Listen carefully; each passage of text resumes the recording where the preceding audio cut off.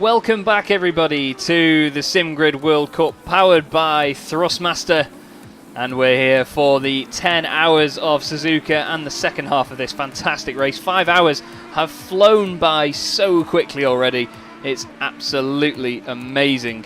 And to be honest, it's going to be a very, very exciting afternoon indeed for the remaining 5 hours. My name is Chaz Draycott, and joining me for the second half of this race will be Luke Rogers and Rene Buttler. And, well, starting off with you, Luke, it's been a hell of a race so far, hasn't it? I've seen you in the YouTube chat, absolutely loving the show so far. Oh, this is my first time watching racing or commentating any esports endurance racing event. So to have such a cracking race, to start it off for me, my first time, I was so excited. We've had such a great battle at the front in the last hour between that 1 and the 11. The 49 was there as well a couple of hours ago before we had that incident between Herc and Stanet. So I'm loving it. And well, just coming to you as well, Rene. Some of your cars having a bit of a rough start to this race, but even still, watching some of the guys in the midfield and battling through the front, like Luke has alluded to, it's a hell of a lot of fun, though, isn't it? This series and the whole sort of community. It's great, isn't it? Yeah, we definitely can't complain about this one. Like the race is great. We see some awesome fights. Obviously, our two cars had a bit of bad luck, the 556 and 557. So we're not really where we thought we will be at Suzuka, but the guys told me that they enjoyed just racing in it. So I just hope that they enjoy the next 5 hours, and we will definitely enjoy the next hours commentating.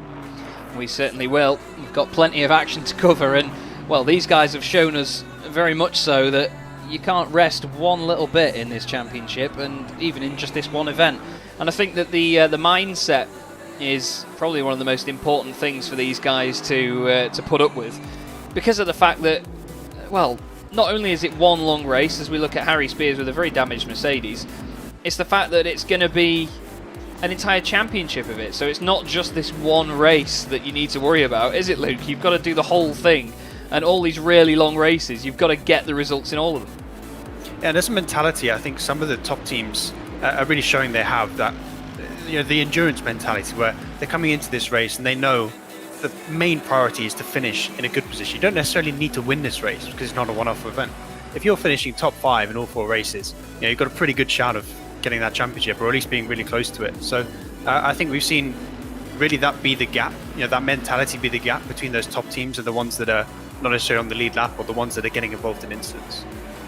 And just coming to you again, Rene, the whole mindset of it. I mean, you obviously have experience in ACC, and getting around any circuit as quickly as these guys is hard enough, but to do it for 10 hours is so demanding, isn't it? I mean, we always talk about what Luke basically said, like the mindset of being aware that you don't have to win it in a championship like this. But on the other hand, everyone in there, they are racers, right? Like, they all want to win. They all want to see their name on top of the leaderboard. And but providing that performance across 10 hours or 12 or 24, whatever you do in endurance, or even 6, is not an easy task at all. And you will see that people are basically drained during these events. And it will be very interesting now that we get into the second half of the Suzuka race. And Suzuka is a track that demands a lot of attention to detail on the long floating corners. Where we see the drop-off in some of the teams. Some of them have experience on endurance, like a ton of experience on the drivers, and some might have a driver here and there that is missing that experience. So it will be interesting to see if there's anyone that clearly shows signs of struggle when we go deeper and deeper into those 10 hours. That's it. As the light is going to start fading as well for these guys, because obviously we have a long time ahead of us yet. It's 3:15 in-game time at the moment. So with plenty of that left to go, it's going to be almost 9 PM, isn't it, when we get to the end of that? So it's certainly going to be light at a premium, I think, is the best way. But well, it's another sort of element for these drivers to think about, though, isn't it, in this one, Luke? Because some drivers, despite having amazing pace and having great talent, the weather and the conditions can actually make a difference to that, can't it? Because people have their own ways of judging braking zones or judging where they're going to turn in for an apex. If the visual references start to disappear, their pace goes with it, essentially, doesn't it? Yeah, and it's also with your driving style. Like take myself as an example. I'm a very messy driver. I can get pace out of a car, but coming out of braking zone, I might be hitting that traction control, slowing it down a bit. And when I hit the rain, I lose so much pace. I can compete.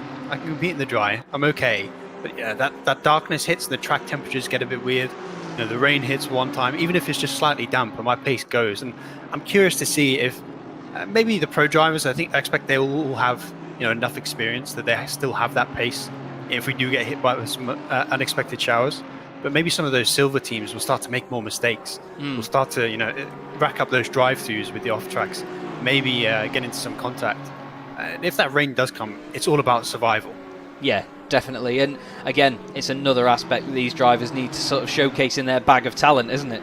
They need to be able to adapt to the conditions around them, and the track's been hot throughout the whole race so far, and I think seeing this curve of the temperature go slightly up over, well, say slightly, with 9 degrees difference over the first 5 hours, and then back down again as we go into the second half of this race, it's going to be so exciting just to see who can look after the tyres in these differing conditions. And I mean, Rene, when you're a driver knowing that you want to chase after somebody, but at the same time you want to manage your tyres, does it really depend on the situation of the cars around you, or is it just, do you apply the same method for each race that you have to do that in?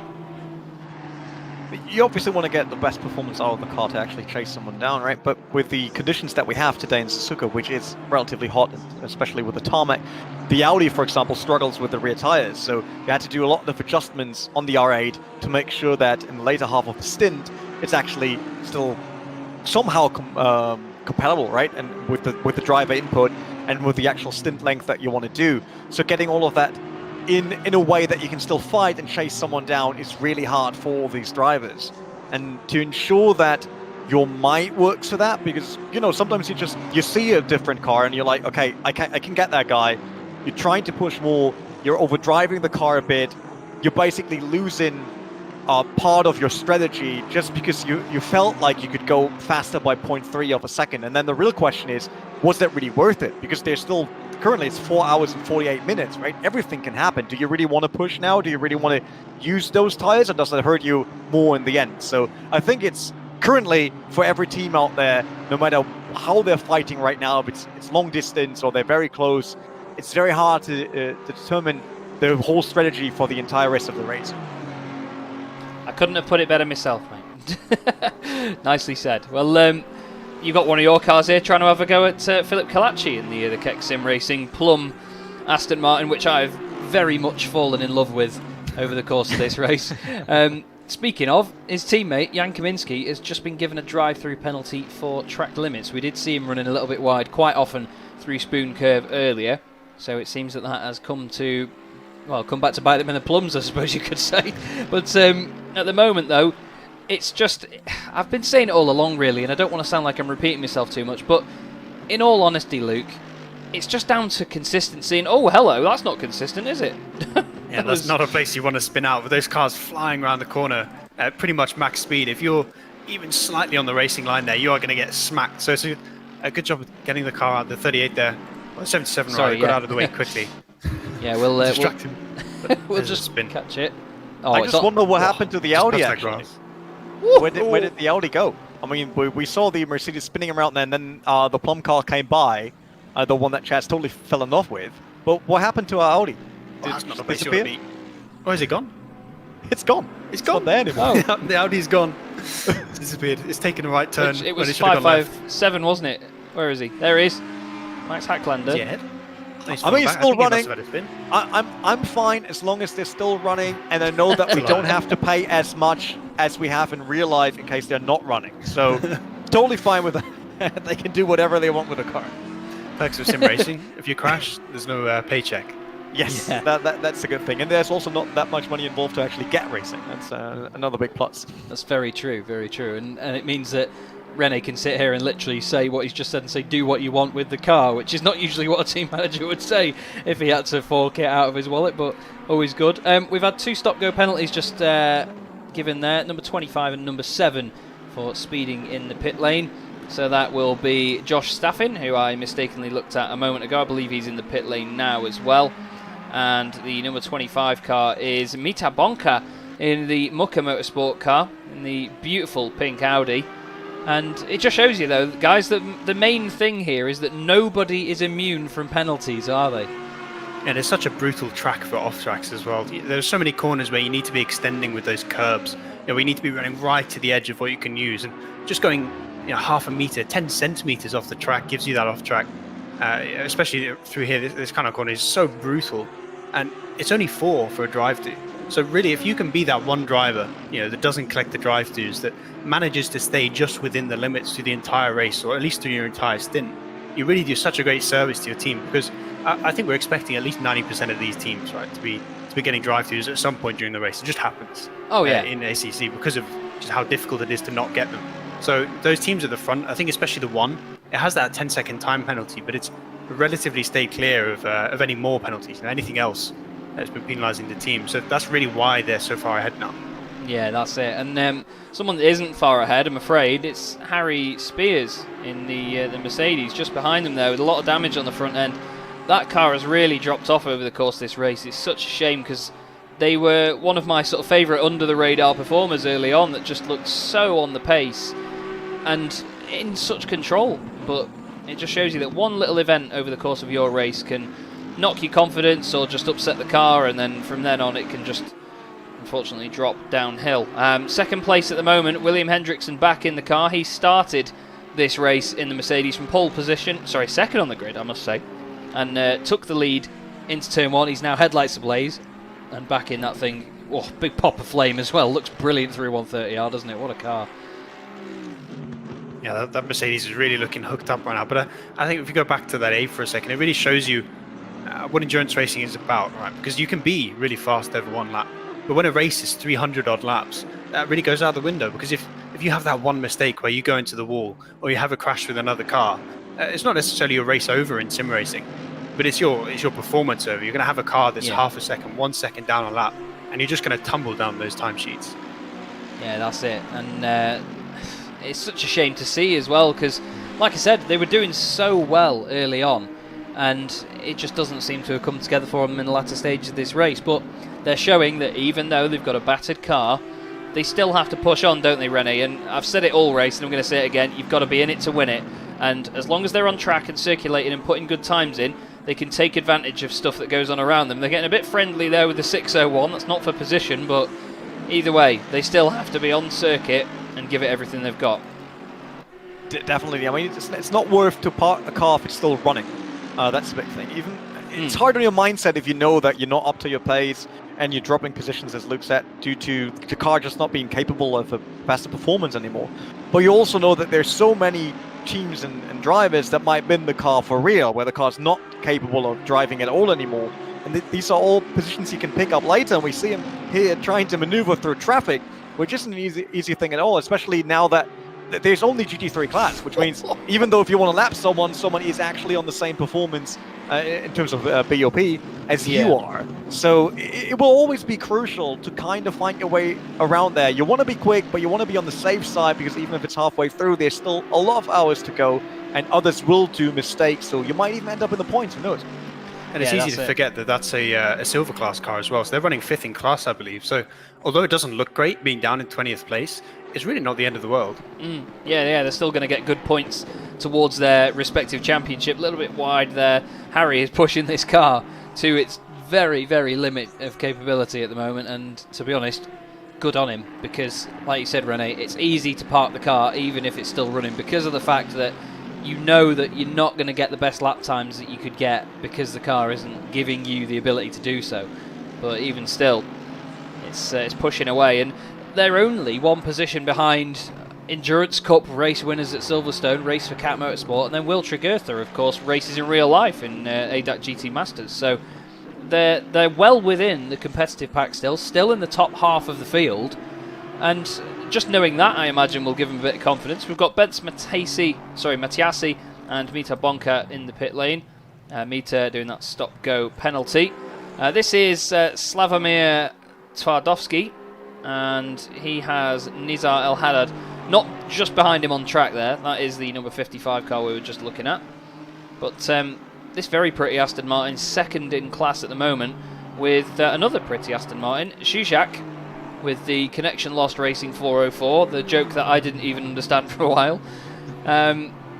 They're doing a fine job at leading silver, but we've had quite a few different leaders in that class so far, haven't we, Rene? It's moving around a lot within the middle of the pack.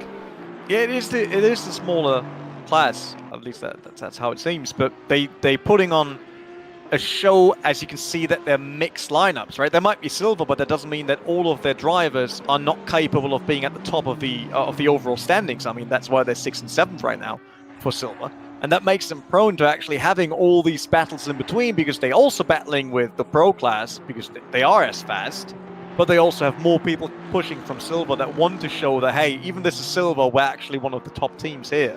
So I wonder if silver might end up being the harder fight at the end of the Suzuka race for win than the overall one will be. Yeah, that's very true. We've seen it before as well in the Endurance Cup.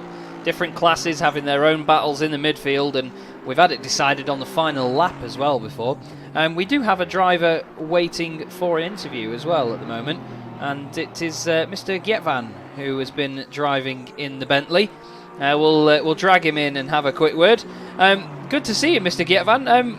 It's interesting that there's only one Bentley out on track at the moment. How are you guys finding that thing around here? Well, welcome everybody. Well, it's quite good so far. I mean, for us.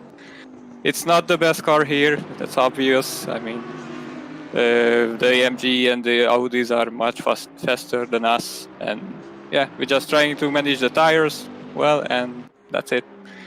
Well, so far, so good. Well, it certainly seems to be going well so far. To be honest with you, we have had people saying that if you know the Bentley, you know that it chews tyres. Have you found it to be a major issue over this race, or do you think that you've found something to at least manage them as well as the other cars around you? I think we are doing a good job. It's not that hard. Of course, we need to take care in the very few laps when we come out from the pits. But yeah, I think it's very forgiving as well. So yeah, that just makes our job easier. And as you move on in the championship and go to the other rounds, do you think that the Bentley will come good in its sort of overall performance at different circuits? Yes, definitely. That's what we were talking about before the championship, that Suzuka is not going to be our joker track. So I think our best track is going to be Bathurst, maybe? Yeah. And we will see on the rest, but I have great experience on the other tracks as well with the Bentley. That's always good to have then. Always good. Definitely a bit of weaponry in your arsenal there. But it's good to see the Bentley being well represented, though. You know, you guys are well within the top 20 at the moment, well within the top half of the field, and you are battling for positions just outside the top 10 before as well. So it's going well by the look of it, and we hope that continues. Do you want to give a shout out to anybody before we let you go? Not really. Actually, I'm kind of shy right now. That's all right, mate. Don't you worry. All good. Well, thank you very much for speaking to us, mate, and we'll watch how you guys get on for the rest of the race. Thank you, guys. Cheers. See ya. What a brilliant character there. Absolutely fantastic guy to speak to. And yes, I realise I left the room by accident there. He's you're just thinking, oh no, Chaz is disconnected. But just coming to you first on that one, Luke. Another amazing character within this SimGrid community. Everyone just really enjoys what they do, and they properly get behind this racing, don't they? It's just fantastic to be a part of. Yeah, specifically with that Bentley. I think the whole Assetto Corsa community just has a love affair with that car. You know, the boat, as is affectionately known, it's just such a unique thing. This absolute behemoth driving around the track where there's cars that look purpose-built for a racetrack, and it's still competitive. And that's the one thing I love about GT racing, right? You have all these cars that are so different. You know, you've got the rear engine, you've got the front engine, you've got the giant car, you've got the small cars. They're all over the place in terms of design, and yet they're all so competitive with each other. Yeah, that's it. I mean, I'm not sure if you heard earlier, but I live a mile away from the factory, so I see a lot of them rolling off the production line and being driven around locally to sort of give them their first, essentially a shakedown. But honestly, we think that the clouds have just come over the sun when one comes out, because they're just massive. Like, we've only got small little roads around here in Cheshire, in the UK, and it's just country lanes, and honestly, if you come head-to-head with a Bentayga the other way, you've got to reverse for about a mile to the next exit just for it to get past you. And this Continental GT on track is no different. Me and Connall have compared it to someone trying to drag a housing estate or a mobile home around a racing circuit, and that's pretty much what it is. Have you got any experience racing against it, Rene? I mean, I can imagine it's quite hard to look past it if you're chasing it. I mean, you had one on a real track once. Oh God. The Bentley GT3, yeah, which sounds amazing, by the way. It's a great car. In terms of racing in an ACC, I have to say I actually did one race with it myself and was surprised by how well it's balanced. Which, you know, normally people look at the Bentley and they're like, oh, it's so heavy, which it actually is not. It's not like crazy. It's still totally fine within the range of the other cars, but due to how it's built, like how wide it is, how long it is, and how they shift the weight in the car, it gives you a super balanced race car, which is just amazing. But it looks intimidating. Like having one in front of you or in your rearview mirror, you always feel like a tractor is coming at you. You might want to overrun your car. I mean, if you just give it the sound maybe of a tank, then I'm pretty sure you could go from last to first in just 3 corners, because people would be so afraid of having you in the rearview mirror. But still, this is not it's not a car that doesn't fit into GT racing. It's basically that, right? Just imagine these guys racing the Bentley GT3. They can probably put in the step leather seats right after the race and then drive it back home. Yeah. With having everything, AC and a radio and probably massage seats. That's the beauty of a Bentley. It is, and you can ride in style no matter what you're doing. It's fantastic. But if we compare it to the Audi that we look at here, the GTWR car, it's an angry, aggressive-looking race car. And it's very, very fierce. And, I mean, the sound of it's fantastic, the V10. But you look at Benz Matassi in this, and it's got this sort of, like, friendly, sort of soft face with all these sort of round lights on it. And it doesn't look that aggressive. But, I mean, the back end of it and the sort of shape of that wing is incredible to look at. But like you say, the sound of it as well, I mean, I know from seeing it in real life that it pops and bangs like an absolute mother, because it backfires every single shift. It makes you genuinely flinch if you're trackside as well, and it just has all the characteristics. And I know as well from when they build these cars, the engine is so far back in comparison to where it is in the road car. It's not really in the bonnet. Like, I think there's about 40% of the engine protrudes past where the usual firewall of the car is or something. It's ridiculous, and it's very low down. I think it's actually built like... There are several cars, like street cars, that have a certain system. Like the Honda S2000 is one of the examples where you have a front engine, but the engine is so far back behind the front axle that it's basically, in terms of definition, a midship car. And that's similar to the Bentley GT3. It is more a midship race car where the engine is in the front than the normal front and rear-driven car. It's just a sight to behold. But everyone, this has been the Bentley Appreciation Hour with Rene, Luke, and Chaz. We'll move on from that one now before I get loads of dribble in my keyboard, because I love that car. Konstantin Soldatov is in 3rd position for Like and Subscribe Racing Team, and make sure you do like and subscribe, by the way, everybody. It's just another case here, Luke, of a Mercedes getting the job done right near the front of the pack. And there are other cars on track, actually. There was nobody else around that Bentley, but now all of a sudden it's come alive again because there's cars everywhere. But yeah, coming back to it, this Merc is just getting the job done, as they do. Yeah, Rene and I have a bit of a history. I'm a Merc fan, Rene, Audi and Porsche, and I'm a big fan of the front engine cars, so it's always nice to see the Mercs doing well. But that Audi in front, if it could spin out, maybe have a crash, so we can have a Mercedes 1-2, I won't complain. Yeah, damn unstable rear engine cars. Luke making sure that sim racing teams love him right from the first show, with wishing them to crash and spin. So if you need Luke's Twitter account, I will link that to you in the chat. No problem. Like, send all the blame towards him. That's not a problem at all. Just code in an engine failure or something. A Merc on top. Well, I'm a fan of the Audi, I won't lie. There you go. The last sim racing league I did, I drove the Audi R8 LMS GT3, and it's the noise of it. It's an amazing car, because it's one of the few midship cars that's basically helping you to drive. I had the beauty of driving one in real life on Nürburgring GP, one of the first LMS back then, so not the Evo model, but the previous one. And it just gives you a lot of confidence. Like, the Audi isn't twitchy at all. It doesn't try to kill you. It's basically working with you towards making you quicker lap after lap after lap. And while I also love the Porsche is not the same. The Porsche is more like, it's showing you a lot of potential, and you have to be brave enough and adventurous enough to try to get there. While the Audi is basically the team player. He's the, the point guard in your team, trying to help you score good lap times. And it's always good to have that confidence under you in the car as well, because a lot of the time you can have the car below you that you think, right, this is the fastest thing I can get, this is amazing, and then a setup that's made maybe towards one of your other drivers in your 3 or 4 man team that's struggling a little bit, it can completely change how it behaves, and it can ruin the confidence that you've got. I mean, I used to run some setups that were very loose at high speed stuff. I mean, watching Marek Schintz here come through 130R, there's no way I would have been able to do that because I would have been in the barrier, and lo and behold, in all 3 races on that night I was. But it's the fact that these drivers have to all have a setup that suits each driver in the team, isn't it? It's a scary prospect to think of when you come up to it, but yeah, it's easy for some people to do, but not others. But here is the battle for 8th place.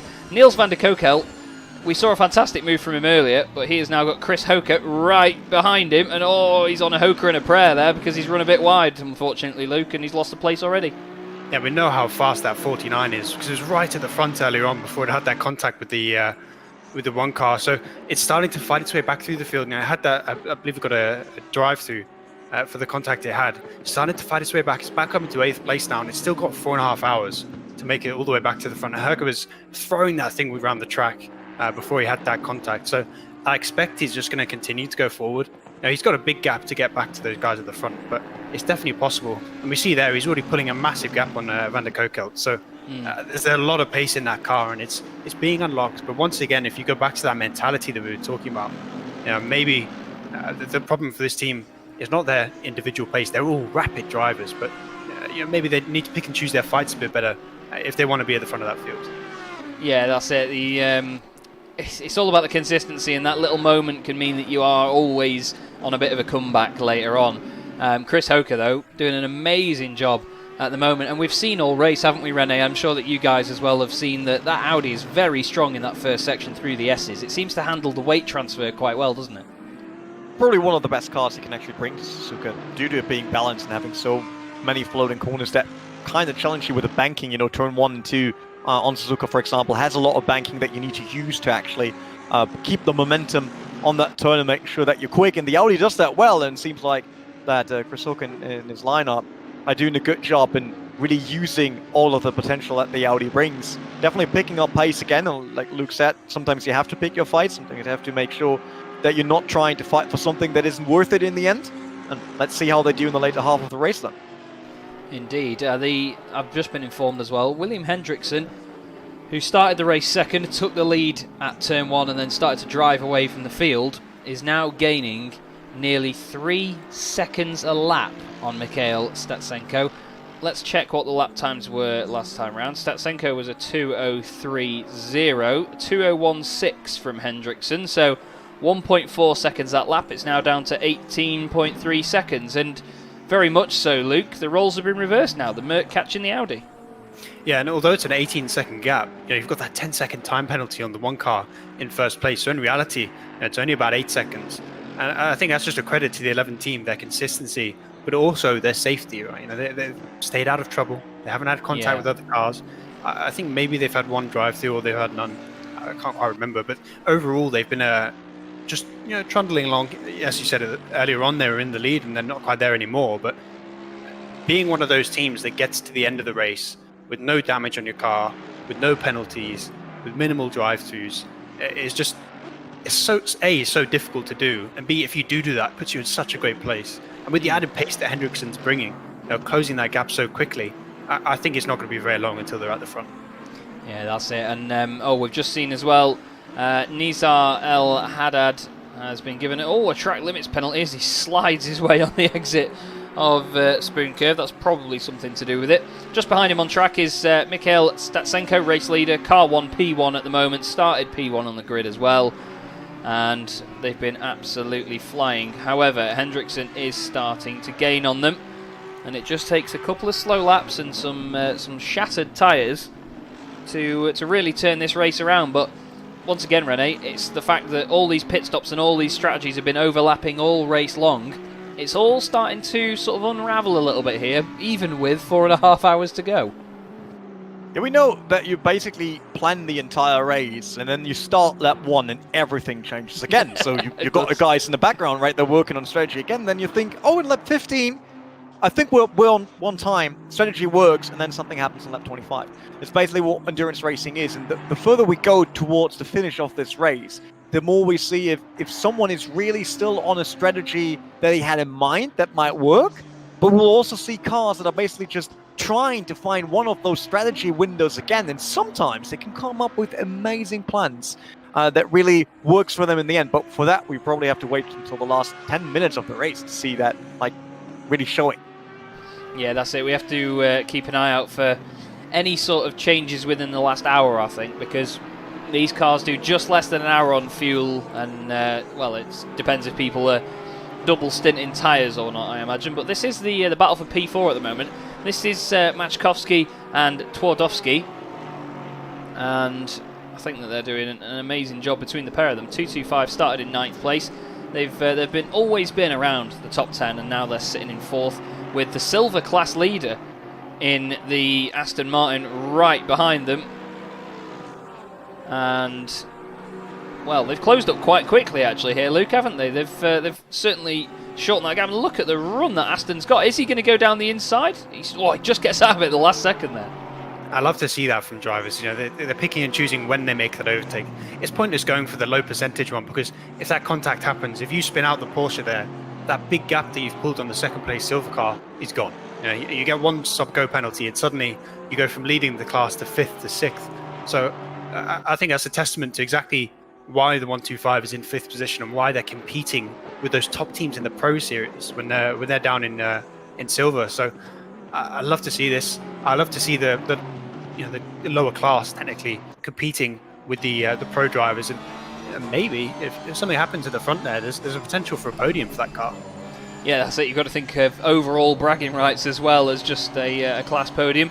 Well, it's a silver class for that one, Rene, and it certainly is a silver car, but they're doing an absolutely smashing job with it. And like Luke says, it's great to see them mingling a little bit with each other, isn't it? It's definitely a chance actually for Twardowski to make that move, but we also have to keep in mind with the class that we have here in GT Racing, the difference between the Aston Martin coming from, not just from silver class, the Aston Martin in general, against the Porsche, trying to do that in those long corners, which is great to overtake because you have so much time actually to make a move, does not really favor the Aston Martin. So doing it like here, right in the hairpin, that works way better and actually paid off for the Aston Martin. Like I said, it's you need to pick against the Porsche. The Porsche is so nimble, especially in fights, and Twardowski chose the correct corner to really play to the strengths of the Aston Martin and make the move here. Yeah, I think Machkowski was particularly happy with that move, but I think it was just about well judged from the 125. I'm not surprised that he wasn't happy with that one. I think that Twardowski just wanted to show his nose a little bit there on Machkowski, and eventually just sort of thought, oh, okay, well, if you're going to leave the door open, came off the brakes a little bit. But it was great awareness, though, from Christoph to see that and not turn in and commit to the corner and cause an incident. I mean, either of them could have caused that, whether it was just a bit late from the driver behind when it was Slavomir, or whether Christoph sort of turns in and thought, nope, you've made this bed, you can lie in it now, and we're both going to end up in the gravel. I think they just play it with fears. Like, I know that you can easily call anything a dive bomb nowadays, and we get that a lot in sim racing, but I think he actually went off brake once again after he saw the Porsche opening the door, and that's one of the things. Sometimes you can play with being the underrated driver, right? So if the guy in front actually thinks you might be a risk to them, they tend to open the door. Why not using it? I was like, if he leaves the gap and you're not going forward, then you should probably not try to overtake again. It's like, could be a dive bomb, but to me it looked a bit like the Porsche chickened out a bit, and that gave the chance to actually do the move on hairpin, because both cars still could have stopped in front of the apex and made it through, even side by side. Yeah, that's it. There's always two ways at looking at these sorts of things, isn't there, to be honest? let's just have a quick look at this battle here. We've got the Mercedes of Niels van der Kokel feeling that he needs to defend from Andre Franke. Andre's been very quick in that Nissan all day. Goes down the inside of turn 1, through he goes. Nicely done, and good respectful stuff from Niels van der Kokel there as well. And well, just a quick one as well on the sponsor for the event. You can see it at the top of the screen there, Thrustmaster. This is the SimGrid World Cup by Thrustmaster. They've partnered with the SimGrid and with the SimGrid World Cup to sponsor this series, and the actual winning team gets a set of Thrustmaster TLCM pedals as well. So it's not all for nothing. They've got a fantastic prize to battle for, and well, what a company for them to team up with as well, because Thrustmaster have been in sim racing and in motorsport in general since 1993. So they've been around a long time, and they've built up a massive sort of infrastructure and ecosystem around the fact that you can use all of their wheel rims and all of their bases with one another. I mean, I've got a TX base myself. You can unscrew it, just put a different rim on it depending on what you're driving. If you're driving a car just for immersion, let's say, like a Porsche Cup car that's got a big round wheel on it, a nice big sort of classic round wheel on that, you can use a big Alcantara rim on that. Or if you're in like an open wheel car or a modern day GT car like the Mercedes has, let's just have a look if we can go on board with one. The Mercedes has a big sort of flat Formula-like wheel. There it is on the left-hand side. It's a very strange shaped thing, very minimal, but you can get stuff like that for them as well, and that works too. So it's a great thing to have. And of course, Coach Dave Academy. Coach Dave Academy also part of the event, helping sort a lot of things behind the scenes and sponsoring the event too. And a lot of the drivers on the setups from Coach Dave Academy, they do provide setups for a lot of these cars, and well, all of them pretty much. And that's why a lot of these drivers do get so quick, and they help just sort of capitalise on that talent that little bit more and get the best out of the machinery that you have below you. And don't forget as well that Coach Dave, as you can imagine from the name, driver coaching as well is something that they do. So make sure you do get in touch. I'm sure Michael will put some links in the chat when he's not keeping a very close eye on things in the background, because he does do a billion things at once, to be fair, does Michael. And oh, Luke has got a Coach Dave story for us. Well, so I'm relatively new to sim racing. I've been doing it for about a year. I'm completely hooked, as you might expect. Rene was really the person that got me into it. But for a long time, I was on the forbidden game, on a forbidden sim on iRacing, just because I'm awful at setups. Right, it's not something I can do. And I look at ACC and I see these essays of setup guide when it's a little bit easier to get them on iRacing. Right, you can download them a lot easier. So for a long time, I was just on iRacing. I was happy with that. And then I found Coach Dave just randomly one day, found those setups, got the Merc ones in ACC. I don't think I've done a GT race on iRacing for about 4 months, because those setups are just night and day for me. Like, genuinely, I think I gained over a second of pace just by switching to them. And it might sound like I'm just plugging, but they are genuinely amazing setups. So thank you, Coach Dave. Smashing. Well, there we go. That's Luke's account of things. Here's Chris Hoker, who we keep seeing with the lights on. He is on a charge at the moment, absolutely flying in the Pro Renvelten car, and he is trying to chase down Marek Schintz, who is here in the Racing Line Motorsport 192 Audi. And this, to be fair, Rene, has been another one that's been very under the radar this race. They're sitting there in 6th position. They may have a 10-second penalty, but to be honest with you, they're not really going to be that bothered by it, because they've got quite a bit of daylight around them, haven't they? Sometimes you just have those teams that on specific events, you never really mention them. I mean, we do now, that's the good part, so we got them on camera. But sometimes teams are basically just, being part of the event, never being a highlight, but being super quick and on top of their game because they're just so consistent. But, normally we don't have that on stream. You show the fights, you show the action that happens, the incidents, and if they just run their own race, still being on their strategy, not being bothered by others, then you can place very, very highly without ever being a highlight on a stream like this. Yeah, that's very true. Very true indeed. And sometimes no news is good news, so they'll be very happy with that. They do have the Aston Martin just behind them there, the 521 machine. They were a lot further up the order earlier, and they're now sat in 27th place. That's Nicholas Magoni, another car we've not really seen too much of over the course of this race.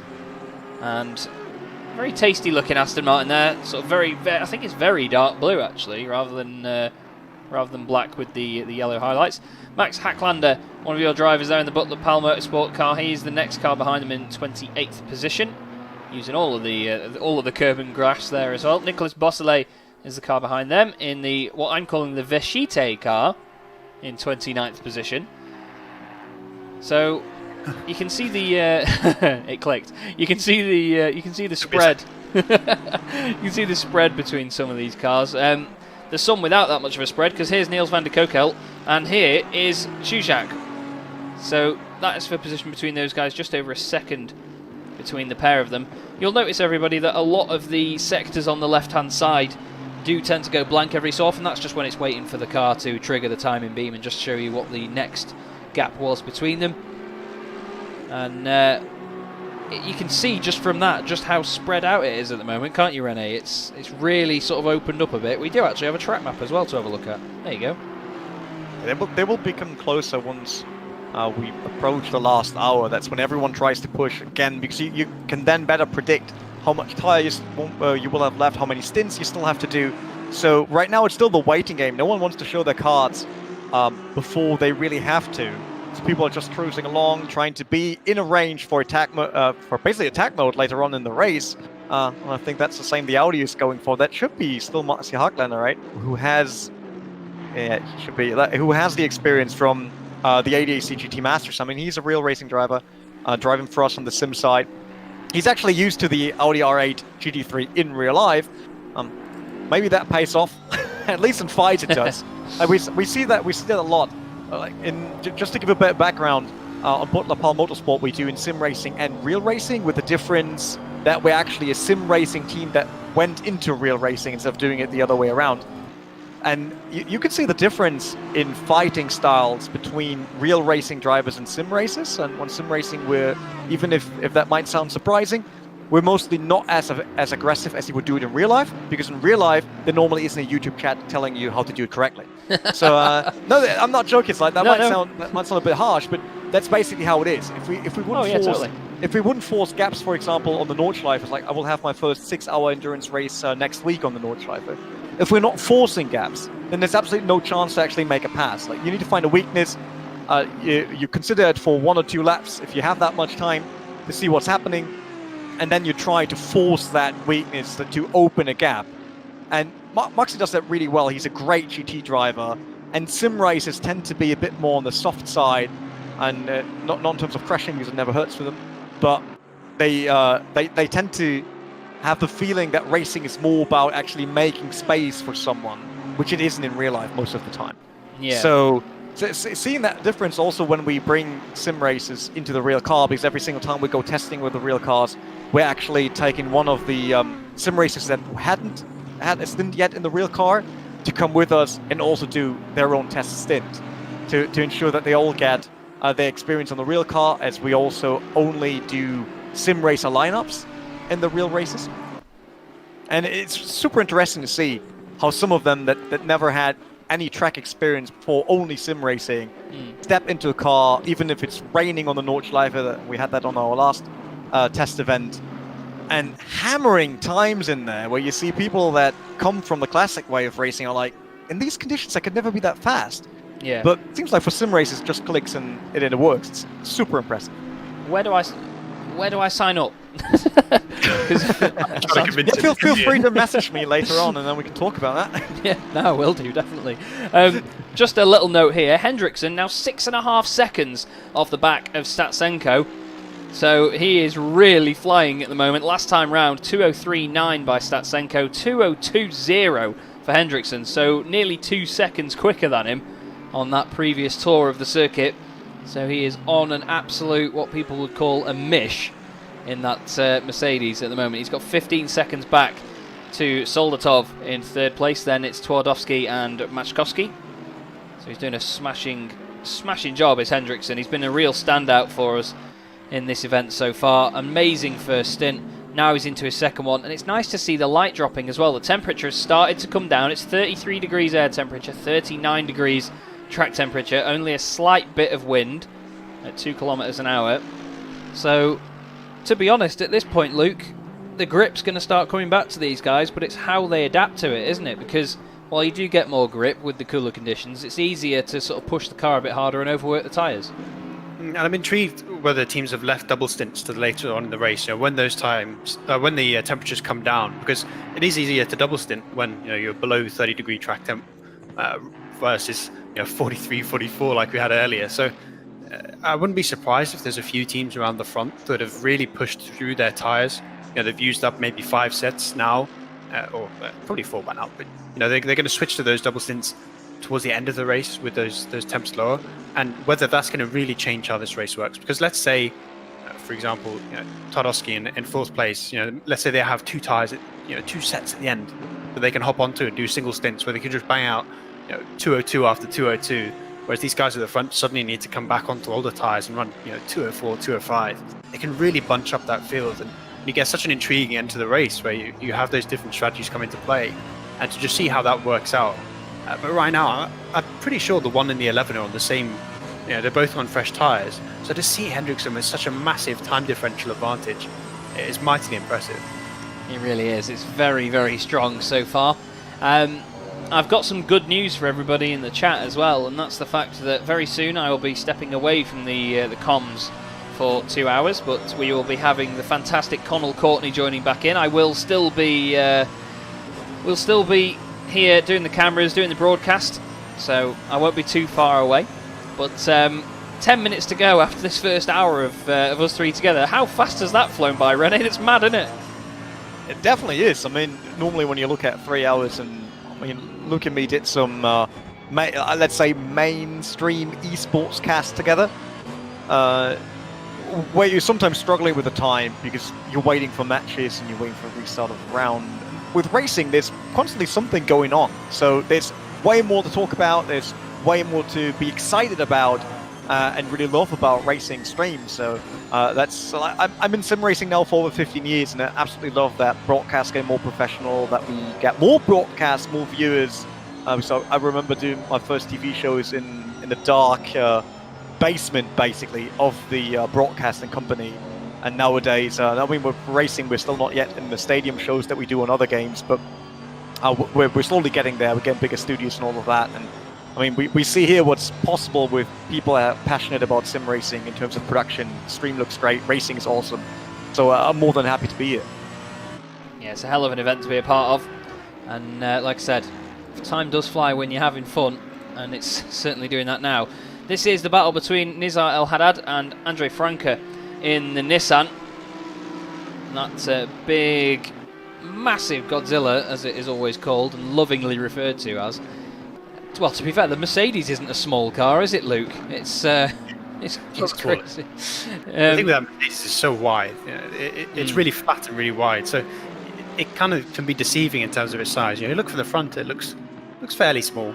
And then you look from any other angle, and it's pretty much as big as a Nissan. So it's definitely a fun thing to drive, and I love cars like the bigger cars. We were saying earlier with the Bentley how the size of it makes it a really stable car.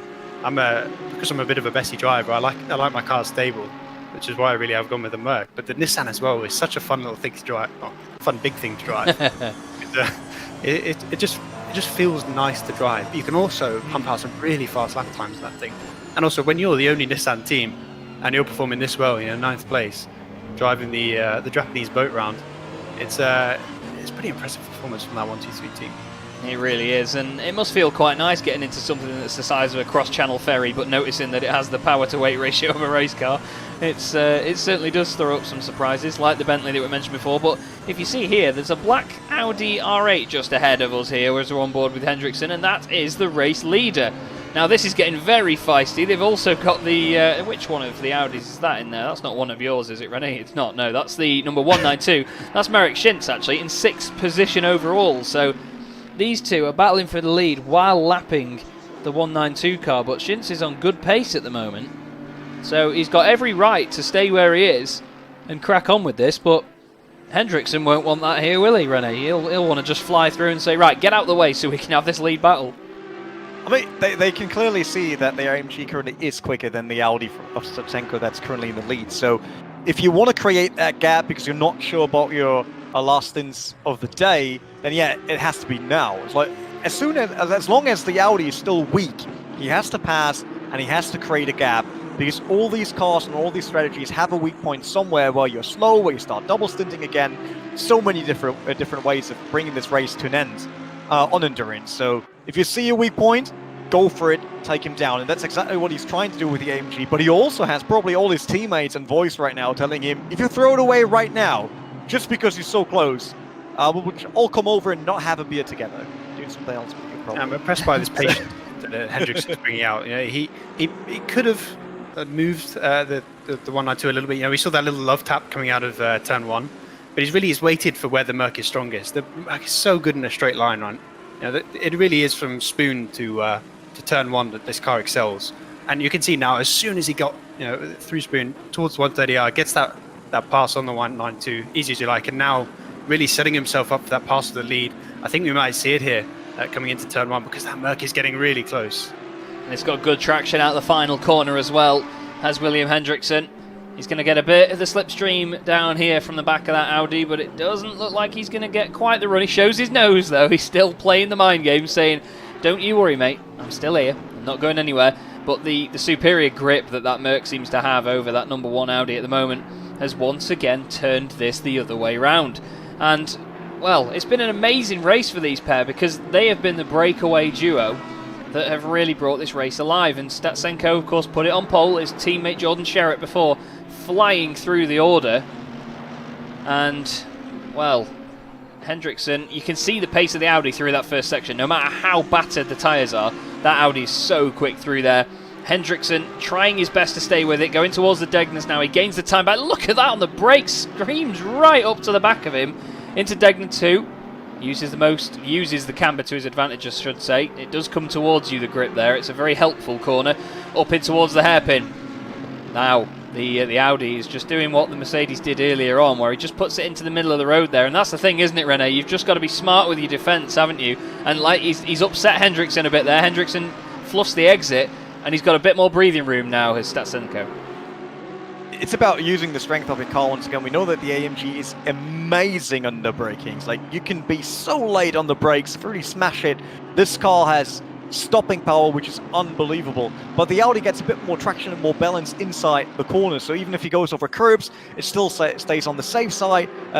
It's not wiggling around. It's not losing traction on the rear. So if Hendrickson wants to make a move, it's probably on the entry of a corner rather than the exit, because he can't wait that long. He will definitely lose out to the Audi. And if the Audi regains pace, as we know they have that pace, he might not even get a chance at all. So once again, I'm pretty sure he's lining already everything up for an attack in the next lap. What do you think, Luke? Is it going to be on this lap, or are we going to see the same again from the Audi? Because it seems that he's not having to defend too hard at this point, because he's still got good pace in that car, but he just can't quite match the Mercedes. I think right now the 11 kind of needs a pick, unless he can get it to the side. No, not quite here. I think he needs a bit of a pick to use a NASCAR oval turn. But you use one of those lapped cars to basically block the other car, or let's say the Audi comes up to this the Aston in front of him, slows down a little bit into a corner. That's when he can get alongside. But I really like that the 11's being patient, because they're on different strategies right now. Michael did point out that the one is actually on his second stint on these same tyres. So both drivers driving their own race. The one's not compromising his own speed by defending excessively, and the 11 is not putting himself in a low percentage position where maybe a slight contact could completely ruin the race. So both of them really driving really well. Yes, the 11 is a lot faster, but he's waiting, and then he's just going to pounce. So I think maybe he might be able to get along the inside here, coming towards the hairpin. He's got that gap. Can he get alongside? Not quite in the braking zone. So for now, positions stay the same, but now you approach coming towards 130R. Once again, we saw the Merc close so much outside of Spoon on that other Audi. You'd expect it to be the same, but that traction that the Audi seems to still have, despite the older tyres, at least the 200R is pulling ahead, but now surely Merc should close up. Yeah, like you say, the patience has been the main thing here from Hendrickson. He's not tried anything desperate. He's not thought, we need to get this move done now. He knows there's still 4 hours left of this race. It's still the entire race of a SimGrid Endurance Cup race and an extra hour.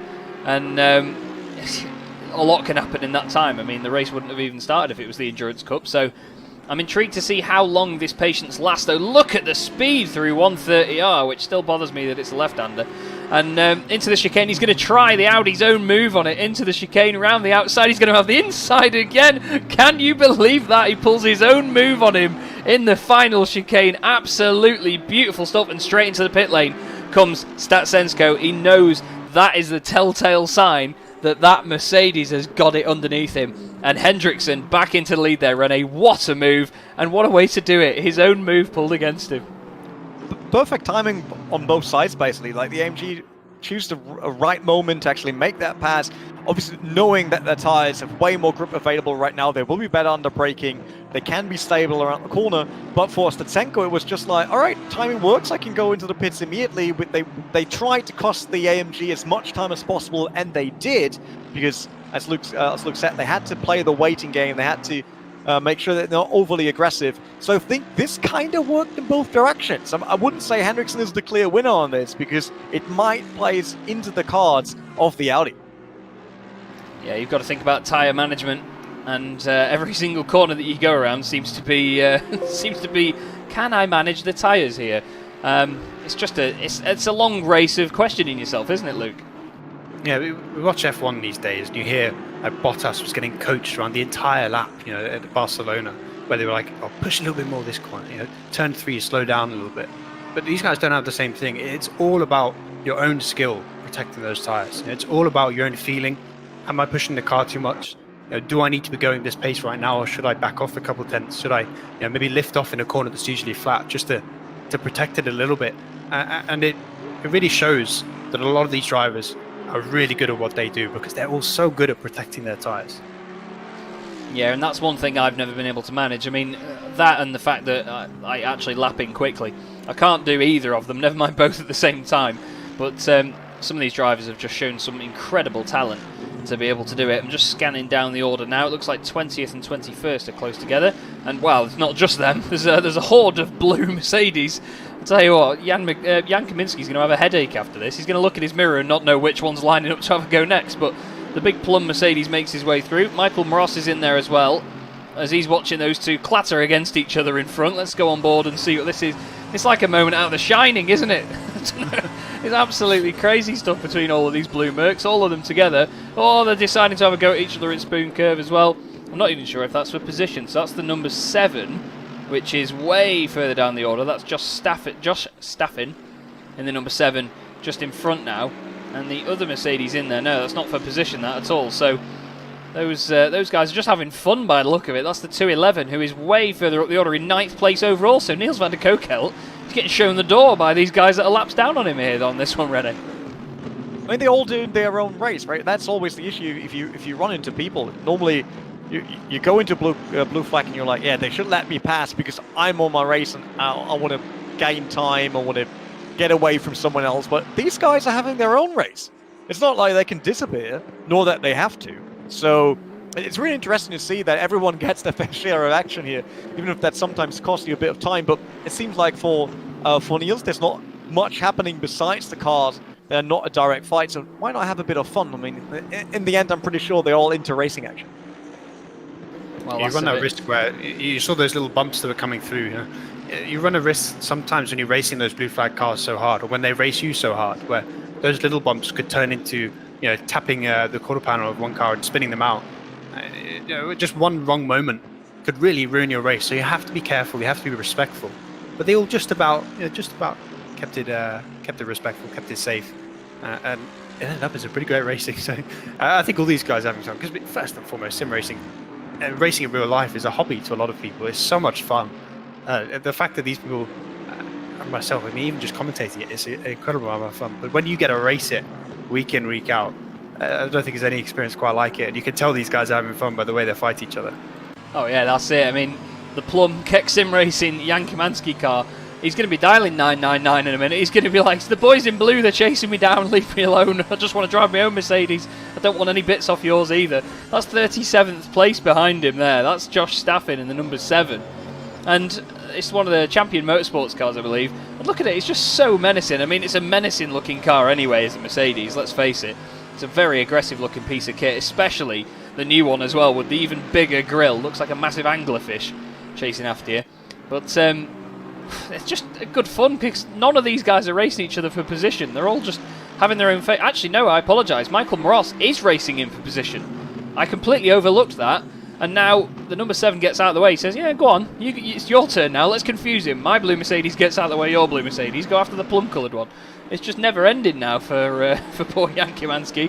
But at the same time, Rene, it's opened up the gap for him, hasn't it? So that little switcheroo, it's not quite benefited these guys as much as they would have hoped. Definitely not. I mean, you're not up to pace when you're constantly changing position or trying to do so. But hey, it's about sorting each other out, right? They need to figure that out themselves. They're all racing drivers, so sometimes you're just way too much into your fight before you're realizing this is not really my fight to pick, right? It's like I could do something better right now than trying this here, and they could maybe close the gap to the Plum car, like to the CAC Sim Racing 1, and we saw that the 777, the other blue Mercedes with a rat line that's further in the back. Third one. Yeah, it seems like they actually try to spread the gap a bit to just have their own race. Maybe it's about the tires. Sometimes we know that you have to get out of the fight just to be sure that you're not cooking the tires. You still keep the car alive for the later half of the race. I'm just intrigued to see how quickly Michael Moros catches back up to the number 99, and he's done it. Sorry, the 999. And he's done it very, very quickly here. And I feel that when they do get in a battle again, Kaminski's very good at defending, and E.T., aka Sherritt, is in the car again, by the way, the number 1 now, so maybe that thing will run away. Michael did give us an update just a second ago on what has happened, and the 11 lost 10 seconds in the pits to the number 1, so that sort of reverses the fortune from earlier, doesn't it, Luke? Because when the 11 was pitting early, they were gaining 10 seconds at a time, but now Jordan Sherritt's got the breathing room ahead of these guys. Yeah, we say that, but you do have that 10-second penalty that you have to factor in. So in reality, the gap is about 0.151 seconds. So the race end now, you're going to be having a Norris versus Hamilton, where the guy behind is trying to close that gap on those final laps. But they've still got 4 hours to go. So really, I think still both those drivers driving their own race. They're not really thinking, how big's the gap? Do I need to maintain a 10-second gap to the car behind? They're thinking, what pace do I need to run to? Am I double stinting? Do I need to protect my tyres? Can I push hard if I'm only using these tyres in one stint? But those two guys at the front, especially Sherritt, has been so fast. I mean, we saw that contact he had earlier. The fact that he pretty much gained all that time back in the rest of the stint. All the time he lost from that slight spin with the contact with Hook, he gained it all back in about 10 laps. So he is a rapid driver. And I expect now he should extend the gap, but I'm curious whether they're on an alternate tyre strategy. You'd expect, if they're gaining time in the pits, that maybe they're not swapping the tyres, so maybe Sherritt's coming in for one of those double tyre stints. I think he needs to get past this Merc as quickly as possible as well, all 3 of them, that is. He's got the ability, Jordan Sherritt, from what we saw earlier, to just fly in clean air. Like, literally, that thing, if it didn't have rear wings that stick it to the ground, it would fly. Because Jordan is that fast in this thing, it's amazing. The fastest driver in all of the World Cup qualifying that went on before this series. And he's flashing the lights at the moment, telling these Mercedes to get out of the way, chucks it up the inside, nicely done into the hairpin. And, well, once he gets clear of these, we're going to see some incredible lap times coming up, trust me. They may not be the fastest laps of the race, or they very well could be, with the conditions of the track making it go slightly cooler. It's only down to 39 degrees. It's gone down by, what, 1 degree since its peak temperature, but track grip is optimum at the moment as, Kaminski just running a bit wide there. Turns in, doesn't leave much room for the race leader. That's brave. That's not a place I want to be. And now, using the 44 here to get alongside, because the front car was really compromised out of the corner. Now the 44 racing for position with that 999 gets alongside. Is he going to go for it? Is he going to go alongside in 130R? He's actually going to get it, and it looks like the Plum concedes. The Plum. Finally. I love that's literally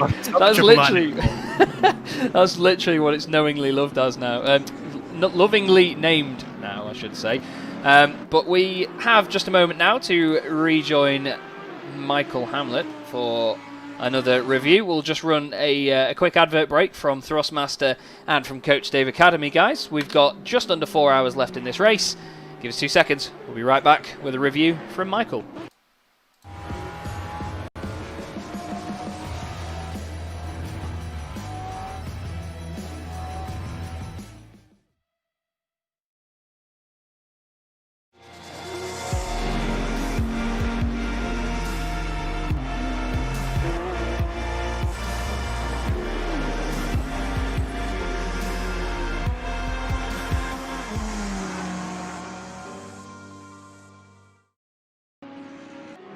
There we go then, Thrustmaster and Coach Dave Academy, sponsors of this championship, and of course Thrustmaster, partner of the SimGrid, as well as Coach Dave Academy as well. Don't forget to check out both of their websites for any further information on their products and what they do. But it's time once again for me to be joined by the wonderful Michael Hamlet, who has been tirelessly working in the background. Michael, well, we're used to working together on things like the endurance events that are 3 hours long. We've done nearly triple that today by the time of this broadcast. How are you feeling after this one? We didn't really ask how you were earlier, but I imagine you worked off your feet. I'm pretty busy, but I'm loving it. It's such a joy to bring these kind of events to people, because I think so many players out there of ACC and fans of GD racing. Endurance racing is what it's all about. Sprint racing is all well and good, but endurance racing it's the big one. And sorry mate, we've got an issue for Ben Smitiasi in the Bentley. I'm going to try and have a skip back and look what's happened here, but David Martinez was just behind him when it happened. We'll have to have a look here, because that Bentley looked like it was stuck, and I'm really hoping that it's not the case, but that may have to be a retirement. Martinez down the inside, tiny bit of contact. Oh, and then oh no, is he going to reverse it onto the curb himself? Oh, he puts himself there, and then it gets beached. And I tell you what, it's hard to move a housing estate when it's on loose ground as well. And that has... Oh, he's actually got it going again though. But he's down in 12th position now. He's lost a bit of ground. But sorry, Michael, if you want to continue, mate. Apologies. That's fine. That's fine. Yeah, it's a real joy to bring these kind of events on, and this is such a huge series, the SimGrid World Cup by Thrustmaster, one of the biggest series going. Obviously we start off today with the 10 hours of Suzuka. You think 10-hour race is pretty long. This is the second shortest race of the series. We've got a 12 hours of Bathurst at the end of September, 24 hours of Spa at the end of October, and then 9 hours of Kyalami at the end of November. So it'll be winter time by the time we're done with this series. Now the race has been really, really interesting to watch. It's been fantastic looking at the information that I have using RaceSync, which is a program that for all people out there who love to do endurance racing, RaceSync is a vital tool purchasable on the Coach Dave Academy. And I've been using this to try and track everyone's pit stops. I can see the lap where they've made their pit stop, how long it took, how many pit stops they've actually done. I've been trying to work out who's actually double stinting or not, because a lot of the pit times there's been differences, such as we saw 10 seconds difference between P2 and P3's last pit. P2 and P1. But the interesting thing is really seeing how the lap times vary when someone's doing a double stint. And we saw that with the 211 car. They had some brilliant four-way battle, if you remember, just a couple of hours ago, and got themselves up into P5. And they find themselves down now into P15th because of the double stint on the tyres that they had to do in the last stint. So it really shows when these drivers have to double stint on their tyres, which each car has to do 3 times, how wildly you can drop off. Yeah, it's affected a lot of guys' races, hasn't it? It's been the downfall of some of them because of when they've chosen to double stint those tyres. And I think ahead of doing the double stint, I mean, when you come in for your stop, knowing what's going to happen in the next sort of hour or so on track, it's impossible to know, isn't it? And I think you take that risk, but it's just really not paid off for many of them, has it, at this point of the race? No, and everyone's strategies is really, it's all over the place. We've got, talking to some of the teams, I see there's some teams who, with 3 hours and 47 to go, and they've only got 1 fresh tyre set left. And then you've got some who have actually, they're doing their final double stint now. Yeah. So you're going to see some wildly varying pace, I think, in these last 3 hours. I think everything that we've seen so far has just been a lead up to the final 3 hours. I think it's going to change so much, because you're going to have some cars who are going to be stuck basically doing 2, nearly 3 hours of double stinting, lapping 3-4 seconds a lap slower than everybody else. Well, we had something similar recently, didn't we, in the Endurance Cup at Silverstone, where I think it was Igor Ogorodnikov was in 3rd position trying to hold on to that podium, and he'd stretched his tyres until the end, and even just a double stint around there the tyres were absolutely shot, and he was about 5 seconds a lap slower, and it was, I think, 1 lap from the end he lost that position.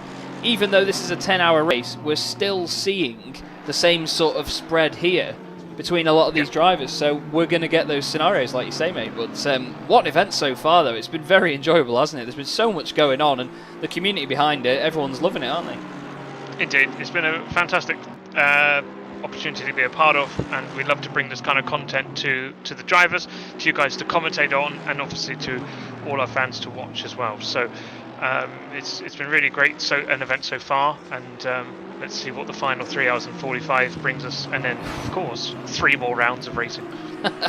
Indeed, mate, indeed. Well, thank you very much, Michael, for jumping in once again. We are just going to take another little immersion break, everybody. So what we'll do is, well, I don't really think there's anyone else to jump on board with. Actually, let's, we jumped on with Joe McCauley earlier. Why don't we go on board with Benson the Bentley, shall we? Bence Miatasi, if I get his name right. Chaz Draycott here with Luke Rogers and Rene Buttler. The 3 of us will be back in just a few minutes. Just going to have a quick immersion break for you, and we're going to turn up the sounds on the Bentley. So give us a few minutes and we'll be back very soon for the SimGrid World Cup by Thrustmaster.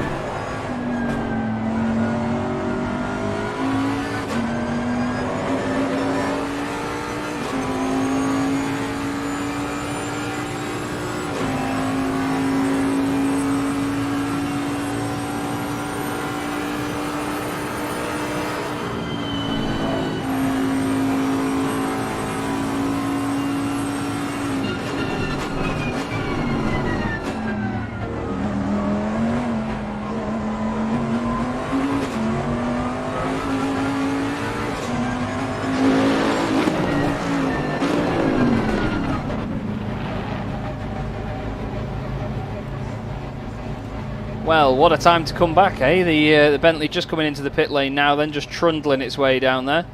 And yes, that is what it sounds like when you drag a housing estate down a pit lane, everybody. As the driver of Bents Metiasi stops the car for Racing Line Motorsport, or eventually. I'm surprised they can get it in one of the pit boxes here. Here we are, though, at Suzuka for the 10 hours of Suzuka, with the SimGrid World Cup by Thrustmaster. Chaz Draycott here with Luke Rogers and Rene Buttler. And what a fantastic race we've had so far, guys. I mean, just coming to you first, Luke, before I hop off and relinquish the comms duties to you guys. We've had a lot of fun in this first hour together here, but the race itself has had so many twists and turns. It's been brilliant, isn't it? Yeah, and we're just constantly getting that ebb and flow. You know, we always see in endurance racing where one guy extends his lead and then he needs to switch to double steering. Someone closes back up, and it just constantly means you get those sort of pinches where two cars are suddenly within a second of each other battling for position. And just because you have such a big field and such a tightly spread field, you're just constantly getting that all through the field. You know, maybe the guy in front might be 10 seconds ahead of the guy behind, but then the guy in sixth might be racing the guy in seventh. So we can just switch, and we just constantly have that action. So it's been so much fun to watch. It really has. And Rene, I know I'm not going to touch on it too much, but your guys haven't really had the smoothest of rides up the order, to be fair. But well, we'll go and look at one of them now, shall we? Oh, hang on, while I just scroll all the way down. Hang on. You have to say that, right? I had to scroll all the way down to actually find one of the cars. I'm joking. Max Haglander here, 27th place at the moment in the 557 car. His teammate in the 556 really has had the brunt of the bad luck, though, in comparison. What have you made of the entire race, though, as a whole? Because it's been tough, to say the least. I think that's the only word I can really bring up at the minute. Yeah, I don't want to blame bad luck every single time, because I know that's what the driver's doing a lot. I'm not believing in that. I think that we have the potential to be in the front row. We saw it in the beginning when we had been second position at the start of the 10 hours. And then dropped below with several issues like smaller fights, running off track, getting drive-throughs, having incidents as we clipped the front of someone else. You know, I know the guys are quick.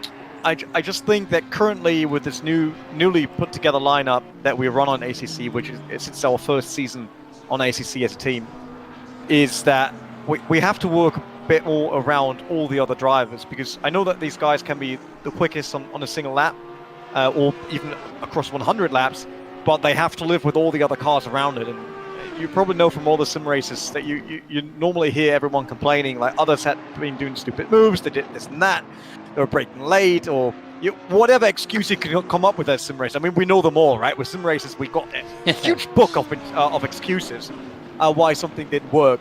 And I think that's our biggest struggle right now, to actually get this lineup to work with the circumstances they have and all the cars around them. And no matter what they do, no matter what skill set they bring to the table, we will get there. It's a long championship. I'm happy as long as the cars are still running, and I'm sure they will learn from the Suzuka race. We showed a strong performance, and we will be back even stronger for the next race, that's for sure. We will indeed. We will indeed. Sorry, Luke, go on. So that Porsche just bullied the 557 off track a little bit there. He's trying to get by. But I think one thing that is a really underestimated skill is knowing when you're at fault for something going wrong. Yeah. We talk about how, I mean, I'm notorious for it. You know, when something goes wrong, I find an excuse. You know, let's say I'm racing IndyCar ovals, which I love to do, and I get put in the wall, or the guy inside me, he's got a bit loose in the corner and he's hit me, or you're trying to pass someone going into turn one here in the middle of an endurance race, where you're 5 hours left and you're going side by side in one of the fastest corners on track, and you spin out because there's slight contact. Oh, the guy overshot the corner. And sometimes you just have to realize that you're the common denominator. You're the one that's having these incidents. So maybe it's a look at your mentality as an individual or as a team, or your driving style. Are you too aggressive? You're not aggressive enough. And I think that's a skill that a lot of people need to learn, especially those people that, not necessarily, I'm not saying the 557 or 556, but just in general, they're guys that are normally newer to the bigger events. Right? They come into this, they know 1 lap pace, I can compete with all these guys, so I'm just as good. And they just don't have those endurance skills. Those are the skills that really you need to learn for this. It's just not about your 1 lap pace. It's not about your ability to race it like a sprint race. It's about your ability to get to that last hour with a car that's not damaged, with a good good strategy, and put yourself in a position where you can get a top 10, you can get a top 5, and just do that consistently.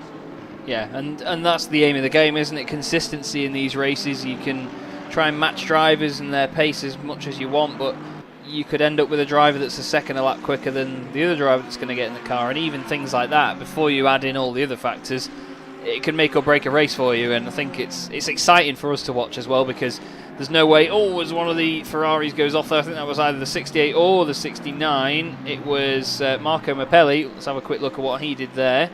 I think he just ran wide in Degna 1. He's got a compromise line, turns in a little bit late, manages to save it though. It doesn't go around or anything, so he does okay. Maybe drags a bit of dust back onto the circuit with him, but he got away with that one there, did the 69 car. However, it is now the point of the stream where I must bid goodbye to the viewers for now. I'll be... Sorry? They're stuck with us. Well, I'm still going to be in the background in doing the broadcasting for the cameras and everything else, so if you boys get out of hand, don't you worry, I can just take your footage away, it's all good. No, I'm joking. But thank you everybody so far for the kind comments on the stream. It's been brilliant. I'm very glad that you're all enjoying it. Luke, Rene, it's been an absolute pleasure to commentate with you gentlemen, and I look forward to listening to how the two of you work together as well without me shouting down your ears. But thank you everyone for listening to me so far, and I will hand you over to the very talented Luke Rogers and Rene Buttler. Not sure about the talented one, but I will go with that. I mean, it's always nice to actually get some sort of compliments, even if you might be wrong. But what we're seeing, once again, is that this car on the screen, Luke, the number 2 right now, like number 11, but second car on the grid, basically, dropping a bit of pace earlier compared to what they were doing. Like, they had this huge comeback, taking away the lead from the number 1 Audi, which is where Sherrod is currently behind the wheel, and now they're dropping in pace once again. Do you think that's the big differences now in strategies? Well, I think there's also we have to consider is this may not be their fastest driver, because I mean Sherrod's called ET for a reason. He is the fastest driver on this grid if you look at the qualifying times. So he is rapid, and I don't think you, as that number 11 team, I don't think you're expecting to be on pace with him. You know, when you're on, I believe they're both on the same tire chassis now, or at least they're at this point. So it's more about now the 11 just keeping touch. You know, there is that 10-second penalty which you can factor in. You know, you're not considering it now. You're not trying to manage a 10-second gap like you would maybe in an open wheel race. But you're still thinking, well, if we just get to that last hour and we're within 30 seconds of that guy, even if he gets ahead, someone else will have to get into that car. You know, there's only so much time Sherrod can run before he reaches his limit. And that might be the point where maybe the 11 puts their fastest driver in, and they start to close that gap, and they get close to that 10 seconds, and we get such a really intense battle for the win. So I think you just have to run your own race for now if you're the 11. It's definitely not the time yet to put everything on one car. We saw that before, that when teams actually step back in fights, trying to make sure that the car still survives. We see a bit of dirt actually here on the JLO team Mercedes that we're on board with, the number 211, currently in 11th as well, fitting to their starting number. Walking through Sector 1 of Suzuka, and you got way more experience on the AMG than I have in ACC, because as we discussed already, it's not really my type of car. Is it excelling in Sector 1 with those corners that tend to be so long where you can really use the grunt of the engine? I really find it's, especially at Suzuka, it's the Degnas where the car sort of comes to life, that point and beyond in the lap time, because as you mentioned earlier, that hard braking point is where the Mercedes excels. So that first braking point into the Degna, then you come to the hairpin, and then braking into Spoon.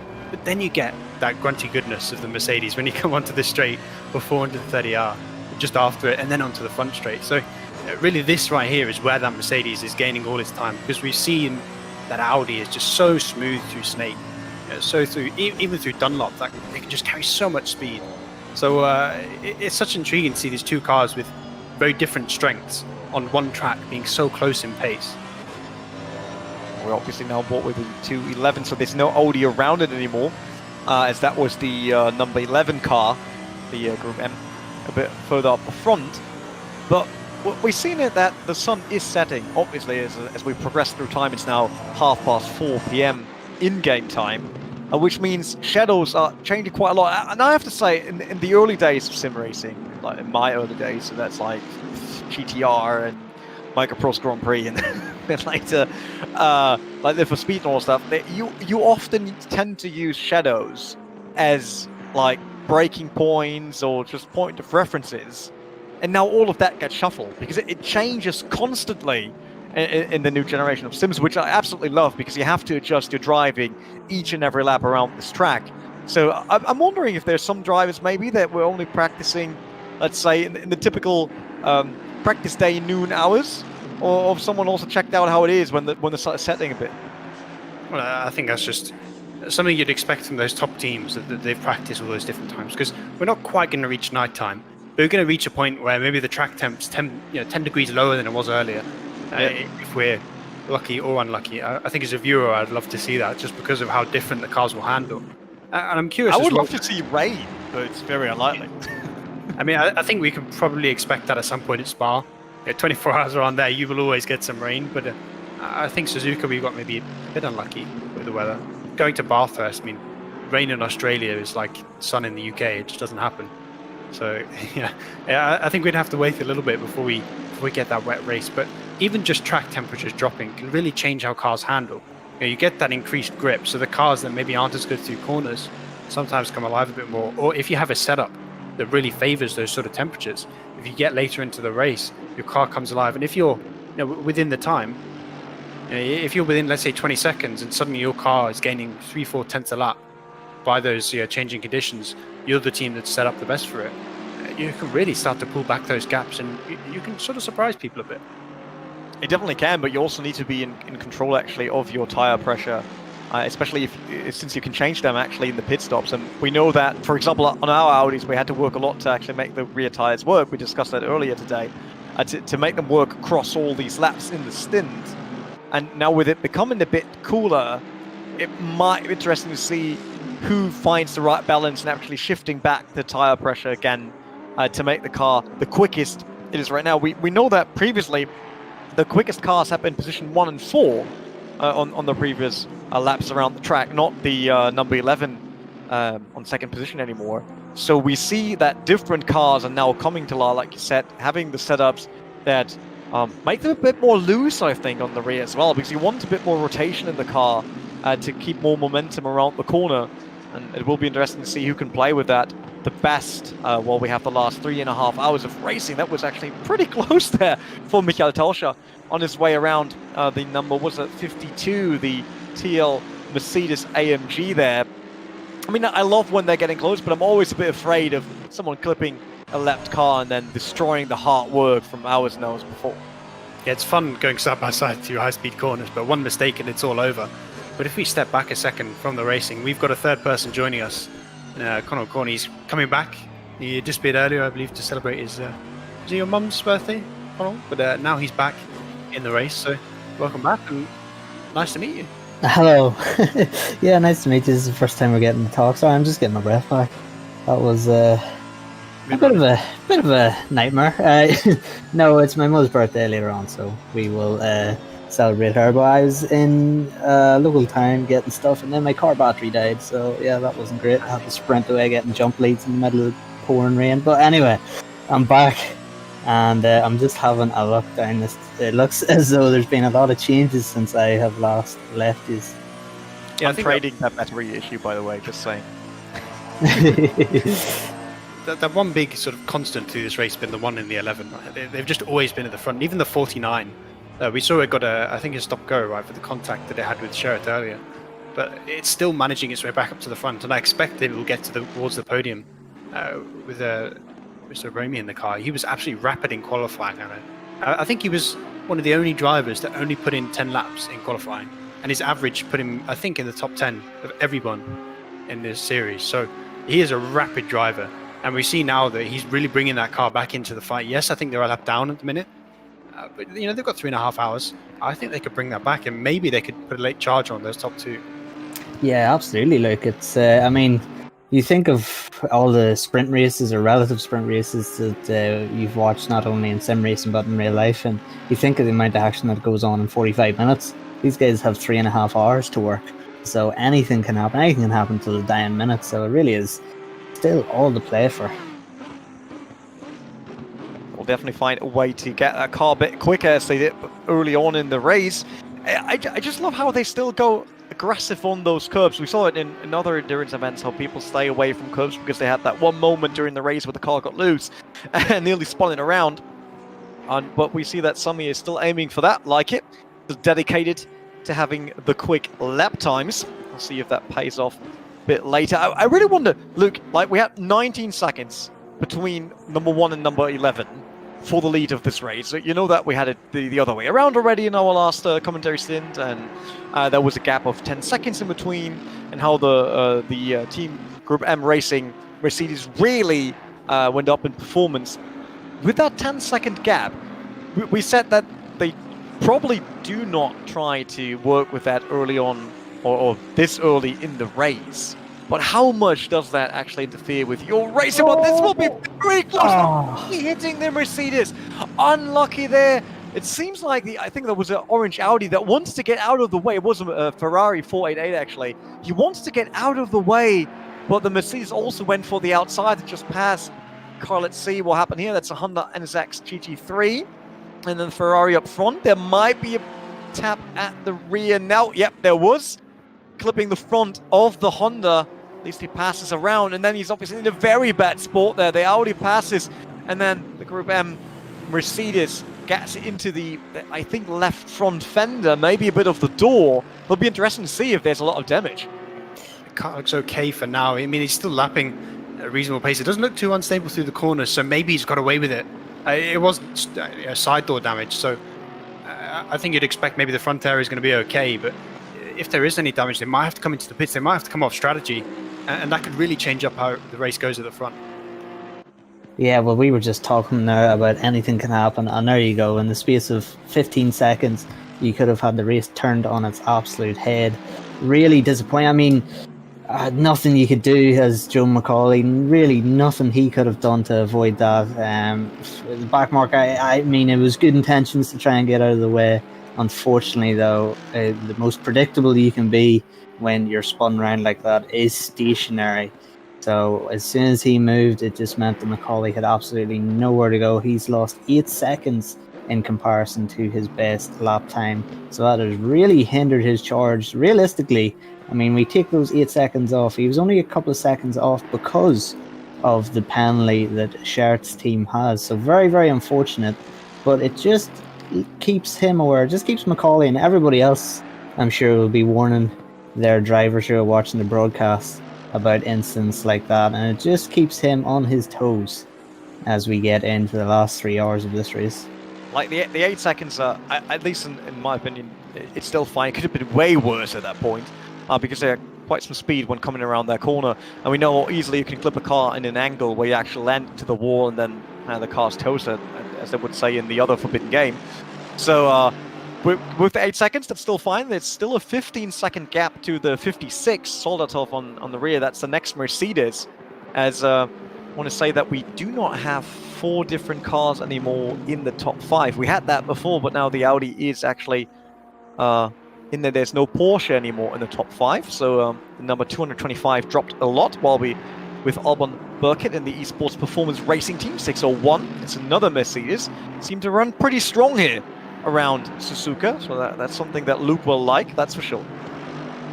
Yeah, I think what we just saw with that incident is where real life and sim racing really differs in the way yellow flag is treated. Because in real life, there would have been double waved yellows, everyone would have been slow through that sector. But in sim racing, that just does not happen. You get the yellow flags and you are supposed to slow down and be aware. But that 11 came around that corner full speed.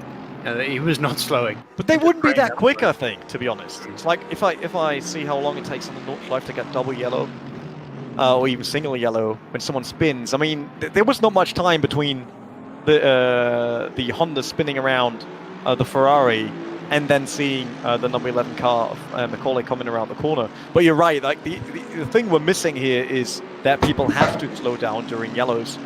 On the other hand, at least from the real races I did, no one really slows down on the yellow. Double yellow, of course, because rules over here in RCN and NLS/VLN is that double yellow means 120 max, and they actually check that. If you're above that, then you can say hi to race control basically on the next lap.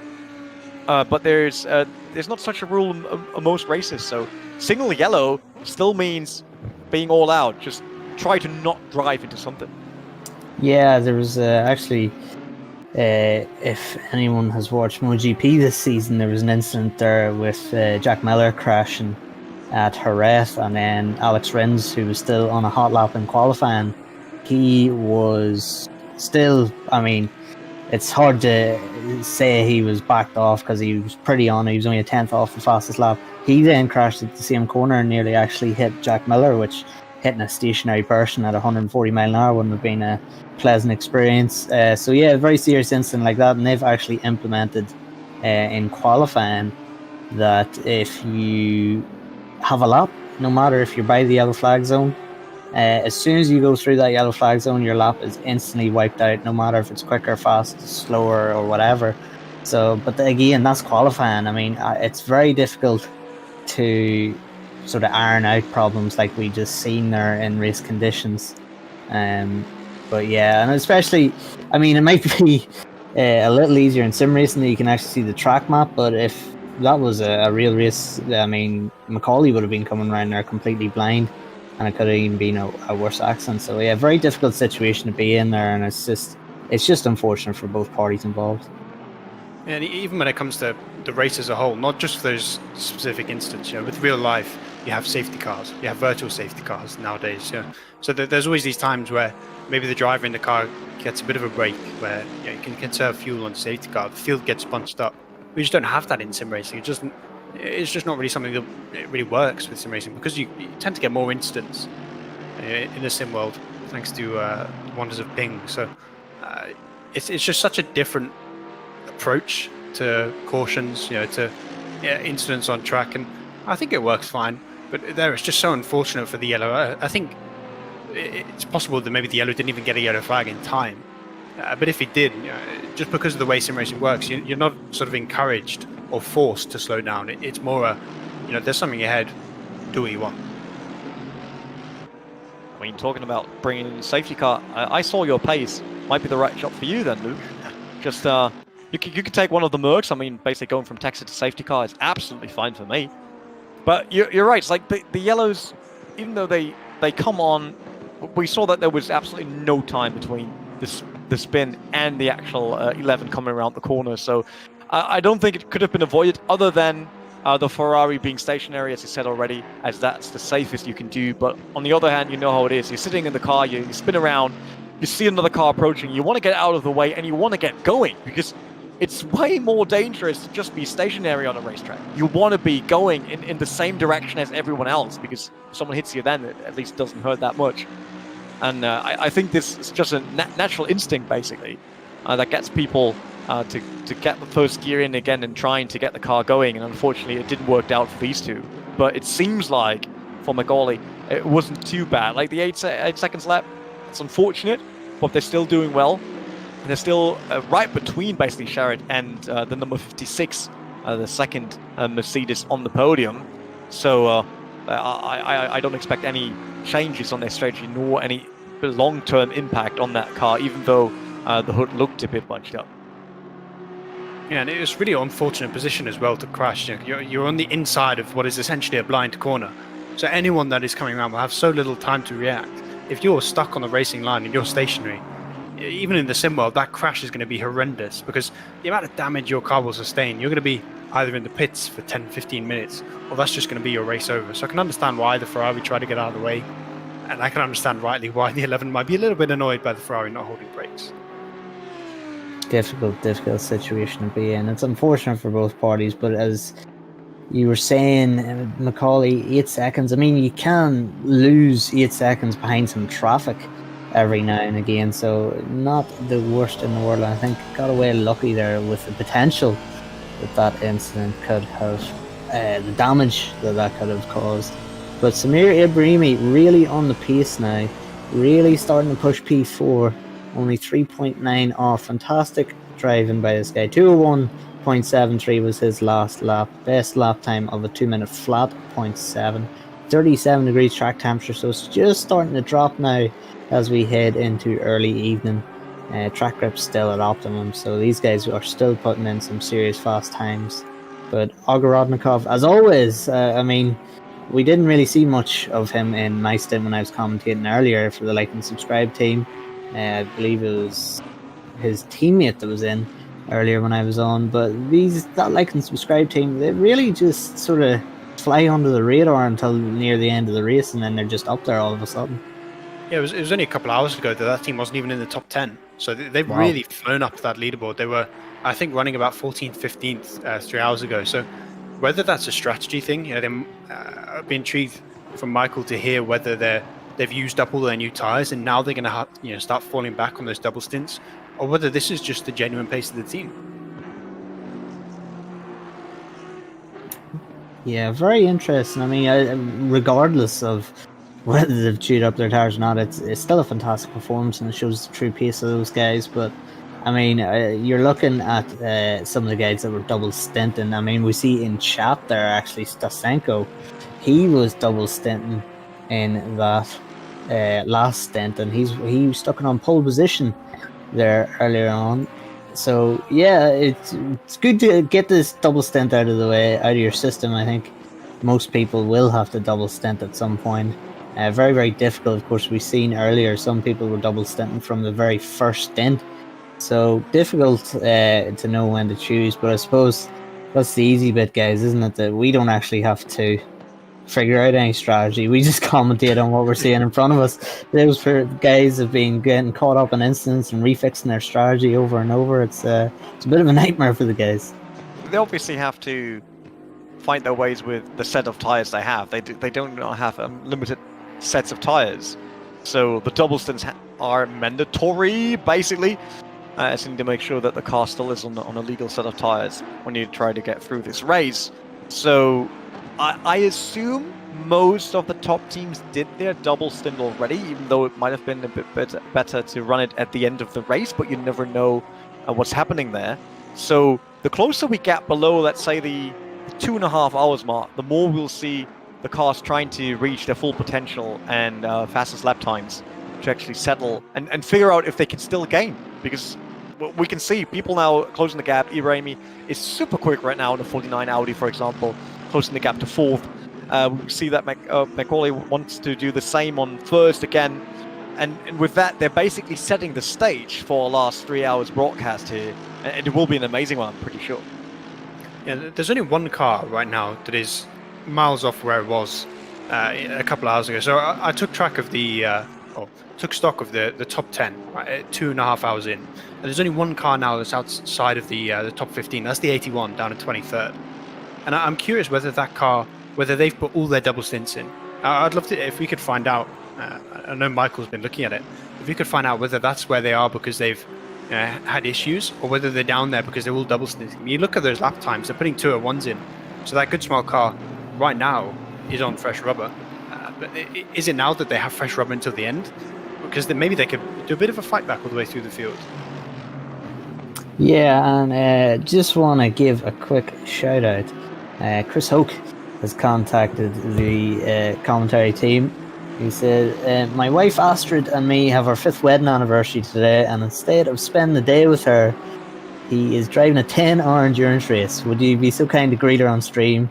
Because then I'm watching with her and can toast with her as Samir's currently driving. So yes, Astrid, Chris, happy 5th wedding anniversary to you guys. I hope the race is going well for you, and I hope your 5th anniversary is going even better. So yeah, congratulations to you guys, and I hope you have a good day. I wonder how many anniversaries Chris has had with sim racing now. Whether that's been a longer relationship or not. But I mean, Samir is really doing really well now. You know, he's up into 4th place, climbing that leaderboard. So he's getting that car into a good place. I want to see Chris back in the car later on, because he's been putting in some really good laps earlier as well. But that whole team, aside from that incident that he had with the one car earlier, they've been a really strong team. And I think maybe they can fight for the win later on. see if actually Samir Ibrahimi makes a move quicker on this Honda, because it will definitely cost him some time to stay behind in Sector 1 as you lose so much momentum if the car in front of you is not up to your pace. So he wants to move around that Honda as quick as possible. By the way, I really have to say, I love those endurance lights. It looks amazing on the Audi, and it gives so much depth to the actual picture at the moment when we see the shadows and the car setting in Japan. Love it. Great track. Right now, that 125, managing to hang on with that front four, despite being the silver car, is so impressive. He's been there the whole race. You know, a car that's really not got a right to be that far up the leaderboard, given the class they're in. So the fact that he's up there, those lap times are looking pretty good. Yes, they have that 15-second penalty, which is going to push them a little bit back down. But I think right now they're just about still in the class lead. The 905 is getting dangerously close because of the 15-second penalty, but it's an impressive performance from them. I'm curious to see whether they can get any higher, or whether they're sort of running about the optimal position right now. Yeah, I think we've seen Rene before, of course, in the Endurance Cup. May not be the outright fastest guy out there, but he can sit and just do the lap times required and just sit out there, just doing lap after lap, churning them out without any major trouble. I hope I haven't commentators cursed him. I've just touched the wood on my floor. So Rene, he is a great driver for these endurance races, and he's maintained the gap. I mean, as you were saying, he's got a massive gap behind him, so he just needs to maintain this. But 2 kilometers of wind, not a big issue. So conditions starting to get pretty much perfect. It'll be interesting to see, actually, will we see some of the drivers start putting in their personal best laps of the race after the next set of pit stops, because track conditions just dropping down temperature, just starting to get right for a quick lap. But as always, the quick laps don't matter if you can't keep it on the road. Yeah, I think maybe in an hour or so we're going to see the temperatures drop massively, as the sun starts to set, as we get that sort of darkness, which we will reach by the end of the race. It's going to go from mid to high 30s, and it's going to plummet. It's going to go down into the 20s, and if you're mid-stint when that happens, when you get that big drop, it's going to be so rough on you because you're going to be on the wrong tire pressures. I'm curious whether some teams will pit as the temperature's lower, and get their tire pressures changed. Maybe run the tires a little bit hot just at the start of the stint, just so that they can optimize the rest of the stint, or whether people are just going to try and manage the best.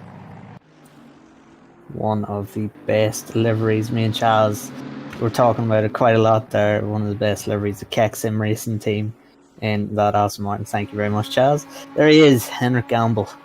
He is coming in for a pit. I'm not quite sure if he's got a driver swap.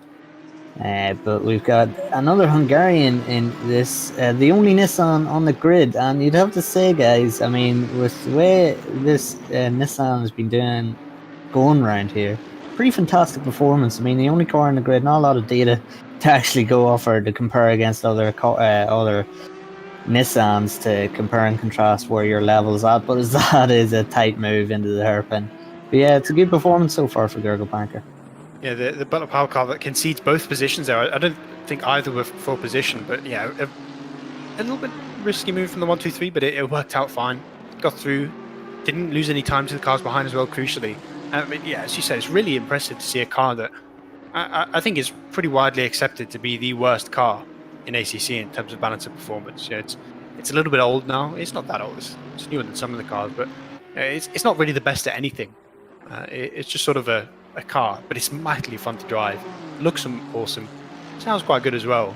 And the fact that they're up in 7th with it shows that it is actually a somewhat competitive car, and the guys in those cars are absolutely rapid. So, yeah, a really good performance from them so far. We've seen them as high as 4th earlier on. Whether that's actually going to happen later on in the race, whether they're going to get back up towards that sort of area, or whether 7th is sort of where they're going to finish, whether they might drop down. But so far, yeah, as you said, the 1-2-3 has been a pretty impressive car overall. Very, very interesting indeed.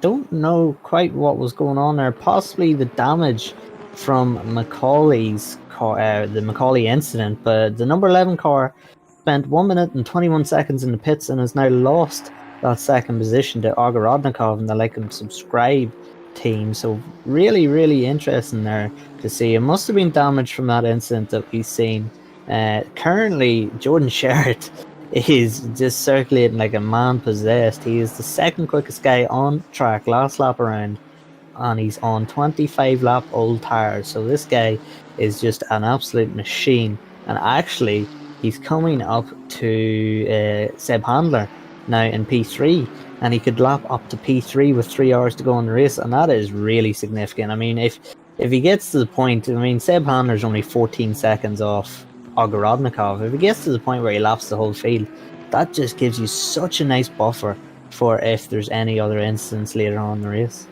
Yeah, I think the 11 is one pit stop ahead. They just, I believe, come out of the pits, so maybe they'll just about survive. But yeah, I mean, Sherritt is opening such a massive gap on the rest of the field. He's just an absolute alien of a driver. I still think that 10-second penalty might come back to bite them. But if he just pulls a 40-second gap, it doesn't matter. You might as well just pretend the 10 seconds doesn't exist. Yeah, so the bigger this gap gets for Jordan, the easier it becomes for the rest of the drivers, because obviously he's going to have to step out. If he just extends a massive gap, if he avoids any instance like he had with the 49 car earlier, just drives his own race, is patient but fast at lapping the lap traffic, then he's going to be in a really good position coming into those last 2 hours. Just absolutely love how in control number one is currently, not just on the entire grid in the race itself, but also with the car, because you have to be in sync if you want to create such gaps. If you want to lap up to third position, I mean, that's a huge thing already. I mean, that's handlers, that's the AMG in front. Yep, that's the number 11. So that is third position on track, and this is first position on track. Jordan Sherritt putting on a magical show basically in the Audi and creating that environment basically for the last remaining 3 hours for his team to be more relaxed and trying to bring the car home, not really racing anyone anymore if they keep going like this. But we also know how dangerous it is to not be on your toes anymore in such a race, because you might want to be in the rhythm and you want to be more on automatic mode, but as soon as you sleep a second too long, not really concentrate anymore, you find yourself in the wall or maybe clipping another car. Yeah, indeed. One of the biggest challenges of endurance racing in general is exactly what you were saying. Very, very difficult, of course. I mean, it's not just, I think the first stint's probably the easiest for yourself, but once you get into your second or third stint, that's when things start getting difficult. You're tired, you're fatigued already, you have to get back into the car. You probably, if you're on the other side of the world, maybe had a sleep or whatever, and you have to wake yourself up and go again. Yeah, very difficult for these guys to manage it. And I mean, we see how tough it is. Anyone who's competed on it, any of the audience who's actually competed in endurance race themselves will know the same story. But we're just getting word. Hello, Joe McCauley in chat. One car disconnected in front of me and absolutely destroyed my car. Very, very unfortunate, Joe. That was a fantastic drive that you guys were having, pushing Jordan Sherritt all the way, and we were wondering what the slow pit stop was for. Thank you for clarifying with us. Very unfortunate for you, but you're still doing a tremendous job, and you're still in that P3 battling for that podium. Samir Ibrahimi starting to close on Seb Handler now, really starting to put the pressure on Seb. And Seb, like, he's an experienced driver in the sim grid. He's done many of the endurance races and sprint cup races. 17.9 seconds to Samir Ibrahimi now. We must monitor that gap and see, does that come down. That's him right behind, isn't it? I think that's... No, the car behind is Sherritt. That's the number one. Of course, yeah, that's the one.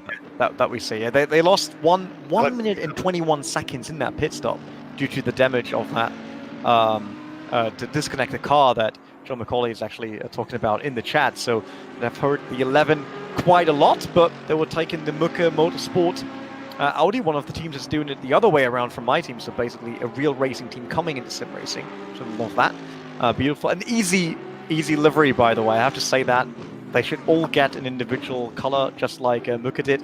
He's super easy to tell them apart, but it seems like Sherritt found a way around the Audi. And still now looking at Handler here, Sebastian Handler from Team Group M Racing, because they could lap up until to the podium. I mean, that is a huge deal, even in an endurance race. Normally, I would expect to at least the, let's say, top 10 to be in the same lap. Not happening here. Yeah, that's just a testament to Jordan's pace right now. But it's still a really impressive job from that, the 11 car to come back from a lot of damage. We spoke earlier about how the main priority is to get to the end of the race. Even if you take a bit of damage, if your car loses, let's say, half a second of pace because of it, if you just keep lapping, they were already in second at the time. If they keep lapping, even if their car's falling back, they've got a 20-second gap to the car behind, another maybe 15 seconds to a couple positions behind that. So there's still, even with that damage, even with 3 hours left, a really good opportunity for the 11 to get some points. And I think now that one car is just getting so far ahead of the field that maybe I think the 49 might be the only contender now, just because of how fast Samir is driving that thing. If he just keeps sending it around at that pace, I think it's the only car that can bridge the gap. But it all depends on that strategy. Which team will have those fresher tyres coming into the last stints?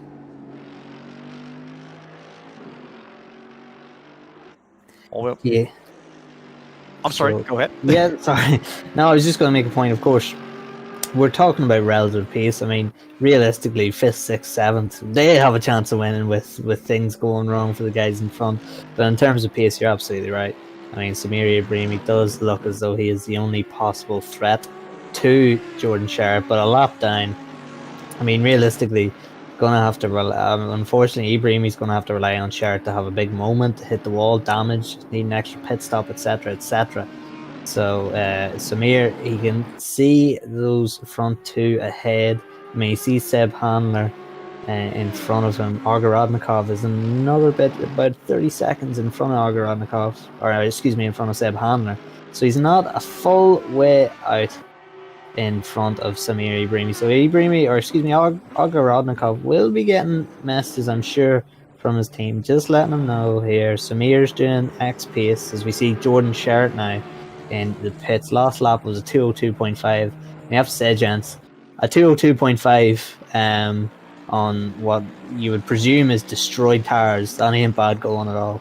I can't even do that in qualifying. It's badly impressive to be doing that at the end of your stint on those one stint long tires. So now it's just about managing the pace, right, for that one team. They're so far ahead that they don't need to be pushing for 2 flats, 201s, every lap. They just need to be lapping consistently, avoiding incidents with other cars, making sure they don't get a drive through. Just getting to the end of the race, getting towards that last 30 minutes safely. But it's looking like it's their race so far. But it's only one incident that can undo all that time. Let's say they come to lap a guy, they get a bit over aggressive, or they cut in front of the person, or they try and take it side by side, go for a low percentage pass, and all your hard work is undone.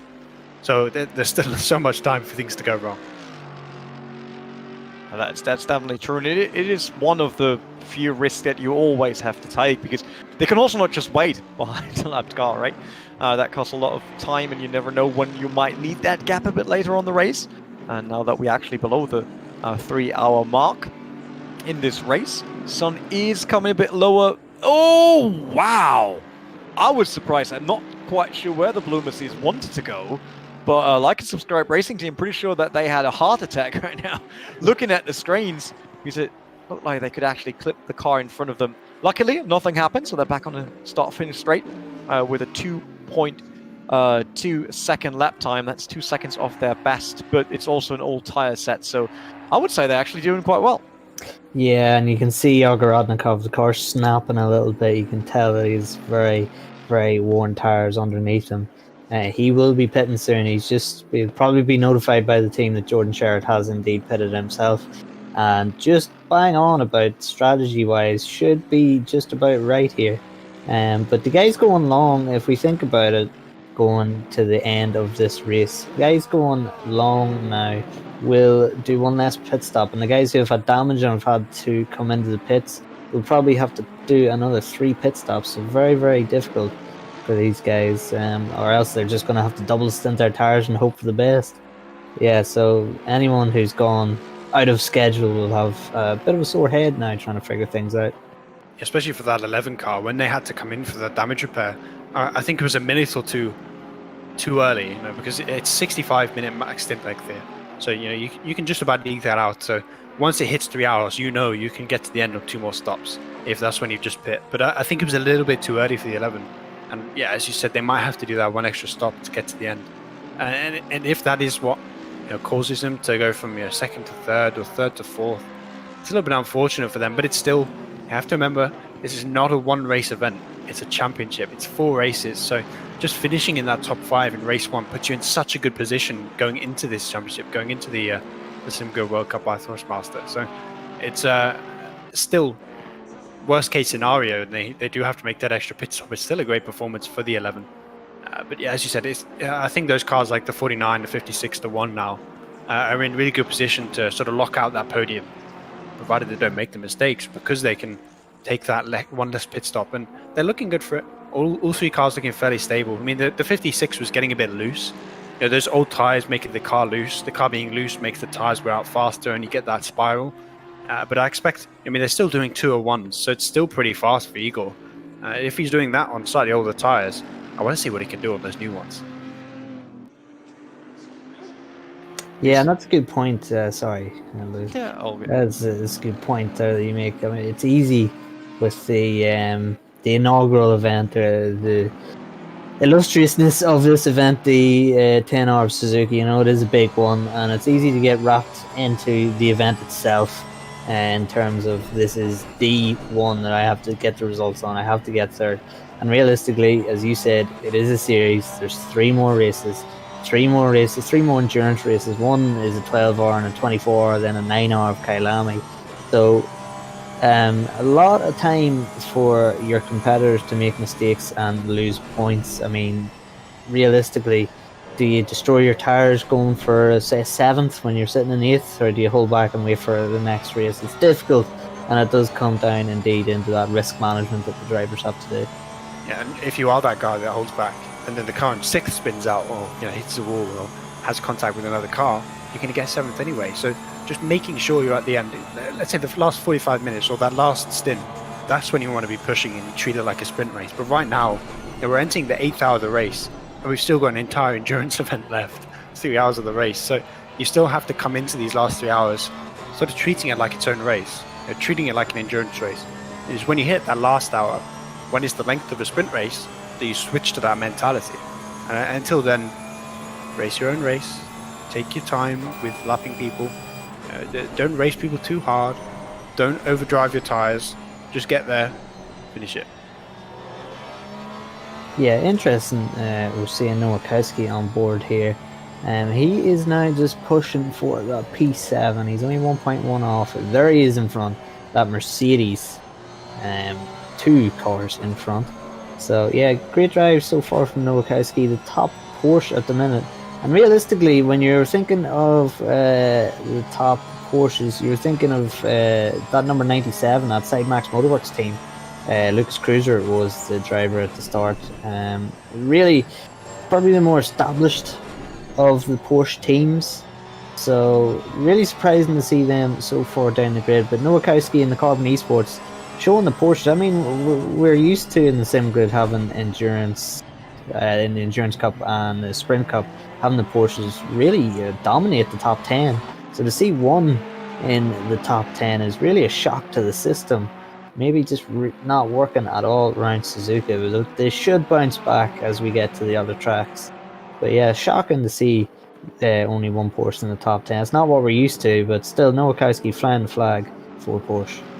I'm pretty sure they actually had some issues with the 225 car, because they had been inside the top 5. We had 4 different car manufacturers inside the top 5 when we started into the last 4 hours of the stream. So it's very unfortunate to see them dropping down with Carbon Esports here in the Porsche. But as I said already, the Porsche it's a very interesting car because it excels at so many points that are not the same as other GT3 cars, which means it only works on specific tracks. You can come to a track with a Porsche and you can dominate it in case you're really working with what the car is offering, because it has such a unique driving style.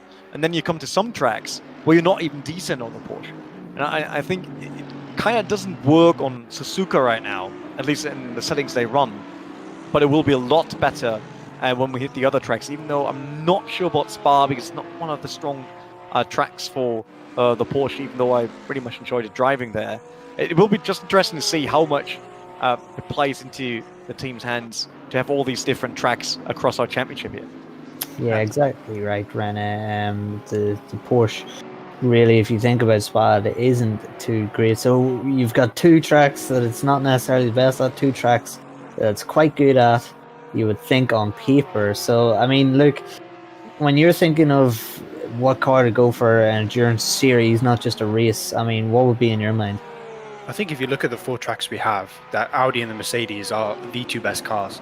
Especially, I think, Spa. I mean, that is the main event of this. Yes, it's a 4-race championship, but everyone has their eye on that 24-hour race, and that's where the Audi excels, right? Then you come to Bathurst and Kyalami, and that's where the Mercedes really comes into its own. The long straights on Bathurst, combined with the braking points, let the Mercedes dominate. And then you look at just the way Kyalami is set up, also really suits that car. But the Audi is pretty much on track to keep up at least with the Mercs. So I can understand why pretty much half the field are on those Mercedes and the Audis, because they are the cars to go for. But that's not to say the other ones are uncompetitive. We've got a Nissan in 9th, Porsche at 8th, we've got an Aston in 6th. At one point we had the Bentley up there as well. So it really shows that every car is capable of breaking the top 10. And I think on every track, every car is capable of doing well.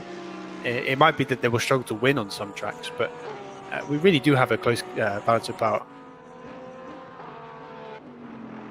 Yeah, just getting information there from Michael. Mark. I'll be honest, I've had 3 hours sleep. My coffee's gone out of my system now, and now I'm reading Mercedes and Porsche, and the same thing as far as I'm concerned. Well, we're just getting information there from Michael. Mercedes quite poor at Kyalami. Porsche generally dominates. So there we go. Michael always on hand to keep us right for you people. I don't know how many times, Luke, we've had whether it be myself, Kyle, or Chaz, have had Michael in our ear going, well, actually, no. So you're not the only one. But yeah, interesting enough that you were speaking about this Bentley, the lone Bentley here, doing a fantastic job, and he looks like he is going to profit 2 positions here from Mattia, who's just got to drive through. That was for track limits, exceeding track limits, and Bouquet, who is only a couple seconds up the road, 6.8 seconds up the road. He has got a 15-second penalty. So it looks as though this Bentley might actually jump up into 11th and could potentially, I mean, it's a long way to go still, but it could potentially fight for that top 10. It's a bit of a shame for the 404 team. They were just starting to catch up on P2 in the silver class, that 995, and then bam, drive through. Lose all that time that they've gained with Matthias Dint. It just ran off track one too many times. It's a little bit of a shame for them, but it looks like I think they'll retain their position in class. They'll drop down track position wise. They'll lose a lot of time to the 995, but I think they're just about far enough ahead of the 17 that they won't actually lose their position in class as the Martin tries to take off. Yeah, so the 404 is going to be okay. But yeah, we're looking at this now, and I've said it several times already, but the 125 and the 995, how consistently they've run in this top 10, despite being in the silver class, and also with the 404 keeping up as well. It's really nice to see, because we do have that split where we have the drivers or the teams that are more experienced, with known people that race in like the SRO series or in that pro series, people that are really fast. The aliens are all in those pro cars, but the fact that the silver teams maybe are not necessarily as experienced, a bit newer to sim racing, that they're keeping up with these guys, just shows you how tight this field is. Definitely is tight. I mean, we can see that even though that these guys basically delivered 7 hours of racing already, we still have fights for positions, even if it's about a longer distance. Like, these guys are dialed in the entire time. Like, that's a real team experience, and which is one of the parts I love in endurance racing. No matter if it's sim or real life, it's trying to tackle on this challenge with your entire team and working on something together, trying to make the best out of it. And I think the racing that we got provided so far was really amazing. We had some surprising moments, definitely. That's part of racing as well, even though that means that one of the cars could crash. I'm not really happy for the drivers, but at least it changes and shuffles things around a bit. It will be interesting to see if it stays as we see it right now, because let's be honest, we probably all agree that the number 1 car should be on top of the podium at the end of the race, but that doesn't mean that it will end like that.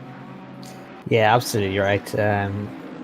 We keep saying anything can happen and anything will happen. We've seen, obviously, with Joe McCauley getting caught up in those incidents, has really hurt his charge. But stunningly enough, we're on board with Jordan Burroughs and the Team Ford Zilla car. Beautiful Mercedes, looks fantastic out on track. I mean, stunning. Lucas Cruiser now in the number 97 side Max Motorworks. He had difficulty earlier on. He had a poor qualifying, and it's not what we expect from Lucas. He's normally one of the fastest guys out on track, especially in qualifying. So yeah, very disappointing qualifying that he had, and then what a great camera shot that is. And then, there was a rear wing that was a bit wonky. I don't know which car that is. It might be one of the. It might be one of the Champion Motorsports Mercedes. Yes, it is.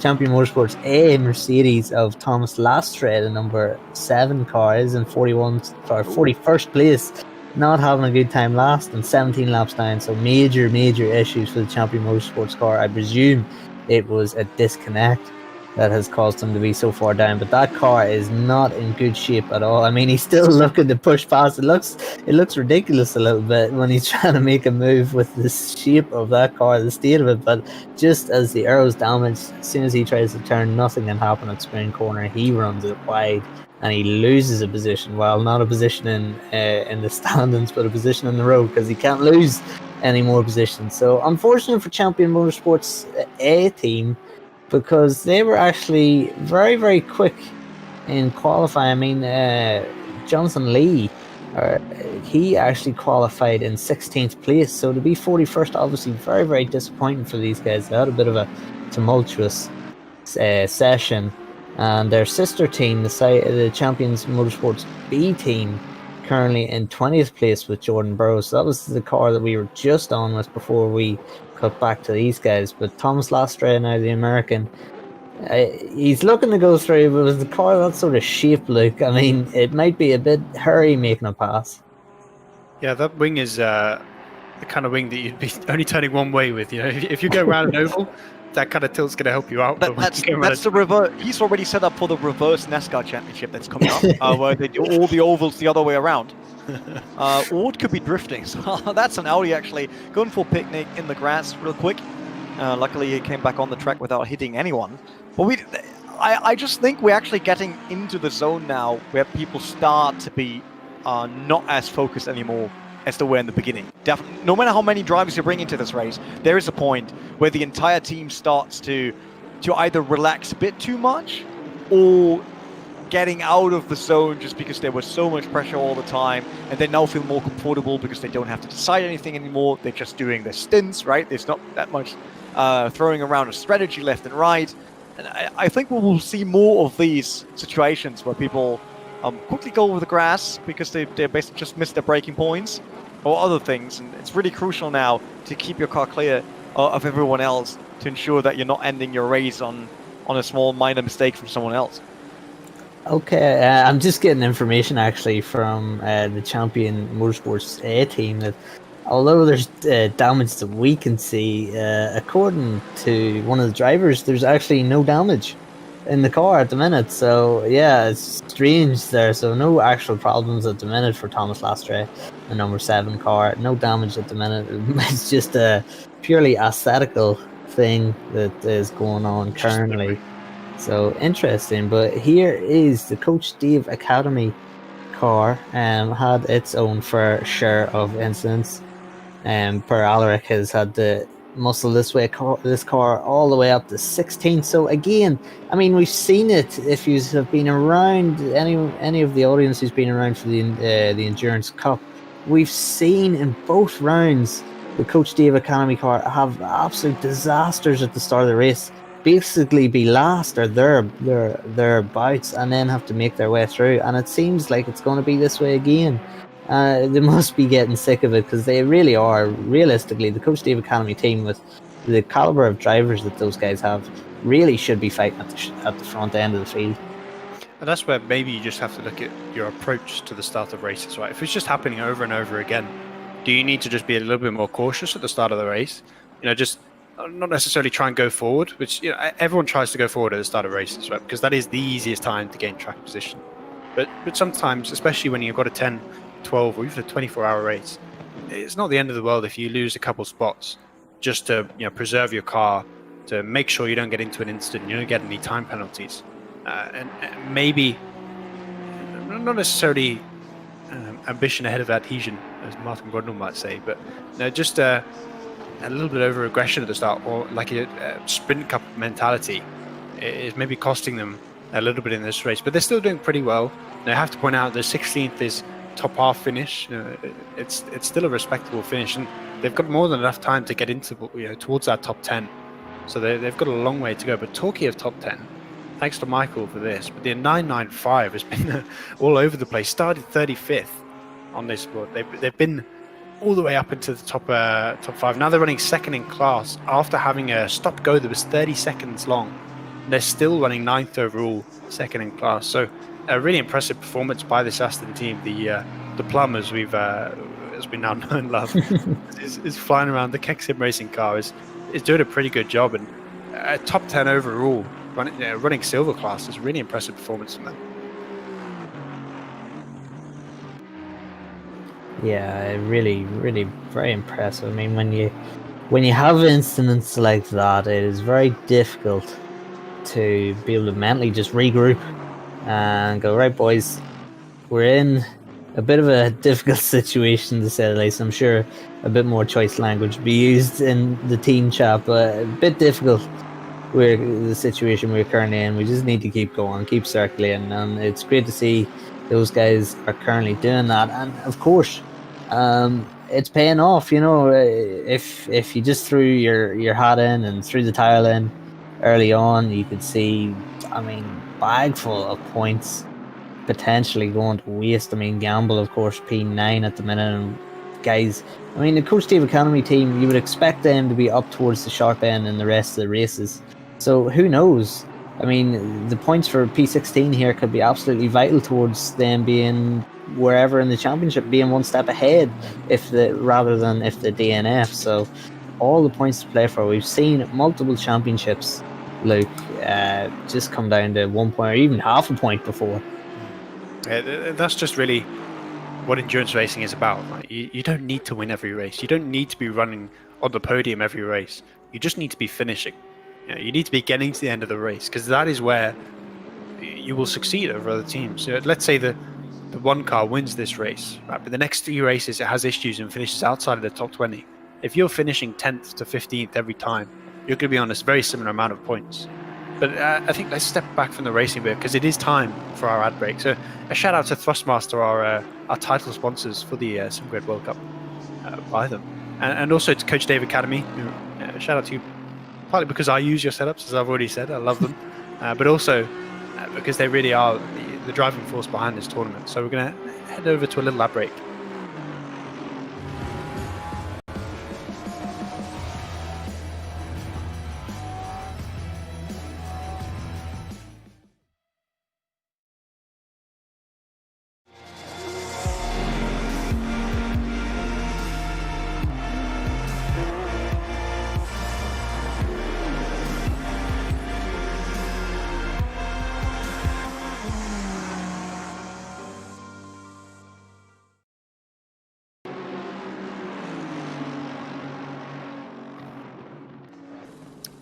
I believe we're back.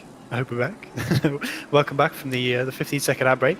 It's still the 3 of us, myself, Luke Rogers, Connall, Courtney, and also the ever-lovely Rene Buttler. But I believe we're going to be joined by the occasional appearance of Michael Hamlet with his mid-race report. How you doing, Michael? I'm very good. I'm very, very good. I'm enjoying this race, and you guys doing some fantastic commentary. Loving all the fantastic reviews you're getting in chat as well. As one of the co-founders of SimGrid, it's a real pleasure to bring this event to the drivers, to you guys, and to all our fantastic fans watching. So lots of love, chat. Thank you. Please do hit that like and subscribe button. Yeah, do me a favour. Looking at all the information that's been going on over the last hour and a bit. We've seen quite a few battles, although the field is getting more and more spread out now.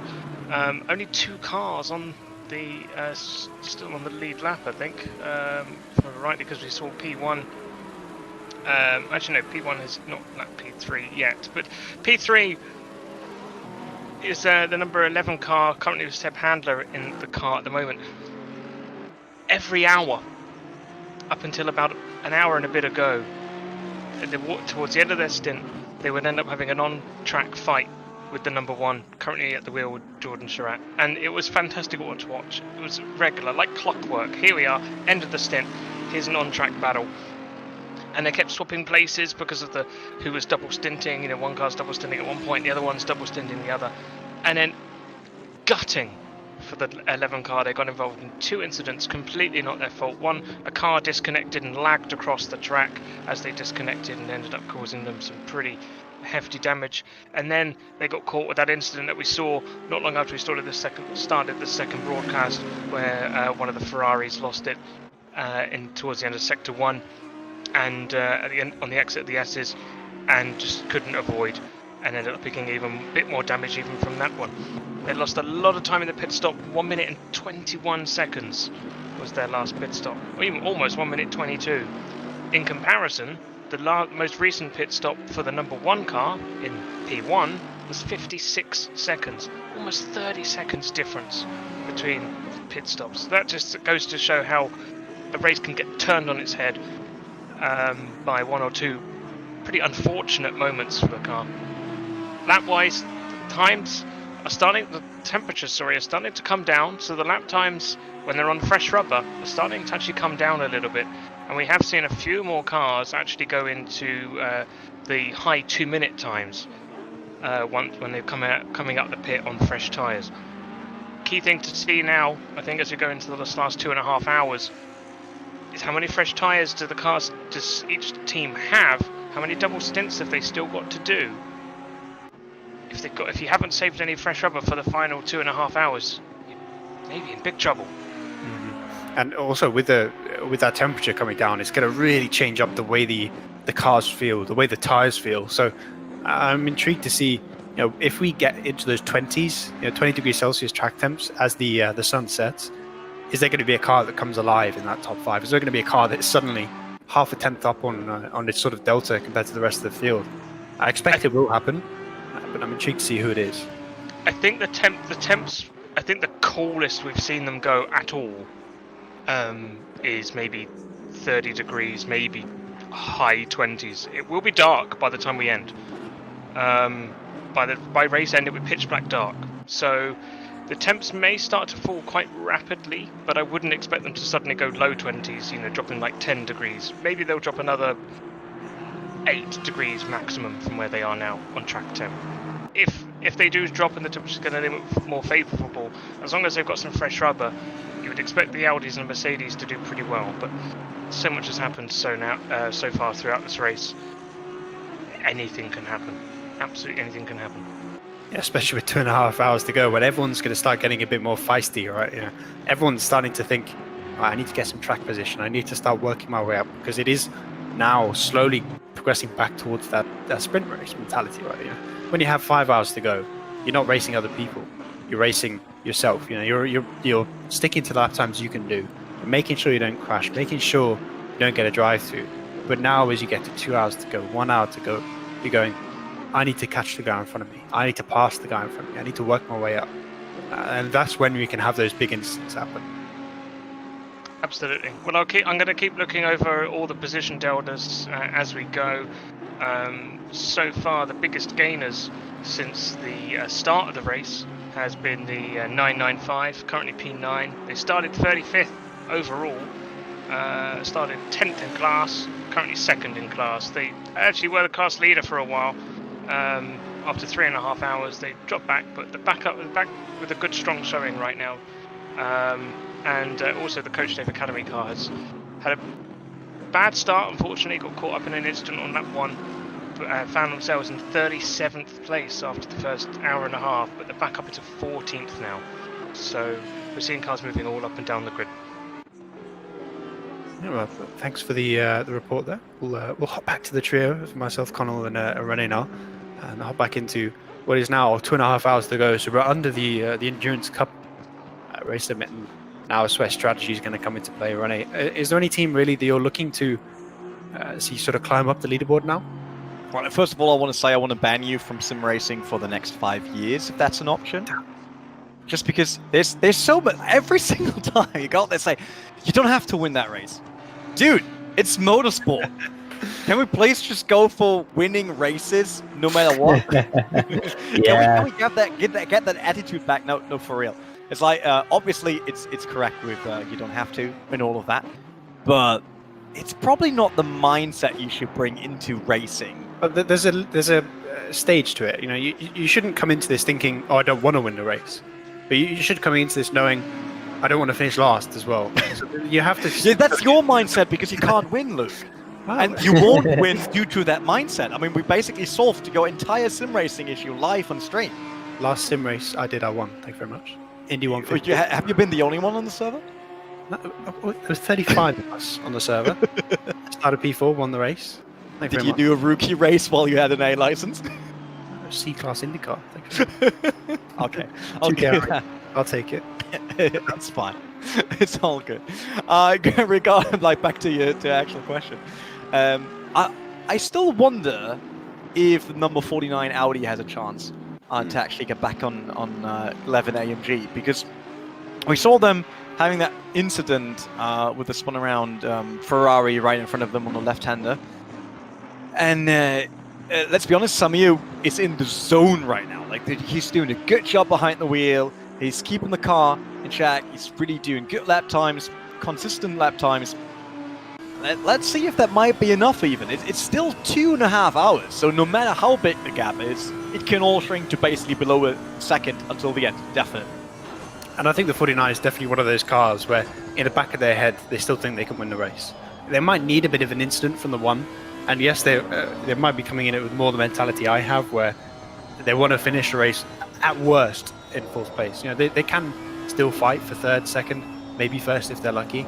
Yeah, but you have to manage that, as I like to say. You know, you have to make sure you're not finishing 6th or 7th because you spin out once.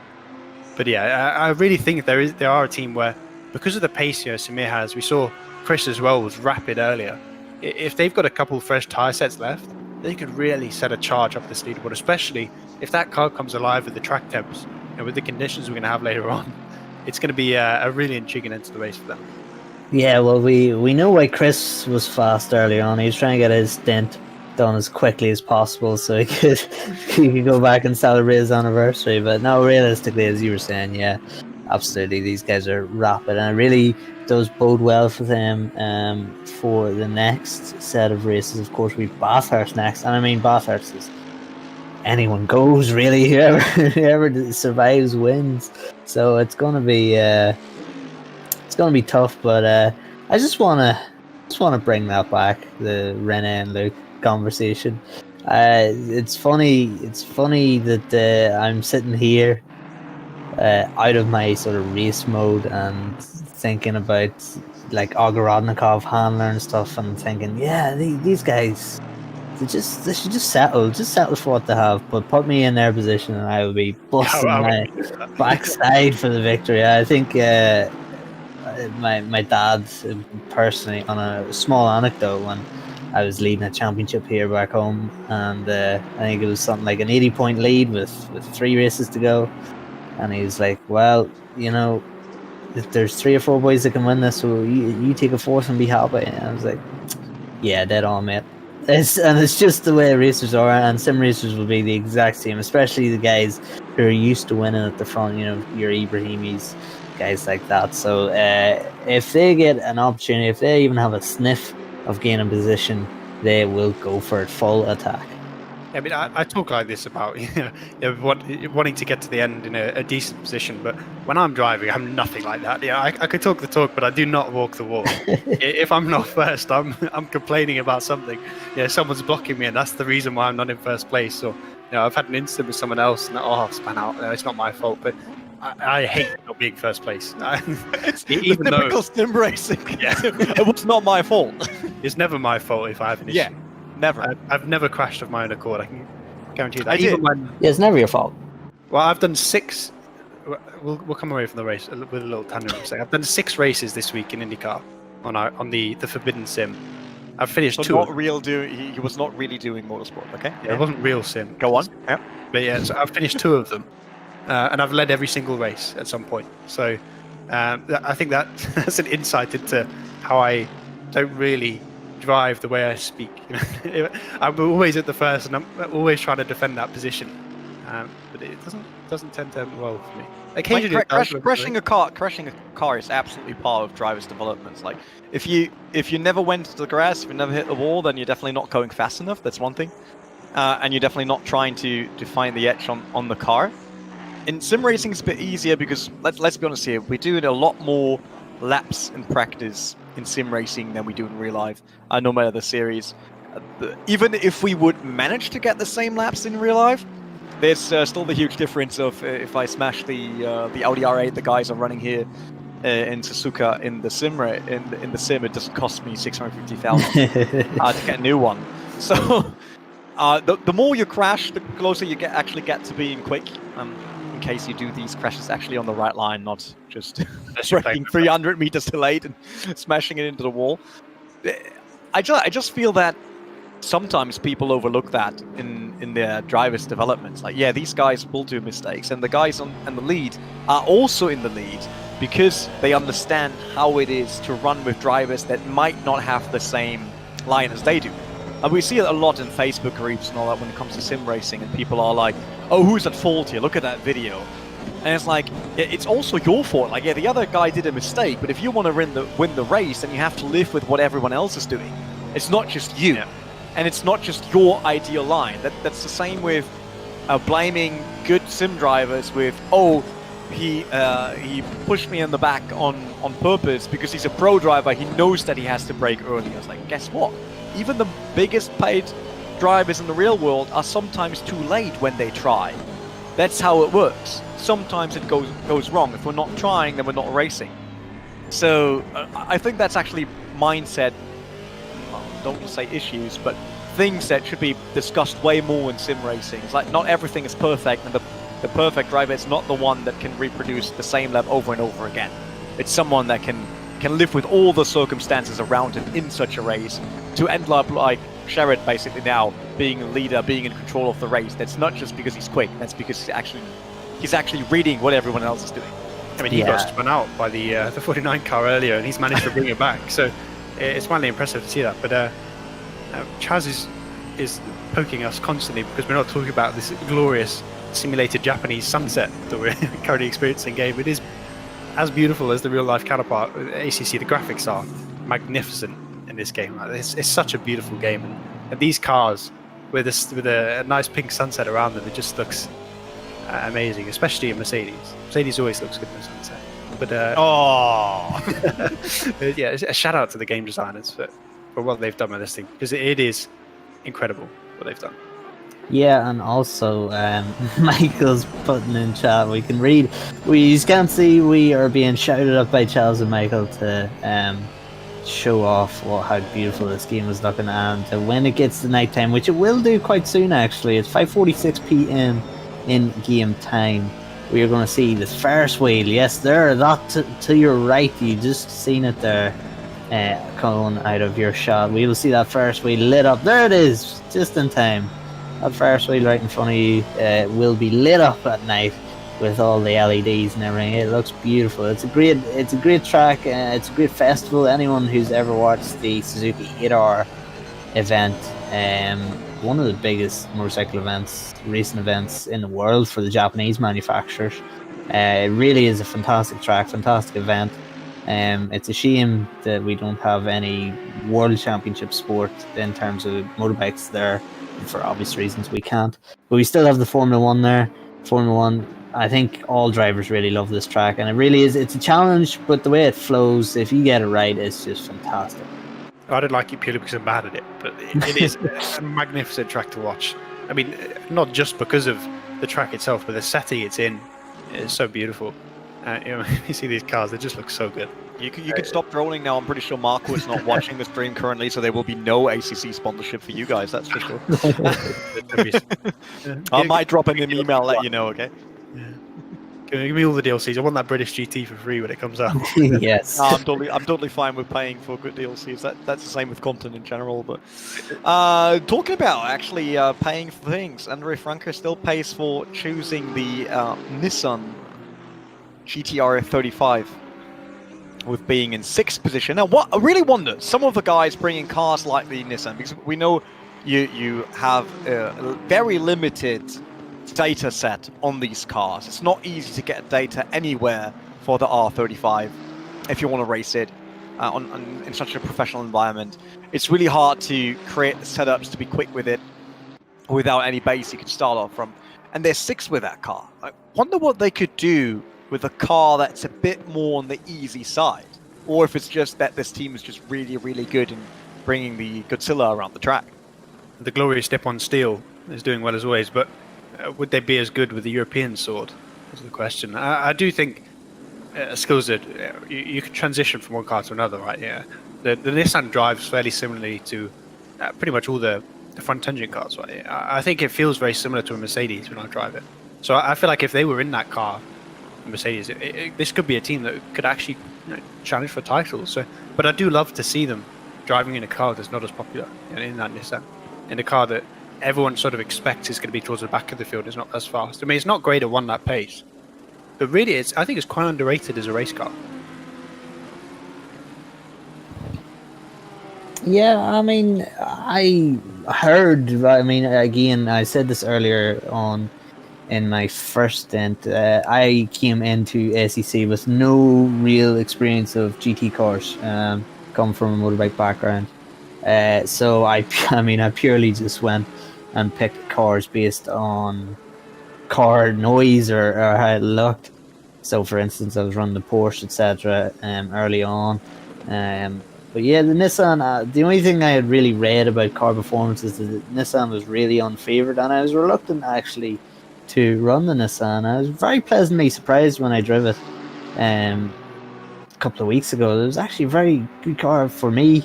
Stylistically, it suited me quite well, and I wouldn't be opposed to running the Nissan in a race. I wouldn't be too devastated.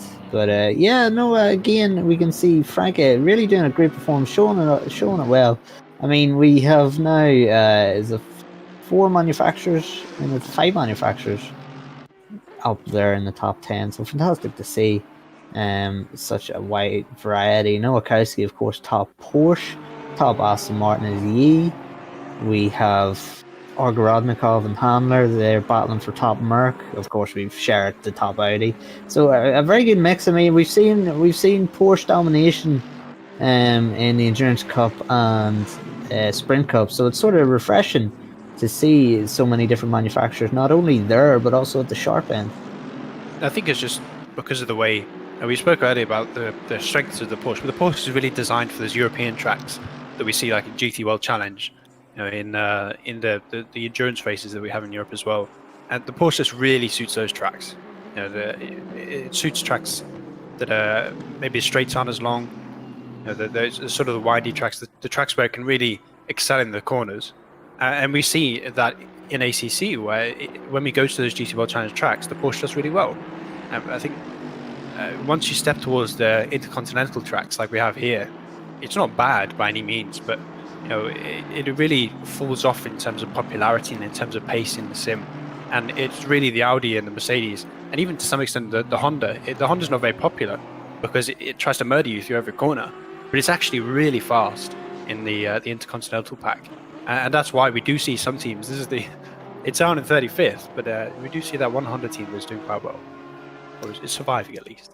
Surviving, I think, is the best way to. I'm very disappointed there's no Lexus. Lexus is my car of choice so far, but in SEC. But I mean, the Lexus not fantastic on tires, so more of a sprint race car. I've actually seen one of the top runners in this race, Joe McCauley. He in in the Sprint Cup is running a Lexus, so maybe a better sprint car than it is an endurance car. Maybe that's why he is swapped. He actually said earlier in the broadcast that he voted for the Lexus, but he was outvoted by the rest of his team. So here he is in the Mercedes, doing a great job. And I think maybe, I don't know if he's still in the chat, but I'd like to get his opinion. Is he happy with being outvoted now in the Mercedes? Because the team, throughout their troubles, are doing fantastically. All the good drivers get voted into a Mercedes, and then they're not as quick. I mean, I know a different team. I think Luke was in there, who also voted for a Mercedes instead of going the proper motorsport way of using a Porsche. There was no vote on that team. There was no vote. I said everyone's not a good car, let's choose something else, and Luke was like, no, I love the Mercedes, so we all drive Mercedes. Enjoy. That's how we ended up with a Mercedes. Well, it was because we had the setups. We had the Coach Dave setups for the Mercedes. I have an entire team full of setups. What are you telling me? I had the Coach Dave setups, so I was used to the Mercedes, and I was used to that car. It just suited me, and I will say thanks to you, Casper, and Alex for putting up with me. My love. Yeah, and I mean we didn't qualify, so that's fine. You blame the Mercedes for that. I think that was a driver error. A problem in chair, not in car. We were so close. I think we finished 43rd. I was really that's true. Or 44th, something like that. But meanwhile, Michael's been pointing out stuff that's actually happening in the race while we ramble. It is good news for the car in P6 because P3, P4, and P5 are all double stinting tyres at the minute. So those front two now should be pulling ahead, and maybe those cars 6th and below might be catching up. So that's where strategy now is coming into play, where those cars that have preserve their faster tyres at the front there. They're going to be in a really good spot to sort of claim that first place and maybe put themselves in a good position to win those Thrustmaster pedals at the end of the championship. I mean, we got position 3, 4, and 5 right on double stints, which means we're still open, guarding a fight for the lead, which is great because they're on the same strategy. Yeah, absolutely, and it gives that buffer.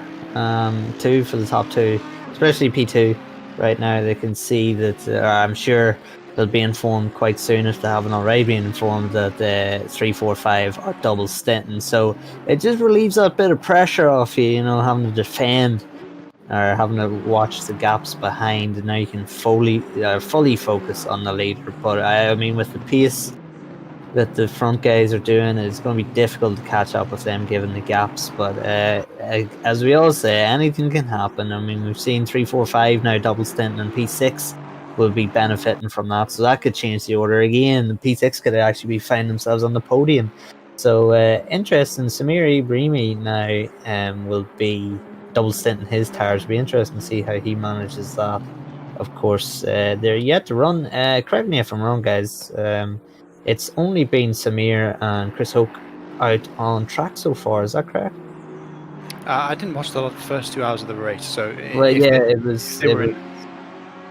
Samir out in the first 2 hours of the race too. So missing out on Jordier, and of course their reserve driver is Vicky Thompson. So they are yet to drive. I don't know. It might be part of the strategy, but it also might be because of, well, a multitude of reasons. But Samir having to do double duty here, doing a fantastic job so far. Yeah, from what I understand, the driver change is going to come in the next pit stop, and then I believe it's pushed to the end on fresh tyres. So okay. I'm excited to see what will happen there. But a quick shout out to our title sponsors, Thrustmaster, who obviously are the main sponsors of the SimGrid World Cup by Thrustmaster. I'm not fortunate enough to use them myself, but I know Chaz uses that wheel and absolutely loves the fact that you can switch between all those different wheels. You can get the immersion of using a Porsche wheel when you drive a Porsche and a Mercedes wheel when you drive a Mercedes. So shout out to them, and thanks for sponsoring the event and helping us put it on, because it's been such a cool one. And the fact that companies like Thrustmaster are stepping in and supporting us in putting on an event like this is so nice to see, because as has been mentioned several times, they've been in this for so long. They've been sponsoring esports or working in esports longer than I've been alive. And I mean, I'm quite a young man, but it's still it's so nice to see how long they've been supporting us. So thanks again. But back to the racing now. That 49, I still think with those late race charges, with the third drivers stepping in, I'm really excited to see how that happens. But there's also the worry that you get so much pressure on yourself. Like if you come in late in the race, Rene, where you've not driven for 8 hours, there's 2 hours left, you're given the fresh tyres and you're given that task to charge down, is there that pressure on you that might cause you to make mistakes? Definitely, but we also know how many drivers excel under pressure. Like, it sometimes helps. Yes, there is a certain degree of negative pressure in terms of you should not throw it away after all these hours and lots of work done by your team. But on the other hand, you're getting the best tools, right? The race, basically the entire stage is set. You know exactly where the car is. You know the conditions. You've got brand new set of tires, and everyone else is in their positions as they should be. There's not much shuffling around. It's just you and the gaps that you can manage, either bringing them down to actually having an attack or making sure that you stay in position. So it's a completely different style of racing compared to either starting into this race or being in the middle of it, where you try to survive to get into this late stage. We're going to have to quickly say bye to our trio now. Connall's leaving us, so I think Rene and I are going to go on for a little bit longer before we get replaced. But go enjoy your mother's birthday, because, well, rather, go help her enjoy her. Yes. Yeah. Be with her. Yeah, thanks, guys. I mean, it was. This is actually the first time we've spoken to each other, Luke and Rene. But yeah, no, it's been great. I've really enjoyed this. Again, with my first stint, I don't want to actually leave this race because it's just starting to build up to a really exciting climax here. Thank you, everyone, for supporting the Sim Grid World Cup by Thrustmaster. We've just hit 107 likes on the stream, which is fantastic. I can't wait for the next one. Of course, we'll have other duties in between that, but yeah, I'll be keeping an eye on the stream. I'll be celebrating, but also, you know, with an eye over to the left of the picnic table, to the screen in front of me to keep an eye on this race. So, very exciting race, and I cannot wait. Adios. Again, thank you again for joining us and keeping me on track at some points when I start to ramble. But you know, I guess myself and Rene, I believe Chaz is going to join us in a bit, from what I've heard. Yeah, you will, actually. Yes. He will come back. Because they know exactly that you can't let you and me be loose on the stream. Yeah, we go in tangents. Yeah, that will probably not work. What works, actually, is Matushka for Merkin Motorsport. That's the number 25 Audi in the beautiful pink. I think that's basically a BWT livery. I'm not mistaken right now. And they do a good job to keeping themselves inside the top 10. They're having that position for quite a while already. They still have, like, how big is the gap between them and the 225 Porsche? I think it is more than a lap, is it? Yeah, I believe so. It's a bit of a gap, but there's still a chance. 2 hours. You can close the gap like that. If you just put in the stint of your life, you can do that. Oh, no, finally people are allowed to race and not just to settle because this is not one-in-one race, is it? Do you finally become a race driver? Maybe so. Maybe so. But we're actually not that long alone. That's what I read from Michael. He's informing us all in the back. By the way, props for that. It's really cool that we have all the information available as we get joined by Jack Merrill and by Chaz Draycott again for the remainder of this series. Jack, welcome back. He's not quite ready. I am here. Just managed to get in. Thank you very much. As I'm sure you're right, it's my first time in the commentary box, and it hasn't exactly gone to plan. I had a few connectivity issues throughout the day. Finally got them working as sort of a makeshift, resolution at the moment. But most important, I'm in the commentary box and I'm live with everybody once again. You finally got it working. Now you're stuck with us too. So I hope you enjoy it. But yeah, I expect you've been watching the race, right? What have you thought of it so far?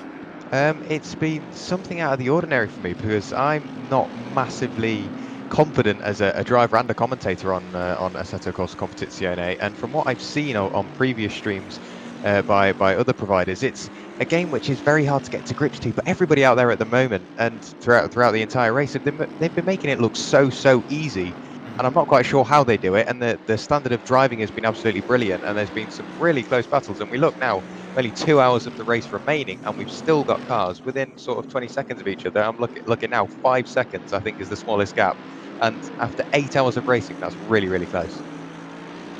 Yeah, for sure, and it's going to get even closer. Those strategies start to come into play. Those teams with the fresh tyres, I believe the 49 is one of them. Is going to start to close those gaps on the car in front. So we should be in for a pretty magical end. And this is the the driver change that I was talking about should be coming in now. Samir gets out the car after a pretty spectacular stint. I believe he got the car from P9 this stint. It was or rather in this whole time he was in the car. So impressive from Samir. They came back from that issue they had when they made contact with the one car, got a big penalty, pushed them right down the leaderboard, but they fought their way back and they've put themselves now in with the contention of that podium coming to 2 hours left. So a big stint, a big performance from that team that can only get better from here. Definitely love the work they actually put in to make that happen, because we know how hard it is. It's not about just putting on your best lap times. It's about getting yourself to really try, because we all know how it is, right? We're doing a good job, car is fast, everyone feels good, then someone in the team or you crash, and then the entire energy level is just super low. Everyone's like, okay, so we have been good, we had a chance maybe for the top 5, but not happening anymore, so oh dear. All of a sudden, a 10-hour race, which is like, oh yeah, 10 hours to make it, becomes like, oh, we still have 8 hours to drive. And to overcome that, and still come back with the Audi here, and putting it inside the top 5 is absolutely impressive. Exactly that. And Jack, is there any team you've been keeping your eye on that you think maybe can start to work their way up? And I know I've been shouting out the 995 and that 49 a lot, but are there any other cars you've seen that you think are really impressive?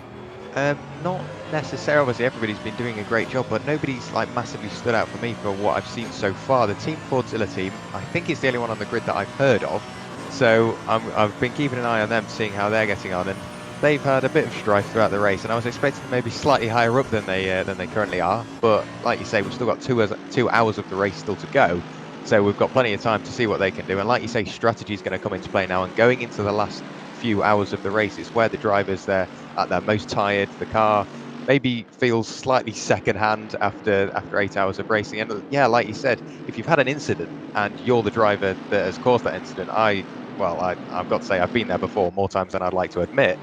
But you then carry that burden along with you throughout the rest of the race, when really you just need to keep your head down and just think about it at the end of the race, because you've still got 2 hours still to go.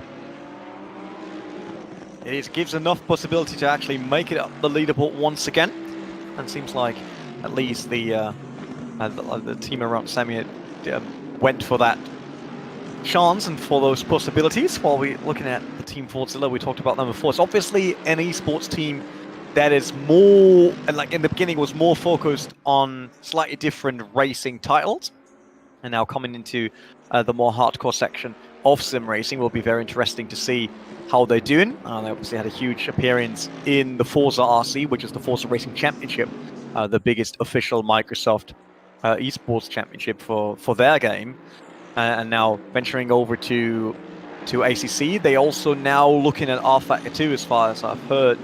So there's a lot of movement along with teams that are normally not big names in the sim racing world now coming in and trying to create a statement. Let's see how that works for them. 19th position, definitely good here. Also, in terms of silver, they should be inside the top 5, right?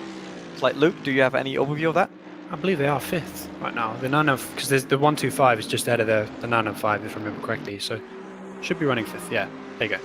So good performance for that Fordzilla team, and there's still time for them to catch that 404. It's definitely possible. The gap's about 36 seconds all the way up there, but one drive through.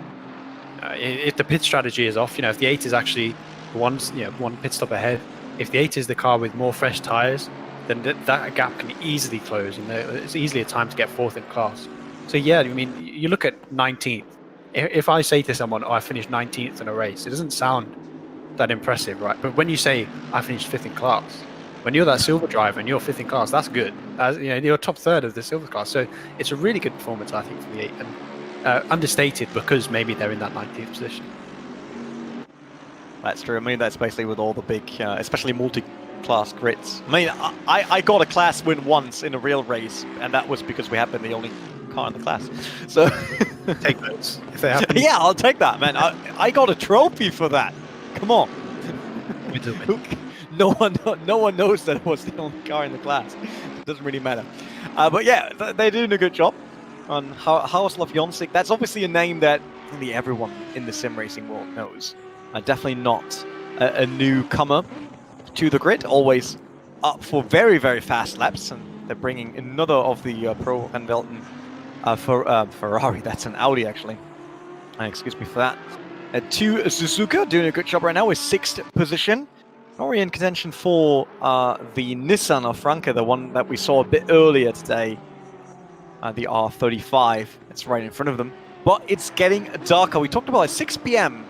It should basically be like 30 minutes now until we reach proper entry into the night. I checked when sunset was, and in Japan, sunset is 6:24, so we should have 16 minutes left until then. And then you're looking at maybe 10-15 minutes before it gets properly dark from that. So you're going to have probably an hour to an hour and a half of properly dark racing, where A, the traffic temps are going to fall a bit, B, the conditions, I mean, the air temps changing affects these cars because it affects cars in real life and is modeled in games. So it's really going to change here. And also, I think it becomes almost an oppressive environment, right? When all you can see is what your headlights are showing you, it kind of feels like you're being pressed in. And yes, you're not really in the car, so you don't experience it quite how you would in real life. But that night driving is just such a different experience, being the one driving. I think it opens the opportunity for mistakes. It's definitely a lot easier to make a mistake when you can't see things as well as you can in the day. So that last half an hour is going to be crazy. Talking about the... sorry, Jack. Talking about the next hour, it's actually time for us to make room for Jack and Chaz to start into the next hour. So first of all, thanks, Luke, for being with me here and then getting carried with me by Chaz. Just say that. I really enjoyed it. I might be back later on, it seems, to join Jack again for some racing action here in the World Cup by Thrustmaster. Looking forward to that. But so far, it was a great race. I really enjoyed it. So thanks everyone for coming by and everyone in the chat for going through this with us. Yeah, thanks everyone for having the two of us along, especially Chaz and Michael for giving us the opportunity to get in here, and Chaz for keeping us under control at the start.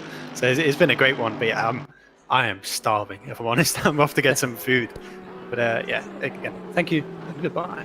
Let me just say, Luke, Rene, fantastic working with you gentlemen. It's been very entertaining, and well, the race has been incredible as well. So thank you very much for jumping in, and well done on the commentary as well. It sounded fantastic all the way through. It's been good fun.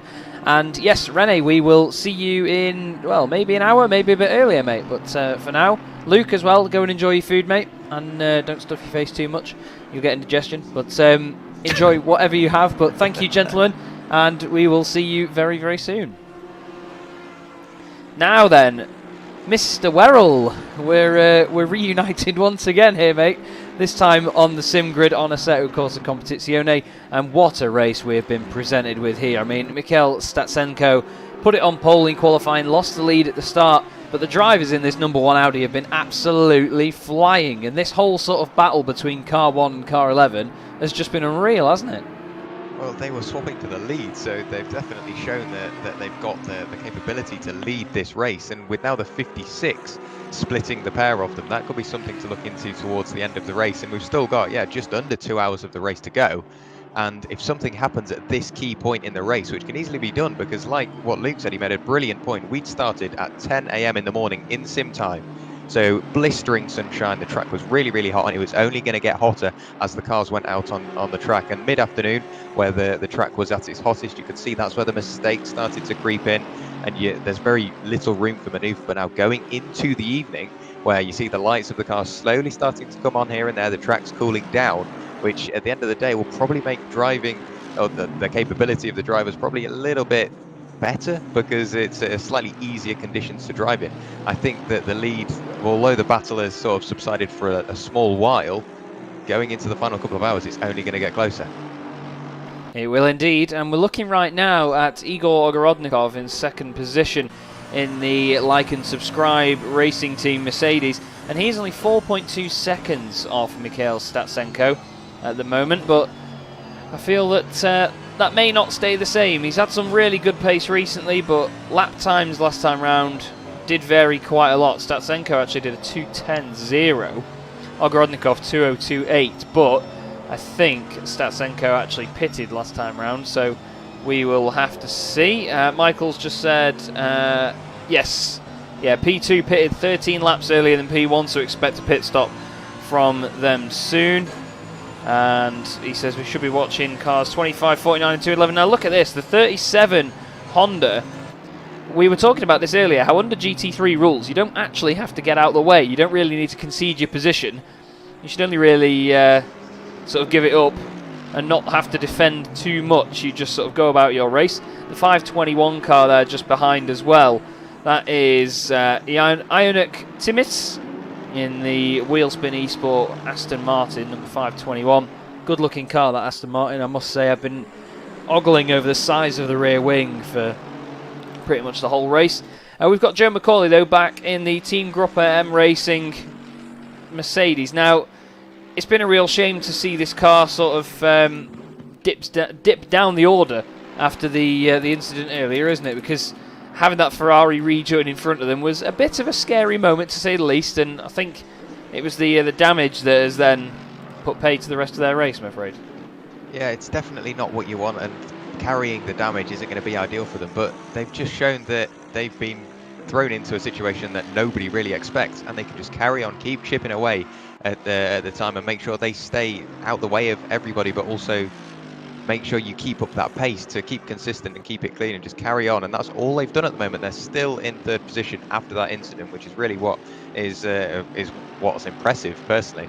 That's what I think. Anyway, and you mentioned that that number 521 Aston Martin in 20th position at the moment. They are in the perfect position. They're stuck behind, or not necessarily stuck behind, but they're sat behind the number 56 Mercedes, currently in second position, and they're just saving fuel, and they're sat behind a quicker car. So the only thing that's going to help them with is working their way up through the order, because 9 times out of 10, the car in front, I know you mentioned that with GT3 rules, you don't have to get out of the way, but a lot of the drivers out on circuit, we've seen some great sportsmanship, they tend to get out of the way, and if you're behind P2, you tend to go through the same gap that the quicker car does, so they could pick up a couple of positions going into the closing stages of the race. Yeah, you've got to just be very clever about how you play this now going forward and how you make the most of the situation around you. We're on board right now with Michael Tauscher in the JLO team Mercedes, roaring its way around Suzuka towards the Spoon Curve. Now in front of it, that housing estate that seems to be moving at the same speed as us is the Bentley of Marco Macri, the number 194 car, and that Bentley's been a real joy to watch this afternoon. That car has been very quick, but they've just had a bit of bad luck in certain places. Now, I don't know what your opinions are on the Bentley, Jack, but I mean, I live a mile from the factory, as I've been telling everybody, and I see them on the regular, but what a car the race car is compared to the road car. It's just insane, isn't it? I'm not quite sure how they've managed to do such a good job, because I always put this in the same sort of bracket as the BMW M8 GTE and other various cars, which are just that size, the proportion and the power that they get out of it, and then just how well they balance that together, and it controls its way beautifully. I'm not sure how they do it, but they've produced a very competitive car, and as seen, they're up into 11th at the moment. Yes, they've got the attentions of the number 211 Mercedes behind, but you need to go probably into a different postcode to get past this, so they're pretty safe for the moment. Yeah, I was saying before that someone needs to drive 15 minutes around it just to overtake the thing, because it's a lump, but it's a fast lump. Michael Tauscher, though, there he is, popping out from behind the barrier, has the number 81 right behind him there, and that's Chris Severt, down in 19th place. Now that car was right up the order earlier on with Sasha at the wheel, and it was looking like it was going to be a very competitive car for the race lead, as the 211 has a right moment there, inadvertently getting out of the way, but Chris Severt did a 204.2 last time round, and Tauscher did a 204.1, so they were actually a tenth slower than the car they've just overtaken, but we know how much that can fluctuate. Fastest lap of the race, I believe, is still held by Mikhail Statsensko's team in the Audi. Yes. Although, actually, no. Chris Severt, who we're looking at now, 2 minutes .684, seems to have done the fastest lap of the race, only by a couple of thousandths over the 689 of Statsenko. But it just shows you, though, that there's race-winning pace in some of these cars further down the field that just haven't had the luck there, Jack. Yeah, that's just all part of endurance racing. It comes with the job really. You've got some quicker drivers, some slower drivers, and you then get put in situations which you don't expect, whether it be some sort of damage or an uncoordinated like pass on maybe a slower car, or you go to the wrong side of the circuit trying to get out the way, pick up some damage, and then that's just what happens. And with 10 hours of racing, it's still looking quite clean. You see the Porsches side by side just in front of this number 125 Aston Martin, and like you mentioned, the fastest lap only separated by a couple of thousandths of a second, and over a circuit that's 3.6 miles long, it just shows how close this field is matched up. And like you say, you've got race leading potential down the order, and with 2 hours to go, that can still slowly start to seep its way up through the middle ranks and up towards the top. So I don't really think this race has been settled, as we're now looking at the Mucker Motorsport car come back out of the pits. Yeah, the beautiful Audi, one of our favourite cars on the grid here. And yeah, you're right though, to be honest. The cream rises to the top, or whatever they say. And I think we're going to still see a little bit of that. 2 hours is plenty of time. I mean, we were saying earlier in the chat that when it got to the 3 hour mark, that's the length of just one of the Sim Grid Endurance Cup races. So I mean, they're long races as they are. They're 3 hours long. But this 10-hour Goliath of a race has been so entertaining. And the rest of the championship, of course, consists of a 12-hour race at Bathurst, the 24 hours of Spa, and then the 9 hours of Kyalami. So this is only the second shortest on the actual series calendar. And what a place to do it as well. Suzuka, we've seen some incredible conditions so far. It's stayed dry throughout, which hasn't thrown up too much for these drivers to get worried about. But it certainly had people at least thinking. Here's Tiago Loureiro, who has just come out of the pits after a driver change for the Revolution Sim Racing Red. And he's just going up through the S's now. But the lights are coming into effect here, Jack, and this is starting to look even more tasty as it goes on. I mean, we've both sat and revelled about the quality of Assetto Corsa Competizione's graphics before, but when you're involved in it and you're watching a race go from light to dark, it just makes it all the better, doesn't it? It really does, and it adds that extra level of detail, and ACC do a brilliant job of transferring that over from the real world.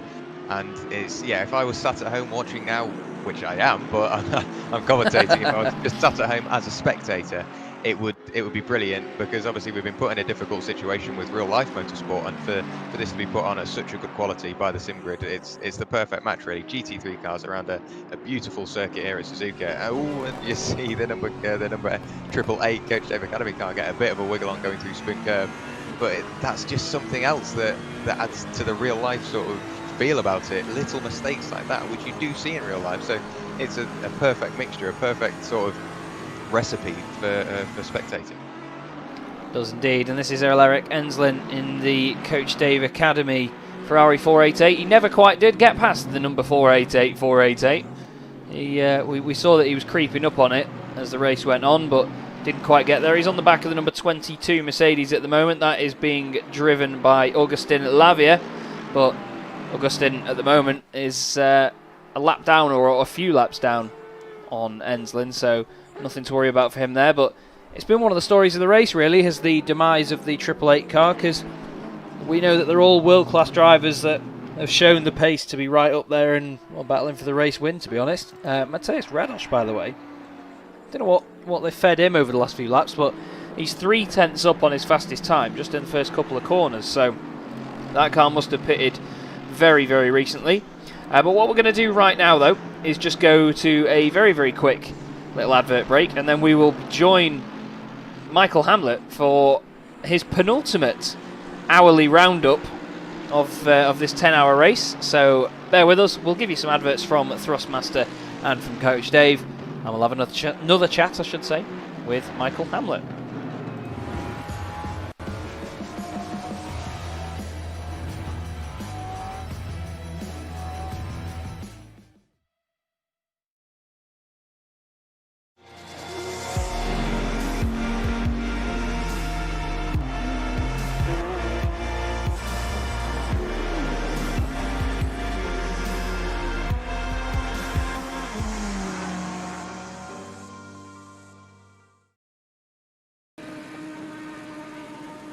Well, hello there, Michael. Good to see you, mate.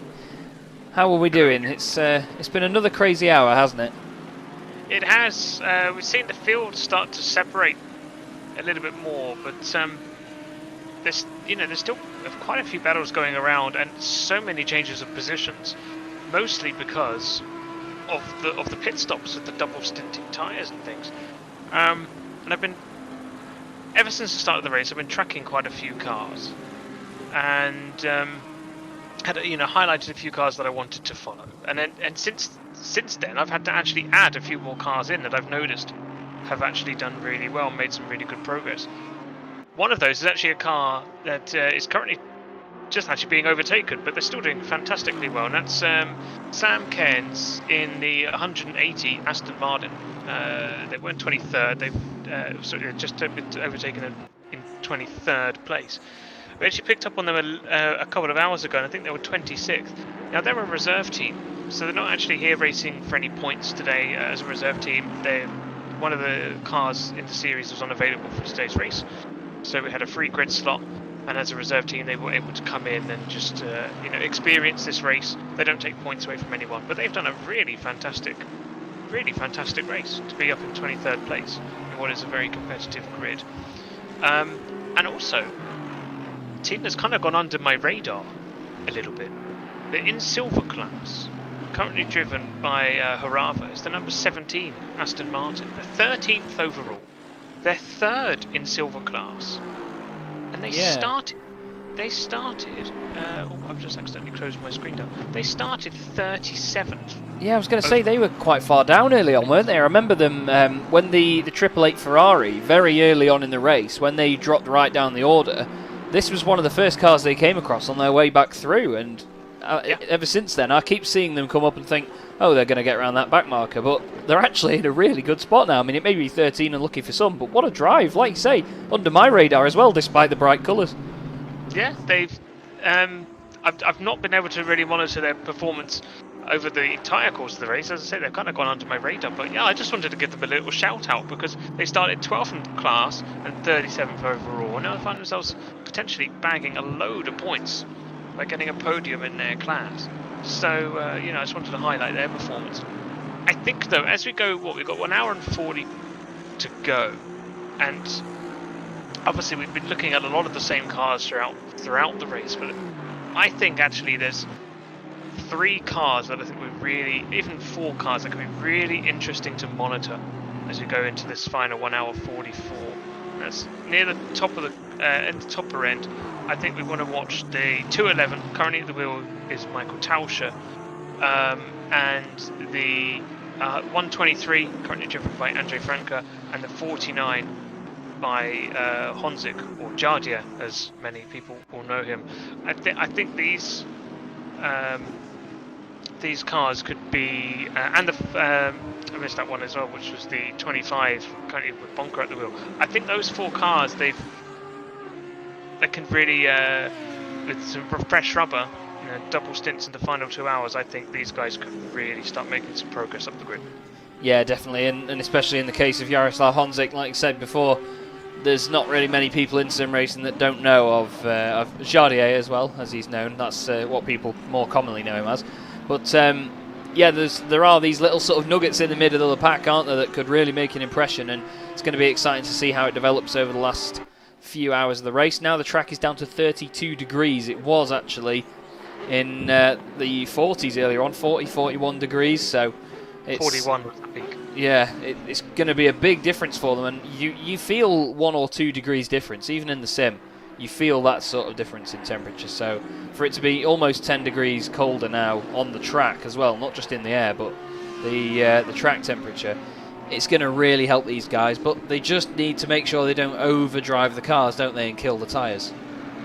Yeah, this is where it all comes down to, what was their strategy throughout the earlier in the race when the temps were hotter. Were they sacrificing a bit of speed in order to get through those double stints without getting punctures like teams were experiencing during the practice week? So then they can focus on these final 2 hours where the temps are a little bit cooler, but use them on fresh rubber. Or were they trying to use up all their fresh tyres as soon as possible and then double stint them now towards the end? Yeah. Because the temps are cooler, so the wear wouldn't be as bad. So it'll be interesting to see what everyone's done. It certainly will. Well, thank you once again, Michael, for your fantastic insights, and we'll join you in another hour for another update with about 3/4 of an hour to go. But for now, what we're going to do, everybody, is go to another little immersion break and just get you some beautiful shots and sights and sounds from on board some of these GT3 cars. And one we haven't really paid too much attention to today is the Honda, which is currently being driven by Hein Seig, a bit further down the order. Here he is, currently in 36th position for Rookie Monsters.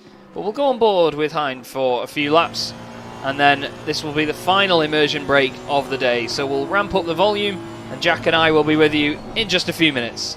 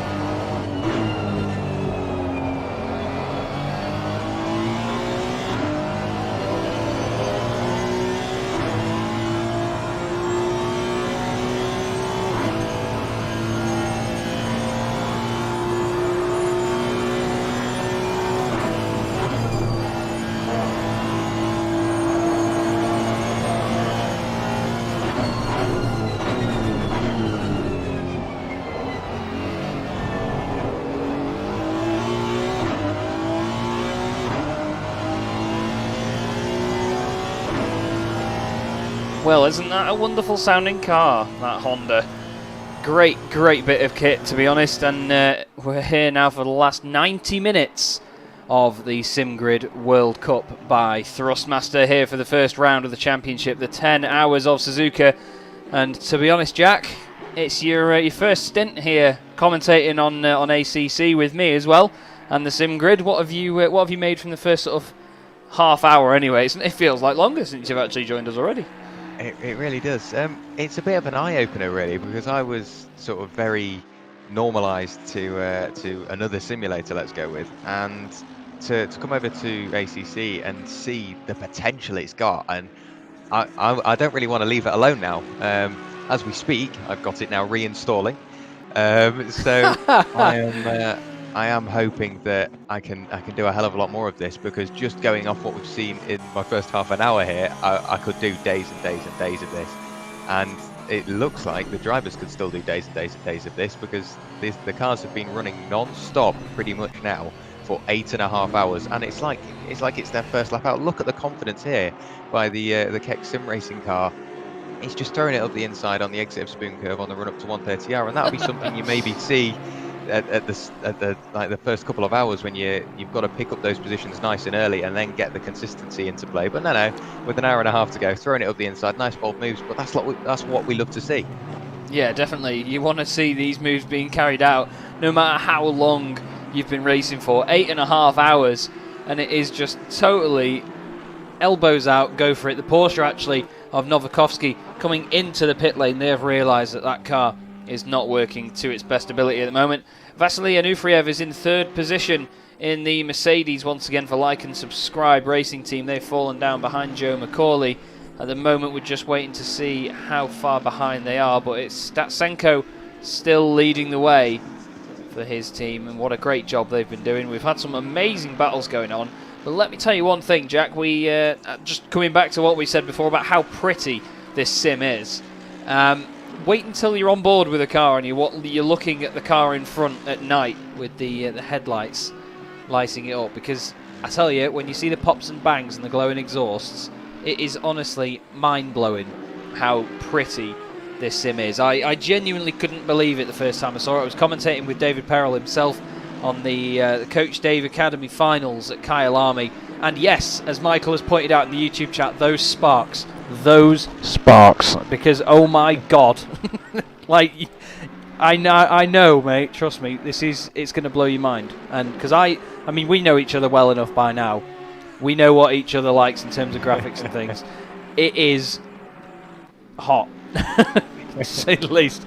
Alaric Ensland as well has gained another position. They're up to P12 now in the Coach Dave Academy Ferrari, but still not quite where they wanted to be. But it's all Aston Martins, Mercedes and Audis at the front, except for Godzilla.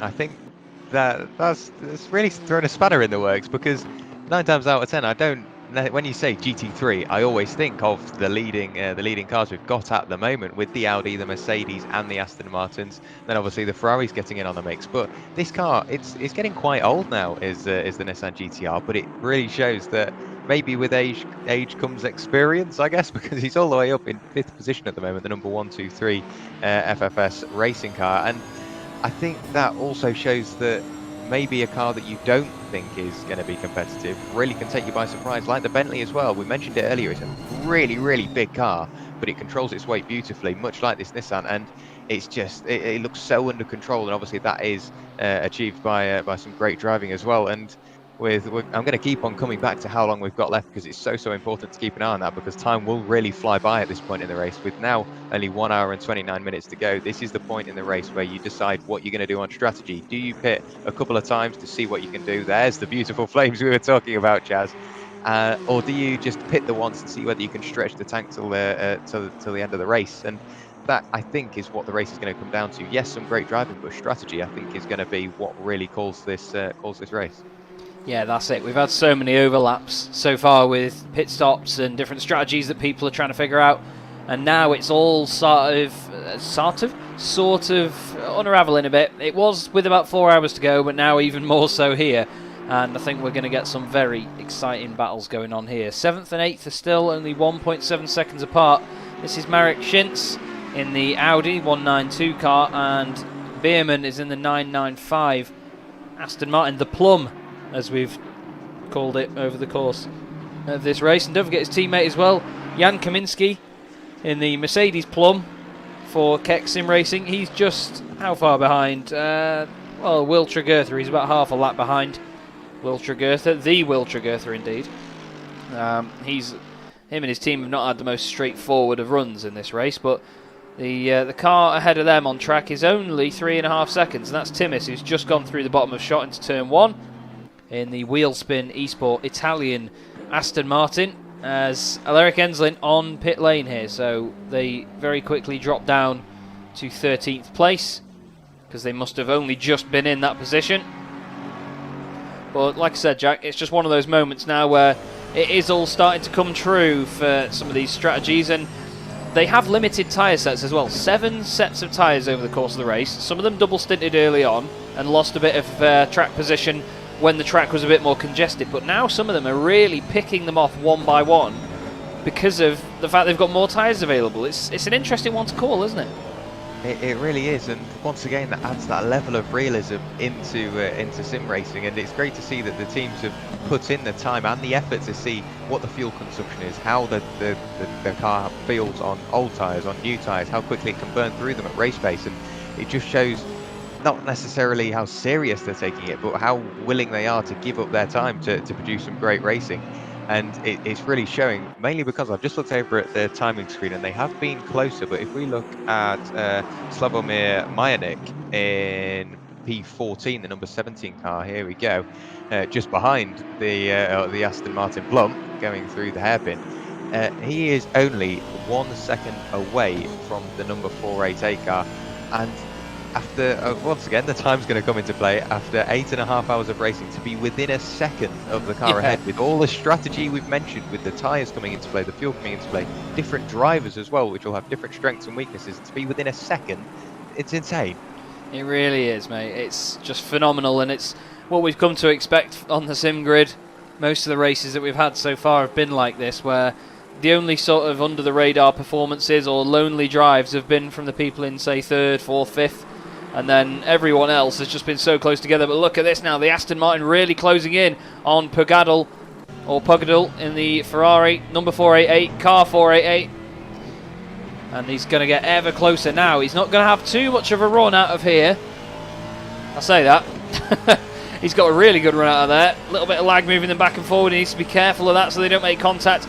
Gets side by side down the straight, coming towards us through the gloom here in Japan. Fantastic downshift sounds from the Audi just ahead, but Majanik just plays it safe there. Sorry, Majanik, I think you've got it right actually there, Slavomir Majanik in the 17 car, but they've had a fantastic performance so far. They don't want to ruin it here by doing anything desperate in this battle, and Robin is doing a great job of defending as things stand in the very striking silver and black Ferrari with the green highlights. And another driver that was doing amazingly before and has always been in the top 10, Nick Babin in the Carbon Esports Porsche. Now, this car has been so quick all race long. You see the exhaust glowing there as the light fades even further. This car has been flying all race long, like really all race long, but just not quite broken through to the top couple of positions. And I think come the end of this race, we might have to keep an eye on them. But for now, it's this battle. These are the closest two on track. And there's still nose to tail. I've got a feeling at this point, once again, strategy will come into play. Do you sit behind the car you've been catching lap after lap after lap and save a bit of fuel, or do you put all that hard work to good use and just throw it up the inside somewhere and get the position made and continue making inroads up the order? But the Slovakian driver behind is really the one in control at this point. What does he do behind the wheel of that Aston Martin? And there's not much Robin can do behind the wheel of his Ferrari. He can defend as much as he wants, but he's got to remember, defending from the car behind will slow both of them down. He may waste a bit of fuel and some tyres doing that. So it's really sort of tit for tat at this point. Both the drivers have got to come to some sort of agreement through the cars, whether they decide to continue battling or they work together, or one of them saves fuel and just lets the one in front do all the hard work. It's really going to come down to what each of them decides to do, because they've only 5 seconds behind them is the 601 car in P15. So you've got to be careful at this point. You can't spend too much time getting caught up in a battle, because you'll just lose more and more and more time and drop back into the clutches of another car. Can indeed, and it's something that we've become all too familiar with, and I'm sure these guys have as well from their time in sim racing. Look at the clouds and the sky, and oh, it's wonderful, absolutely wonderful. And you've got the reflections on the car in front, the reflections on the road surface as well. Does look very good when it gets to this sort of transition into nighttime here. But this is Majernik doing everything. You can hear him changing down just to try and get that Aston turned in a little bit more. Big front engine car against the rear engine Ferrari just ahead of Robin Pogadl. I'm sure he's going to tell me one day that I'm saying his name wrong, but I'm glad that so far he hasn't. Into Degna 2, closes up quite a lot there, does the Aston. Under the bridge they go, but the Ferrari gets a good run out of there, up towards the hairpin, onto the brakes once again, and Slavomir just showing his nose down the inside a little bit there. A little bit of a wiggle around as the car clips the apex, but he just can't seem to break through at the moment, can he, Jack? He's just not got that little bit extra to get past. Yeah, I think what's going on is the 488 Ferrari is quick in all the right places. He's quick on corner exits, on the run onto long straight. So as we're looking at the moment, look at that through spoon curve. He's just got that extra maybe tenth mid corner just to get him slingshotted onto the back straight. So the Aston Martin behind can do everything he can in the draft and keep his foot planted to the floor, probably through the floor at this point, just trying to get past. But that gap has just got to such a substantial amount. If I put my teeth back in, he won't be able to get past. We've got a slow car on the exit of 130R, so one of the quickest corners on the circuit has got a slight, like almost a mobile chicane midway through, which isn't ideal. And I think somebody we've got to look for as well, we mentioned it before, Jules Sky in the number 601 Mercedes AMG GT3 will very quickly catch on to the tail end of this battle. I think it was Marek Schintz, and this was just a pure guess. Through 130R, bit of curb, yes, the car breaks away. I say yes like I was celebrating that, I didn't mean to. And then he wants to get going again, and he does a good job, to be fair, of making sure that he's not too close to anybody else getting involved there. But that was a hell of a moment for him, but he was in P8 or P7. Now Jan Beerman has gone past him in the 995 Aston Martin, because there is Jan, so he's up a place now. And they'll be even happier with that, because that car started 35th overall. It's absolutely amazing performance so far. And it gives me great pleasure, by the way, to reintroduce to everybody Rene Buttler, who joins us back in the box for the last 1 hour and 20 minutes. How are we doing, Rene? You all right, mate? Oh, definitely. I mean, I can say I'm the quickest because I ate my cordon bleu way quicker than these guys finished the race. So I would say that's the first big win for me. If our guys in the cars can't win it, then at least I can win here on the table. Oh, I like your strategy, mate. Was it a super soft or like a hard compound fork? Hard compound. I normally go for hard because it enables you to be a bit more aggressive on the entry. And then you just need to stay sharp and precise if you really want to slice through all of this to ensure that in the end you're not hitting any of the plate or the walls left and right, and just instead going right through the middle and then get it in. Easy. So you're fueled to the end now, yeah? Definitely. Smashing. Well, good to have you back, Rene. Nice style on the rejoin. Now, interestingly enough, the gap for the lead in silver at the moment is between James Bacon, and I know you're not hungry anymore, so that doesn't really matter. And then, well, to be fair, who wouldn't love bacon and a beer? Because I know that sounds like a good. Bacon is fine whenever. Doesn't really matter. Oh, it's all good with me. All good with me. But so wait. We got bacon and we got beer, man. That's what I meant. That totally shocked me now. I just looked at the screens like, wait. Yeah. The beer's here as well. Two of the greatest things on earth, and they're both in Aston Martins as well, so double win. But you can see the lights are now on, the light has faded, and these drivers are really going to have to adapt. The track temperature down to 31 degrees now, so it's dropped 10 degrees from its peak. Just having to quickly look at 13th and 14th, because Majernik is still there, chasing him down, and Pogadl is just unable to get away at this point. I was asking Jack before how you think that Majernik in the Aston Martin is going to be approaching this, because Jack reckons that you could just sort of play it safe and hang behind a little bit, knowing that you don't really need to push too hard. But Sky behind them now is only 2.8 seconds back, so it's getting very close, isn't it? I thought you were speaking to Jack, right? Oh no, I was asking Jack earlier how he was getting on. Sorry, I was pitching the question to you as well to see what you thought instead of Majernik's approach to this battle. I was sitting here like I would technically miss part of a sentence. It's all good.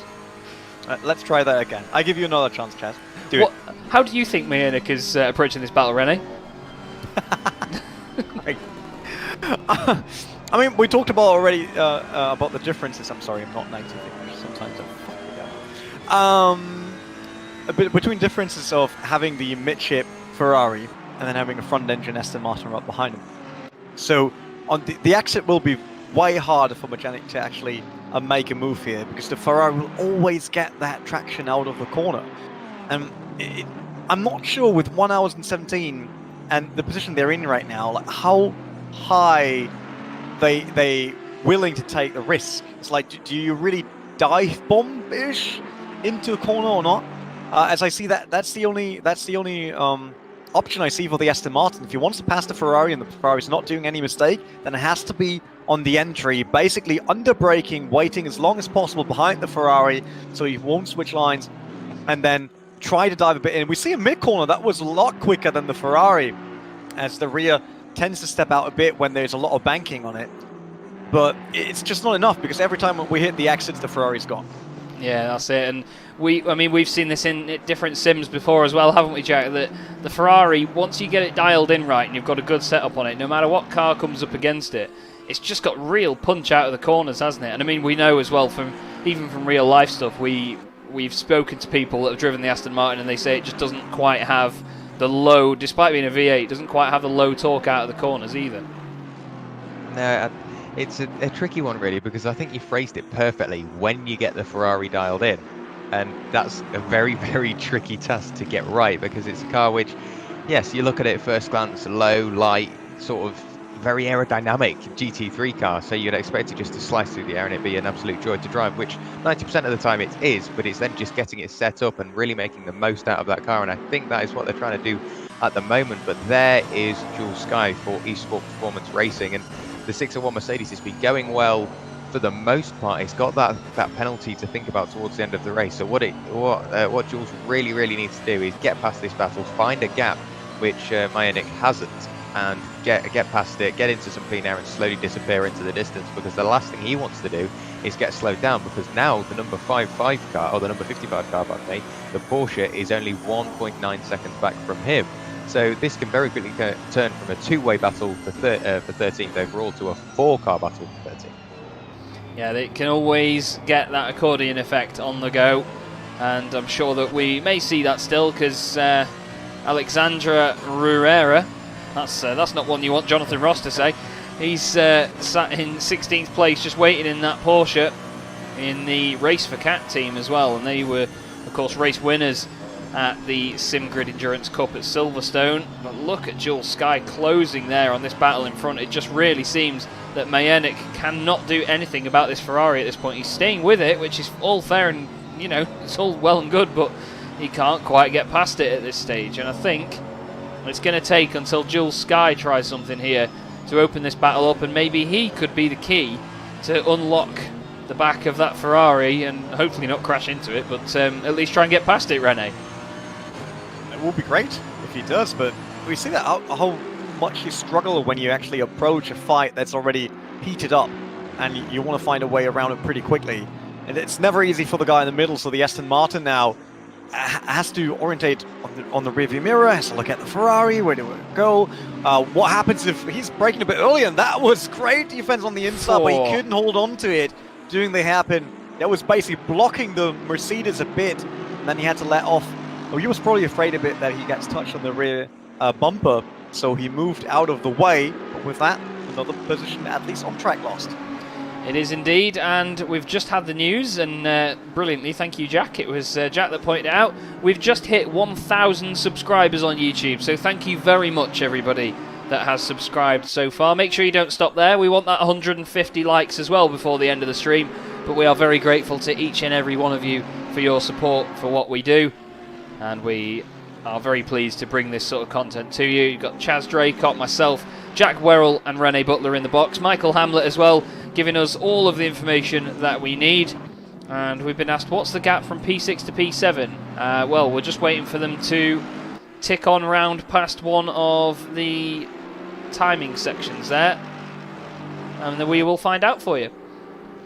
James Bacon has just crossed one of the timing beams. He's 11.3 seconds behind, as Jules Sky makes it look very easy going past the Ferrari of Robin Pagano. And like I said before, it's just going to take from Jules to do something to get through, and he certainly has flown through. What a fantastic little manoeuvre that was, nice and tidy, and it is 56 seconds according to Michael, so thank you very much for beating me to it, Michael. That's pretty epic, that is.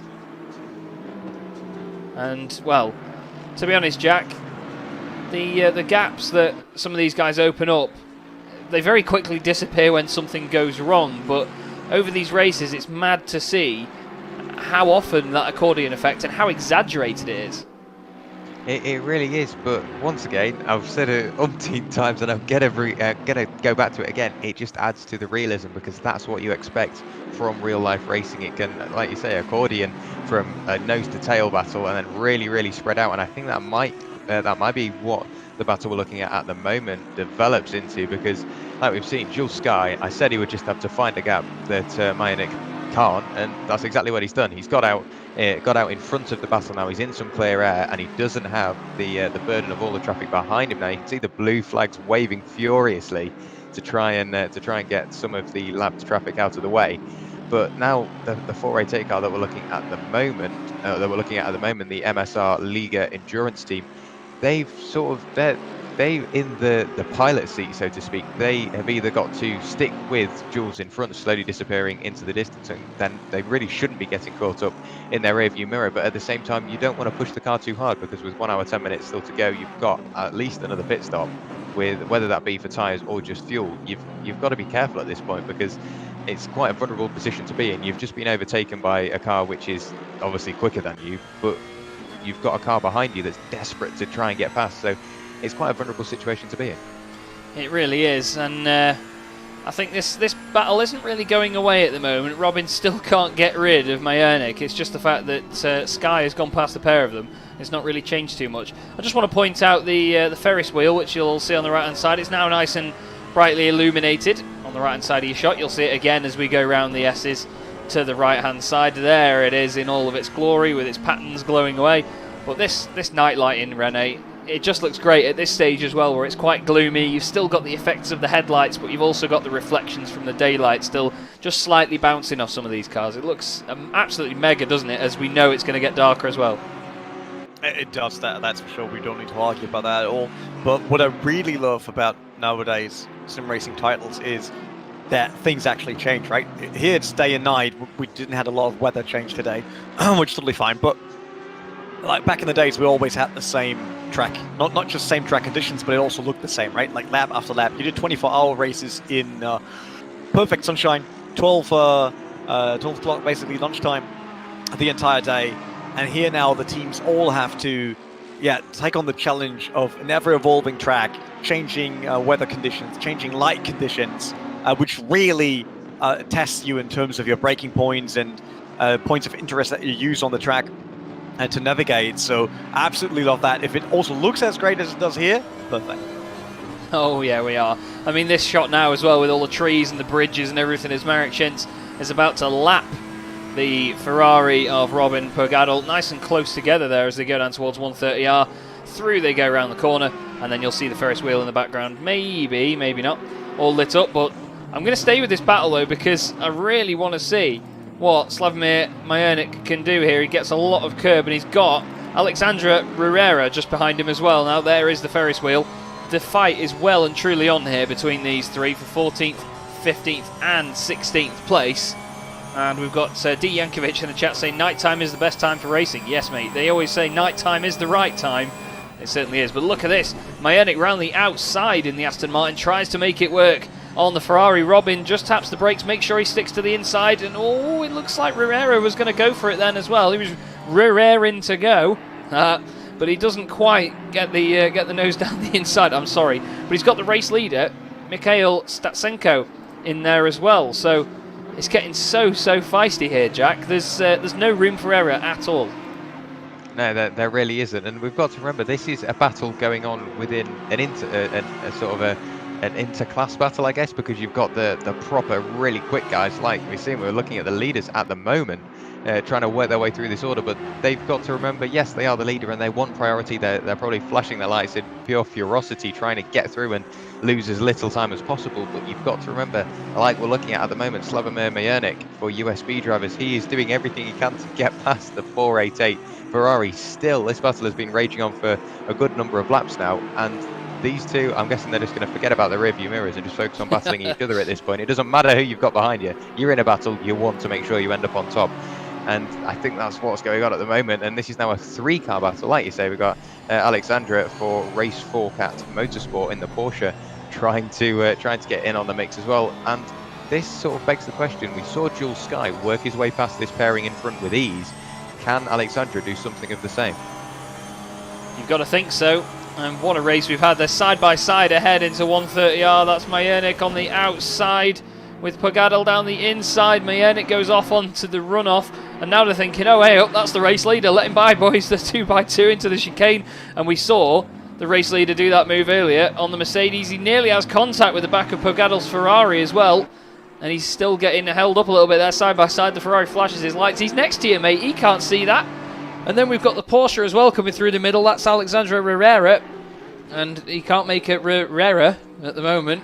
He's side by side with that Ferrari still. And now he's going to go round the outside. Tries to pull. I think it was a Kimi Raikkonen on Fernando Alonso, was it? Or was it the other way around? I can't remember. But side by side still, though, as they go up the S's, up the hill. This is amazing racing here, Rene. And he's actually managed to make it stick. And still, it's Pogadl ahead of Majernik. I'm actually surprised that the Ferrari's still in front of the Aston Martin right behind, and that must feel so bad. I mean, Majernik is sitting behind him all the time. He's seeing other cars coming by, overtaking them, like basically saying, "Hey man, great meeting you again, but I really have to go now. I'll quickly overtake the other guy as well, and then I'll see you next lap." And then they just keep going, right? While the Aston's still sitting there, trying to find a way around the Ferrari, trying to find a weak spot. The Porsche, though, that outside overtaking, that was pure magic. It was controlled, static, the car wasn't moving around at the outside at all. You know, like normally you tend to be a bit over-aggressive when you're sitting on the outside, because even if you slide, you're not tapping the other car, and you want to make sure that you actually get that position. But he looked so much in control of that Porsche, and that was beautiful overtaking maneuver.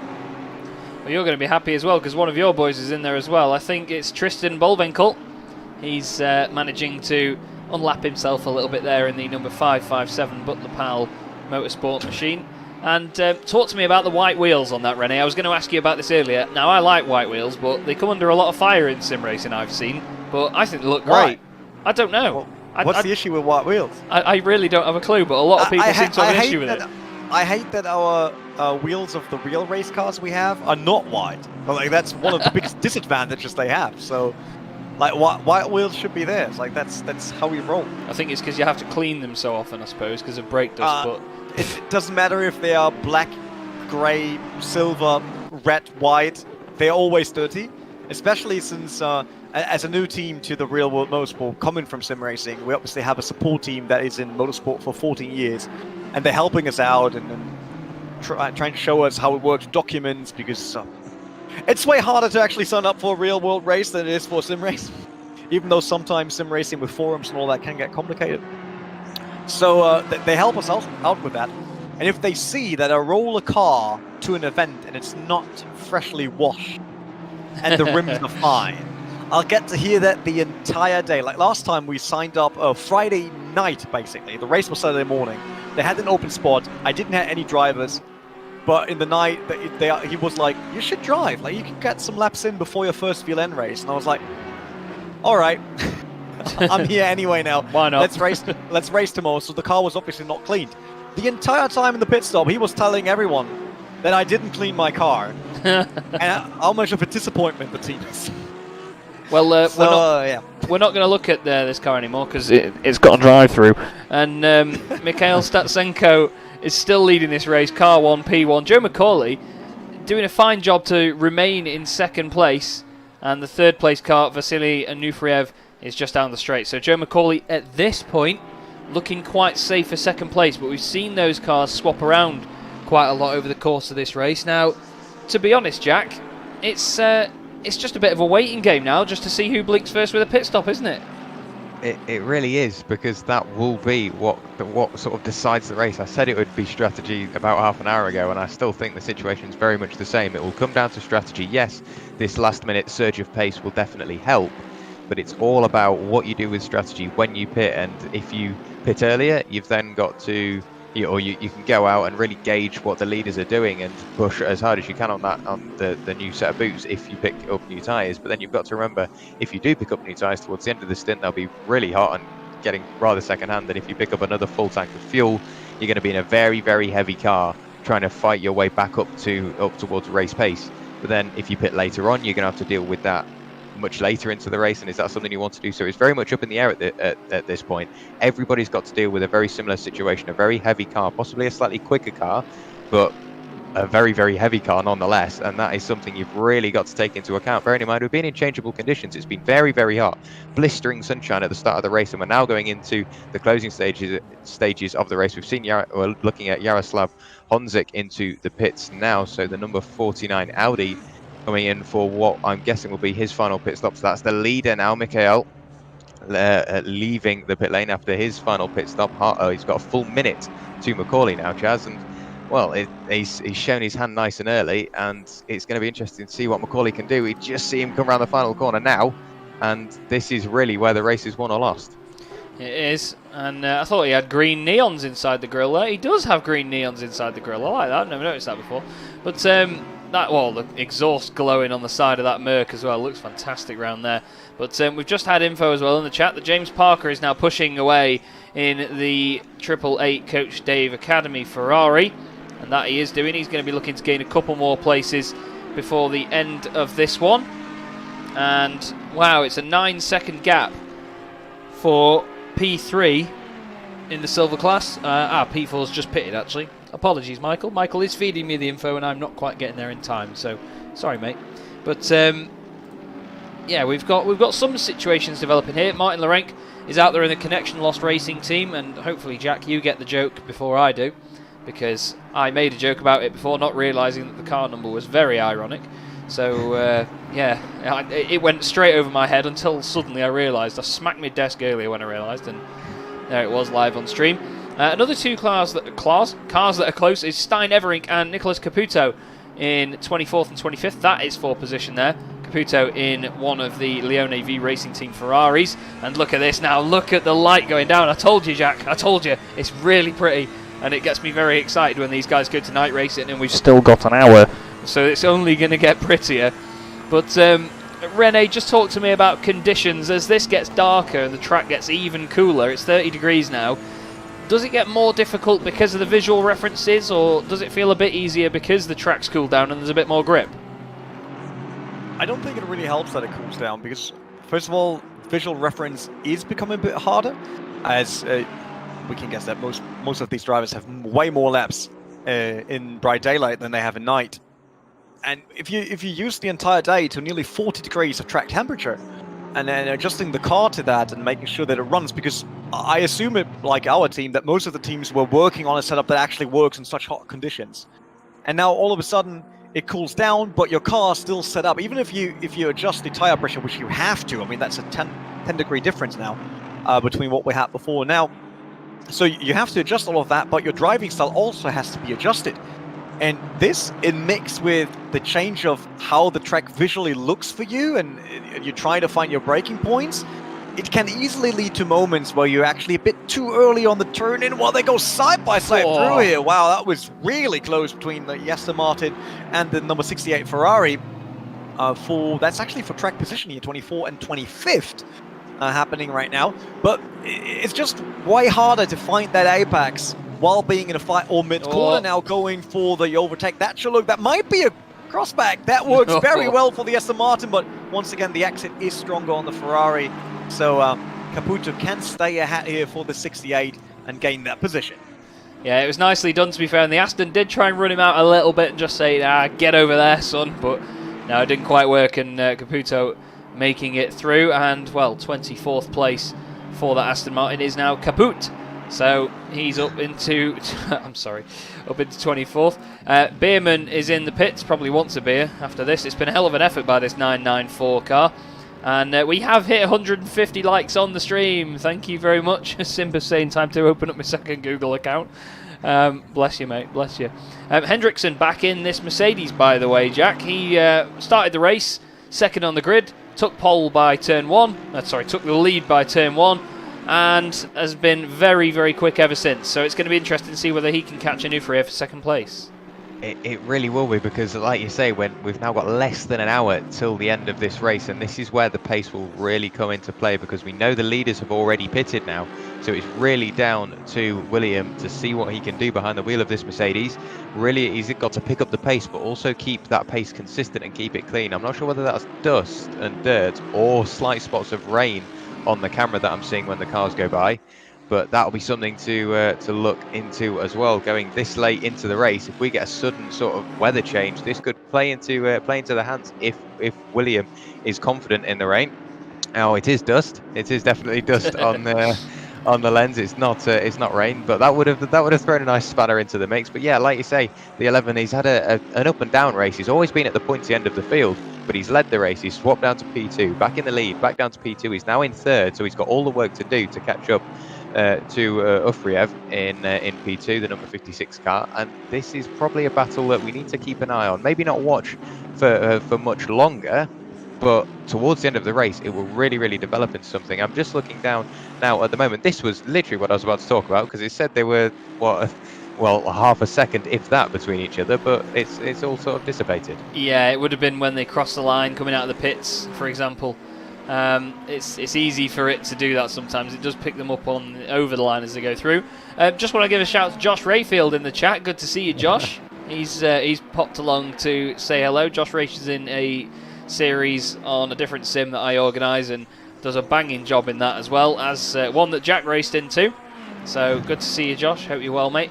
Just ahead of Jarno Kausch here on track, but not for position, we have the CW1 car. The massive postcode that is not Akos Gietvan himself, but the car that he's in. And he has to write a letter to the steering wheel every time he wants it to do something, because it's that far away. But the Racing Line Motorsport Bentley, a nice little reiteration of that colour scheme, and it looks absolutely smashing, and he's doing a brilliant job at wrestling that thing around at the moment. 12th position overall. James Bacon, he's into the pits. And just ahead of him there is the Ferrari. I believe that's the number 60. It's either the 68 or the 69. It's the number 68 of Caputo. As the Aston comes to a stop, and we saw this car stop earlier, didn't we, Rene? And said that looks fantastic from there. It's a good angle of the Aston, that, with that livery on it. I mean, it's glowing. It looks like a superhero outfit, glowing at the camera. I really like it. I mean, if you've not been to a racetrack yet and seeing a midnight or like night pit stop, just go there. It's like I was in Le Mans 2018, I think, and we got lucky to be invited by ACO, so we have been able to be in the lounges right above the pit stalls, and it's so impressive seeing the teams work during the night, and with all the lights and everything's glowing. It's like that's an absolutely amazing view, and it's one of the reasons why I decided that the goal for our team is to do the 24 hours of Nürburgring, the real one in 2021, because I want to be there. I want to see nighttime pit stops. Well, this alone, just from this aspect as well, even from a sim racing perspective, looks amazing. I was told actually, Jack, that you what you picked up on before between Spears, Tregurtha and Kausch actually ended up in an accident. They were all together, but they had a bit of contact. This is Will Tregurtha now in 18th. Harry Spears is just up the road in 17th place. Kausch now down in 20th in the Ferrari. So unfortunately, it didn't all go their way. The Swiss driver just pushing along in 20th place. We've got Mita Bonka in the pits at the moment in the pink Audi. Love the look of that thing.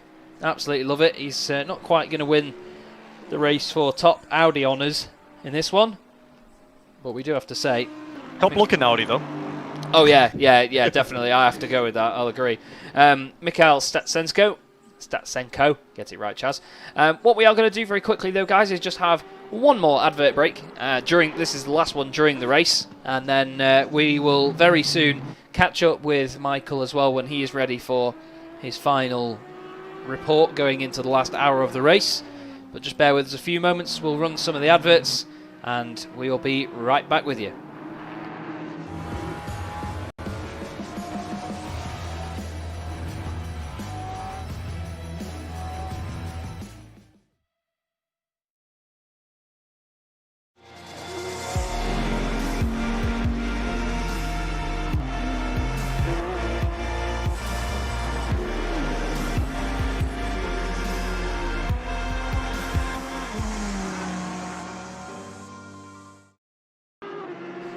And there we go, Thrustmaster sponsoring this series, and they've partnered with the SimGrid as well. And don't forget Coach Dave Academy also sponsoring these events and helping out everybody with a lot of these setups as well. Make sure you check both of them out. And, well, there's plenty of services that both of them can offer. We will go back over some of them in a little bit, but we're properly into the dark now, and it's looking more and more striking every single lap, isn't it, Jack? What do you make of it so far? Because I know this is probably one of your first experiences of ACC going into the night, isn't it?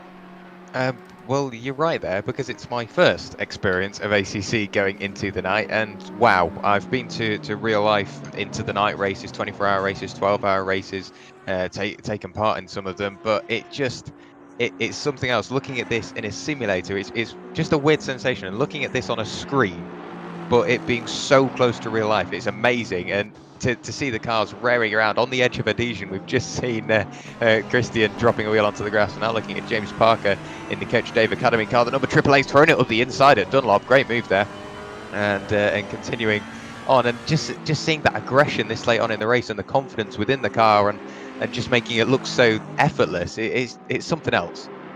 Really is, and I know that you're a huge fan of how it looks as well, to be honest, Rene, and it's just a beautiful, beautiful looking bit of kit. Actually, sorry, Rene, I'm going to stop there because Michael Hamlet is, I don't know what happened to my voice. Michael is ready for his final race report of the day. Michael, welcome back to the booth, my friend. We're getting into the latter stages now of this epic event, and it just keeps getting better and better, doesn't it? It really does. And as you've seen in the messages I've been putting through to you, I think we're going to have a battle for the final podium position in silver class. In fact, it looks like something may have happened because Harry Spears has actually taken that podium position now. Yeah, that was held by Harava. So I've just missed that one as I was inputting all my data. Did they pit maybe? I think they might have pitted last time round. Harava pit and came out in front of Spears, as according to the data I was looking at, and then when I was just double checking my data before this review, something. So, yeah, it's been a really fantastic race. 50 minutes to go, and I mean, we look at the way the gaps are, and for some of the places, maybe some of the key positions, such as say the top three, you think, oh, okay, that's it, it's probably done now. But one of the key things, I remember the very first endurance race that I ever hosted was a 3 hours of Spa, and I remember there was an Audi in second place, had been in second place all race, one of the quickest cars on the grid by far, and on the penultimate lap they lost it at Radion and completely wrecked the car, and then P3 actually wrecked their car at the same place on the same lap. No and way. P4 was just laughing all the way home because they had been nowhere all race, found themselves at P4 near the end, and then walked away with second place. Well, it just shows you it isn't over till it's over, is it, mate? There's so much confidence from a lot of these drivers, but they can't let anything lapse going into the final hour or even the final minute, for example. I mean, we've seen it before where, I mean, in real motorsport a lot, where people have got to the line, celebrated, and binned the car. Like, it's actually a thing that happens, and no one's immune from it. At the end of the day, you've just got to have confidence in your own ability and not do anything stupid. Well, you look at, say, you know, say take the leader. You know, they've got a fairly substantial lead right now. The cut on the last update was 27 seconds, and you would expect the car in P2 to, well, they'll probably need to pit. Actually, they're going to need to pit before the end, I think. So you look at it and think, okay, it's 27 seconds the gap. They've got a 10-second penalty, so really it's 17 seconds. But you know, all it takes is for P1, right near the end, lose it at 130R, smash it into a wall, and a race that's been under their control for a good majority could be gone. Yeah. This is just how fragile it can be, despite what appears to be healthy leads and secure positions. In endurance racing, nothing is secure until that checkered flag falls. Indeed, you need to make sure that every corner is treated with the same utmost respect, because you don't want to risk anything too much. We're just looking at Phil Vitt, and he has actually got Akos Getvian in the Bentley, closing in on him at the moment, only 1.8 seconds behind. So, as we were just saying, you never know until the very end who could catch you and overtake you. And the thing is, with these races, it could turn out that Akos is on a bit of a later pit stop than him, and maybe he's running light on fuel, so he would need to pit, but you can never be too sure, can you? I tell you what, one thing I've actually noticed looking at all the various positions from the various cars I've been tracking, I've not been able to track absolutely everyone, but from the few select cars that I've had, the 18 cars I've been viewing at, a lot of the big gains have actually come from the silver cars. But the biggest gain in the pro class, currently sitting in P10, Phil Vitt at the wheel, the number 25 Muka Motorsport Audi R8. They started 27th and they find themselves up in 10th place right now. So they're the biggest gainers from all the pro cars, from what I can work out. As we've got P2 in the pits at the moment, and that is Vasily Nufriev, and William Hendrickson is just coming out of the final corners here, so maybe he'll be going past them down the straight. We'll go on board and just see what he sees. But thank you very much again for the update, Michael. It's been a pleasure as always to work with you.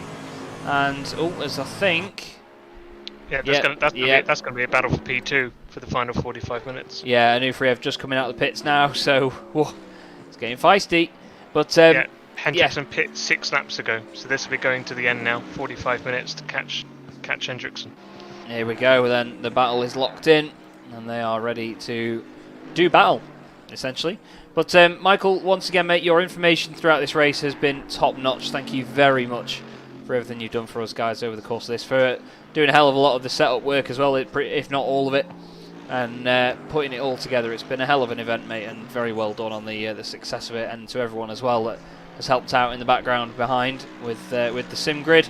And we will speak to you at the very end, mate. But for now, thank you very much. Rene Buttler joins us again, and so does Mr. Werrell. And, well, guys, this is shaped up to be a hell of a finale between second and third place now, hasn't it, Jack? It really has, and it was something I maybe didn't have my eye on. I was sort of thinking that Hendrickson would get his head down and really pull out more of a gap than he's got. Only 10 seconds the gap between the number 11 and the number 56 car now. But I was expecting the number 11, as we've seen before, to work its way up towards the top end of the order, because you'd have thought they probably know about the penalty that the leaders currently have. So you'd really sort of drag every single piece of performance out of that Mercedes to catch back up to the leader and maybe make inroads. And you don't even need to overtake, you don't need to put in all that extra effort, you can just make sure you're within that 10-second margin. But I think that battle will dissipate before it even starts, really. And yeah, like you say, a battle for P2 is really what we need to be looking at going into the final 45 minutes of the race. And during that previous little segment, we mentioned that the podium positions had changed for silver class overall, because we've now got Harry Spears up in P15 overall, but P3 in class. So the number 8 Mercedes now inheriting the final spot on the podium. And that also sort of brings me back to the incident between Harry Spears, Wiltragertha, and Jarno Kus. I've written his name down wrong, but yeah, let's just go with Jarno for the moment. I think it's Jarno Kausch. Yeah. But bearing in mind Harry Spears has been involved in an incident and he's now got onto the silver class podium, that's something else. This late on in the race, to have a change like that is vital for their finishing position. It really is. He's done a smashing job there, and well, he's got a driver just behind him for position though here, Rene, and it's Will Tregurtha. Probably not the driver that everyone would want behind them for position near the end here, because we know how fast Will can be. He's definitely a threat to Spears, that's for sure, especially so late in the race. I mean, with 43 minutes on the clock, it is enough to actually make a move, but it's not enough for someone to say, you know what, I will just let them pass, we'll get them later on with strategy or after the pit stops. It now counts what's actually happening on the track. There's no time anymore to go to the green table or whatever, trying to argue a way around why you let someone pass and why not. Now they actually have to defend their position on track and make it count. It will be interesting to see if Spears still has that battery left in him to actually defend all the time or even create a gap. I mean, that's still possible. There's a Honda NSX right between them right now. The Japanese GT3 with the midship layout as well. And as soon as that is out of the way, then Spears should be in clear view for Will, and that will probably create a bit more of a hassle, especially now with Jaroslav Jonzik is actually behind them. That's a problem, because now they got a super quick Audi and a guy with tons of experience right behind them, and he wants to pass them fast. He doesn't have any time to just chill out there, and he knows how dangerous it is to be behind a fighting pack that is like behind on result. Look at that, people going left and right, there's blocking, there's people trying to do an overtake. Like, Honzik really wants to get past them as quick as possible. Well, he got the first one now with that. There's a huge gap now once again between Will and Spears. Yeah, that almost made me jump there with Will just getting onto the brakes. Very hard to make the point that he was slowing down to let Honzik go through. It was great to see the sparks bouncing over the windscreen as well from on board with the Audi there. But this is all meaning now that Spears can have a bit of a sigh of relief as the gap opens up a little bit back to Will. But we know it's not always going to be that way. But welcome to the Spears train. This is all aboard at the moment, with a Merc at the front and a Merc at the back, and then the two midships in the middle, as Rene would call them. But Jack, 41 minutes to go here. Still plenty could happen, but this seems like a bit now where maybe some of the guys have settled down a little bit. I'm just keeping my eye on the gap at the very front between second and third. It was 9.8 seconds last time round, and I don't think it's been fluctuating that much, but this is the part of the race now where people really need to keep a level head and just chip away, don't they? Because if they do anything desperate now and lose out, they've not got time to recover from it. No, it really is at any point in the race. If you're gonna have an incident, it's not ideal, I'm aware of that, but if you're gonna have an incident, do it at the start. You've then got all that time to make up on strategy, with knowing that in the back of your mind. We're now looking at Jaroslav trying to work his way around the outside of the Honda NSX. But if you're going to make a mistake, make it at the start. You've got all that time and on strategy, and going into stints knowing you've got to make up time, so you might not really take as many liberties with overtaking cars. But making a mistake this late on in the race really, really will affect maybe not just your own race, but other people's as well, whether it be for the good or for the worse. But looking at it at the moment, this late on in the race, you can see just that Jaroslav's desperation to get past the Honda NSX. You really can't slow down. You've got to keep the momentum up, make sure you keep yourself in a rhythm, and Will Tregurtha followed him through. You've just got to keep on chipping away at whatever gap you're pushing for, and if that slowly starts to add up over a couple of seconds a lap, going into the final 40 minutes, you're going to be there or thereabouts. You need to have that balance, don't you, of still making progress, but not sort of hindering yourself in the long run, or not causing any sort of disturbances to other drivers. You just need to get on with the job and crack on with it. I'm not sure if you heard the truth bomb that I got fed a while ago.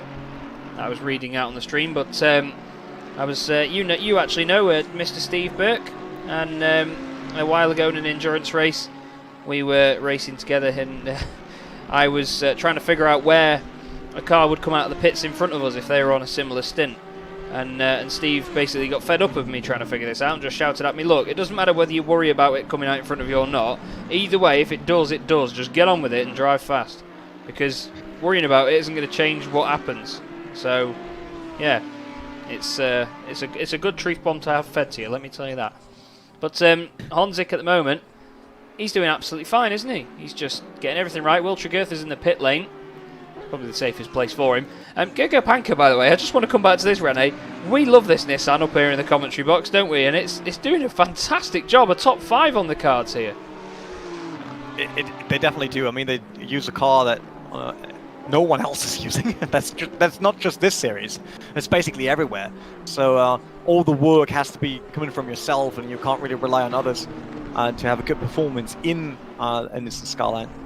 In the GTR, it's not a Skyline anymore, but the base car is already great. I once drove the Nismo GTR version as a track test in Silverstone. It is a nice car. It's not as bulky as it might look like in terms of driving it around, but it keeps you very distant from, like, in terms of connecting to tarmac and the car. There are cars where you sit down and you do the first 2 and 3 laps, and you really feel connected to it. You know how it's behaving, how it's wiggling around, coming out of the corner, and everything on the R35 GTR is a bit numb. And that makes it so hard to actually get around the track. It is a great car. It can be quick, but it's way harder to feel connected to it, to really know about the car, and then bring out the entire potential. Yeah, that's the thing I've always sort of seen with the body language of the road car as well. Like, this is going to sound like a bit of a contradicting sentence, but it looks like a very sturdy, like, stable car.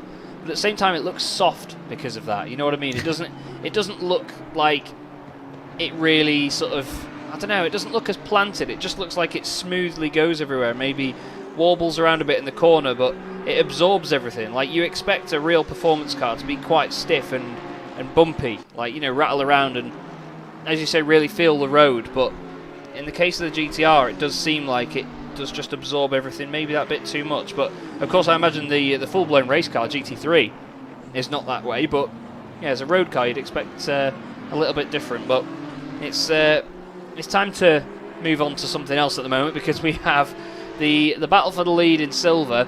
It's not quite as close as we all expect, because James Bacon is leading it at the moment for SRJ Motorsport, and if we keep an eye on the left-hand side, it is going to be Jan Beerman that will light up the timing tower on the left-hand side, and we'll see how far behind he is from the Aston Martin. But it seems like quite a big gap at the moment there, Jack, and it looks like maybe James can start to just nurse this car home in the last 35 minutes here to take a silver class win.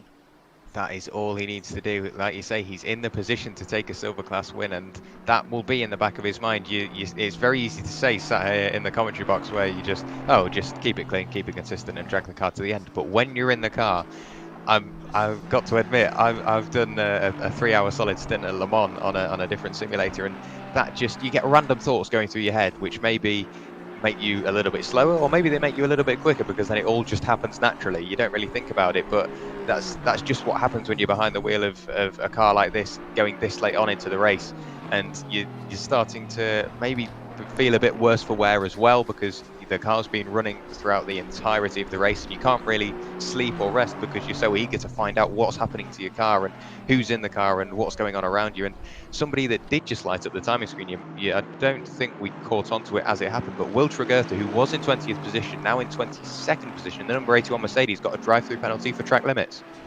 Ah, right, okay. That'll be why he went through them. But I thought it was maybe just a late stop if he was slightly out of sync, but nope. Good old Will pushing the boundaries once again, as he does. But that's the thing, Rene. We've seen a lot of that this afternoon, not just from Will and the Good Smile team, but everyone has just been pushing as hard as they can. And that's the thing we've sort of touched upon over the whole race, is that the fact that they're driving this like it's a sprint race, but it's epic for us because it's been amazing to see, hasn't it? Definitely. It's just, that's how endurance racing changed over the years, right? I mean, if we look back at classic endurance racing, besides all the things the drivers had to deliver, it was mostly about, is it actually possible to build a car and to maintain a car that can run nearly at full capacity through 24 hours or 10 hours, 12, whatever. And people had to step back here and there to actually make that happen and to let the car survive. And with nowadays technology, which is obviously the cars we're driving here in the sim, you can push. Now it relies way more on how much concentration and focus and energy your driver can bring behind the wheel then that the car has to survive, because these GT3 cars, they can survive. They survive 24 hours, they can survive another 24 hours. I mean, they never do in real life. If you step into them, there's always something going wrong. But in terms of the car itself, it's not an issue at all. So everything now is down to the drivers. And as you know, humanity and how we do sports, right? We always push it to the maximum. We always want to make sure that we never have to cool down during an event. And that's exactly what we see in sim racing endurance nowadays as well. They're just going like it would be a sprint race, and it's amazing to watch. It is, because you get to see them flat out racing, and we've seen it as well. I mean, I don't really like to compare this sort of racing to the likes of Formula 1, but we've had comments previously in Formula 1, you know, they have to do a lot of lifting, coasting, saving fuel, saving the engines. It's not just the flat out racing as it used to be in like the mid-2000s, for example. It's just lost a bit of that aspect, but to see that GT3 racing's gone the opposite way, and away from all the conservation of the cars and the engines, they just go for it for the whole race. It makes the length of the race not redundant at all, because it just means that we get more excitement for longer, and I'm all for it, to be honest. It's absolutely fantastic. We've got 17th and 18th together here once again. This is Lubomir Arava and Jarno Kausch. They were the other way around before, with two different drivers in these cars. And Jarno around the outside of the Ferrari, maybe a little bit of a touch into turn 1. And he's going to go around the outside of turn 2. What a move, Jack. Yeah, I wasn't quite looking for that. I was going with the stream, and then going into turn 1, you sort of, you knew he was eyeing it up, but you think turn 1 is quite a scary corner, a very high G corner for these GT cars, and I struggled to get through there by myself, let alone too wide. So a great move nonetheless, and continuing on up the road. But I think seeing that confidence this late on in the race really just pays dividend to how comfortable these guys are in the car, and it once again just sort of backs up the points you've previously made. This race isn't settled just as yet, because you know as soon as a battle forms, they're going to be battling nose to tail, and there are those sparks again. It's a beautiful spectacle to watch. We're going into the final half an hour of the race. Cars are closer than ever, and you've got the headlights, the sparks, the Ferris wheel. It's all adding up. It is, certainly is. Does definitely look the part, and this gap is now opening up a little bit between these two. Aston not looking like he can quite do anything at the moment. Here's Jan Beerman, one of my favourite cars in this field, but not just because of the livery, but the performance they've put in. They've done an absolutely outstanding job, and they started 35th and they're up to 7th position at the moment. Second in silver class as well. We did just also see the number 9? No, sorry, the number 7 Mercedes with the glowing aerial on the top of it. And they've got the hazards on and everything. This is it's almost like a safety car right now, isn't it, Rene? They're enjoying the spirit of the race. Let's say they're just embracing the spirit. Let's say. I want to say kudos to that, because we know how easily, especially in an online environment where you're not basically in this with a ton of money to be racing. To stay with the event, not quitting. I mean, these guys are great. I hope they have a lot of fun. They're amazing that they're still in the race. I absolutely appreciate that. And it's not fun to see endurance races later on with like 12 or 15 cars, because everyone else felt like, you know what? I can't even climb the ranks anymore. Let's just leave. So these guys showing how it should be in endurance racing, and then it's about having the experience with the team, finishing the event, enjoying racing. So that, basically, I will now make them MVP for this race. Best team, best car. There you go. Yeah, I agree. It's funny as well that the aerial is lit up and they've got the beacons on, because it literally is like a safety car, but a very fast safety car. I mean, it's at race pace at the moment, doing a great job. And like I say, they're like 19 laps down on the race leaders, but they don't care. They're just enjoying themselves now. And that really is what this is all about, is that if the drivers don't have the results they want, then they still enjoy themselves and still get stuck in. Much like the 180 car. I mean, Stein Everink is currently driving that machine, and this is the not the guest car as such, but the reserve car for this round. They're not scoring championship points here, Jack, but they've still put in a fantastic performance to be just outside of the top half of the field. I mean, considering that they were the first car not to qualify for this tournament, so the 44th place car, they've shown that they have got the race pace and the strategy to mix it in with the rest of the field. and I think they're going to pick up another position as well. The car in front of them, the number 68 Ferrari, has just picked up a drive-through penalty for a collision with the number 77 car that's all the way down in P35 now. So the Ferrari we're looking at the moment will be coming into the pits to serve its drive-through penalty after contact, and I think that is just really going to play into the hands of the number 180 Aston Martin. But like you said, they've put in one hell of a stint throughout this entire race. They're going to pick up another position, and I've got to say they deserve it, because from what I've seen outside of the box, what I've seen now come into the box, they've just been keeping it clean. And as a like you say, as a reserve team, they've approached it in a very professional way. They're well aware they're not going to earn championship points, but they've gone at it level-headed, knowing full well that if they don't rock up again for the rest of the season, they're more than happy, because they've put in one hell of a stint. And with round 2, the 12 hours of Bathurst on the 26th of August to look forward to, it'll be interesting to see whether they can get in for that one as well. September. But yeah, you're right though, and it's we were saying before, it's like a big testing session for them. They can just enjoy themselves out there now and see what they can get out of this one. This is Will Tregurtha in 22nd position at the moment in the Mercedes, and my God, this game looks good. Sim. Parker in the pit lane at the moment in the Ferrari, the Coach Dave Academy Ferrari. This is going to be their last stop. It's quite out of sync by the look of it compared to some others, I'm afraid, but either way, it's been a strong recovery drive from them, because they were right down the bottom of the order early on in the race. But we have to just take a second to appreciate Mikhail Statsenko and his teammates at GTWR Racing Team, because, I mean, if I'm honest, Rene, they're going to be a deserving winner if they keep it in the lead until the end. But what a drive so far. I mean, that stint earlier from, was it Jordan? Yeah, Jordan Sherritt, wasn't it? It was just unbelievable. Absolutely unbelievable.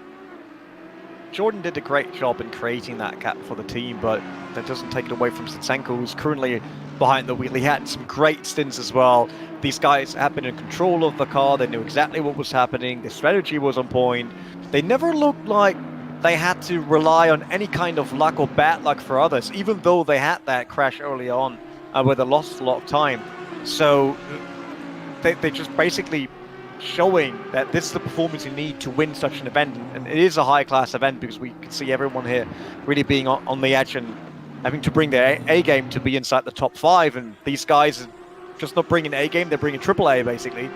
And with that, they absolutely deserve this win. And I hope that, for the sake of them, that they will bring that home even with 26 minutes on the clock. Although I would love to see a fight between number 1 and 11. I think that would be a great one, because last time we saw them going at each other, there was a huge difference in speed due to the strategy they were on.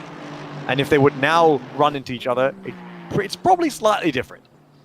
Yeah, that's the thing. I mean, we've had an incredible fight between the two of them all race. We've not actually seen that much of a battle on track. We had a couple of laps where some of the racing was incredible, and it was just like we were thinking when, not if. But somehow the Mercedes held the Audi back, and then later on in the race, he pulled the exact same move back on the Audi. It was quite incredible. But I'm a bit gutted for them because of the incident earlier, and they had another incident with a disconnected car too, which trashed the front of the car, and they had to pit and get it repaired. But the fact they're still in second place and 7 seconds clear of Vasily Anufriev is just amazing, absolutely amazing. But it's Hendrickson in the car now, and Anufriev is going to be trying his best to catch them up for second place overall. Whether they can do it or not remains to be seen here, Jack, but the clock is ticking down very quickly. 24 minutes to go.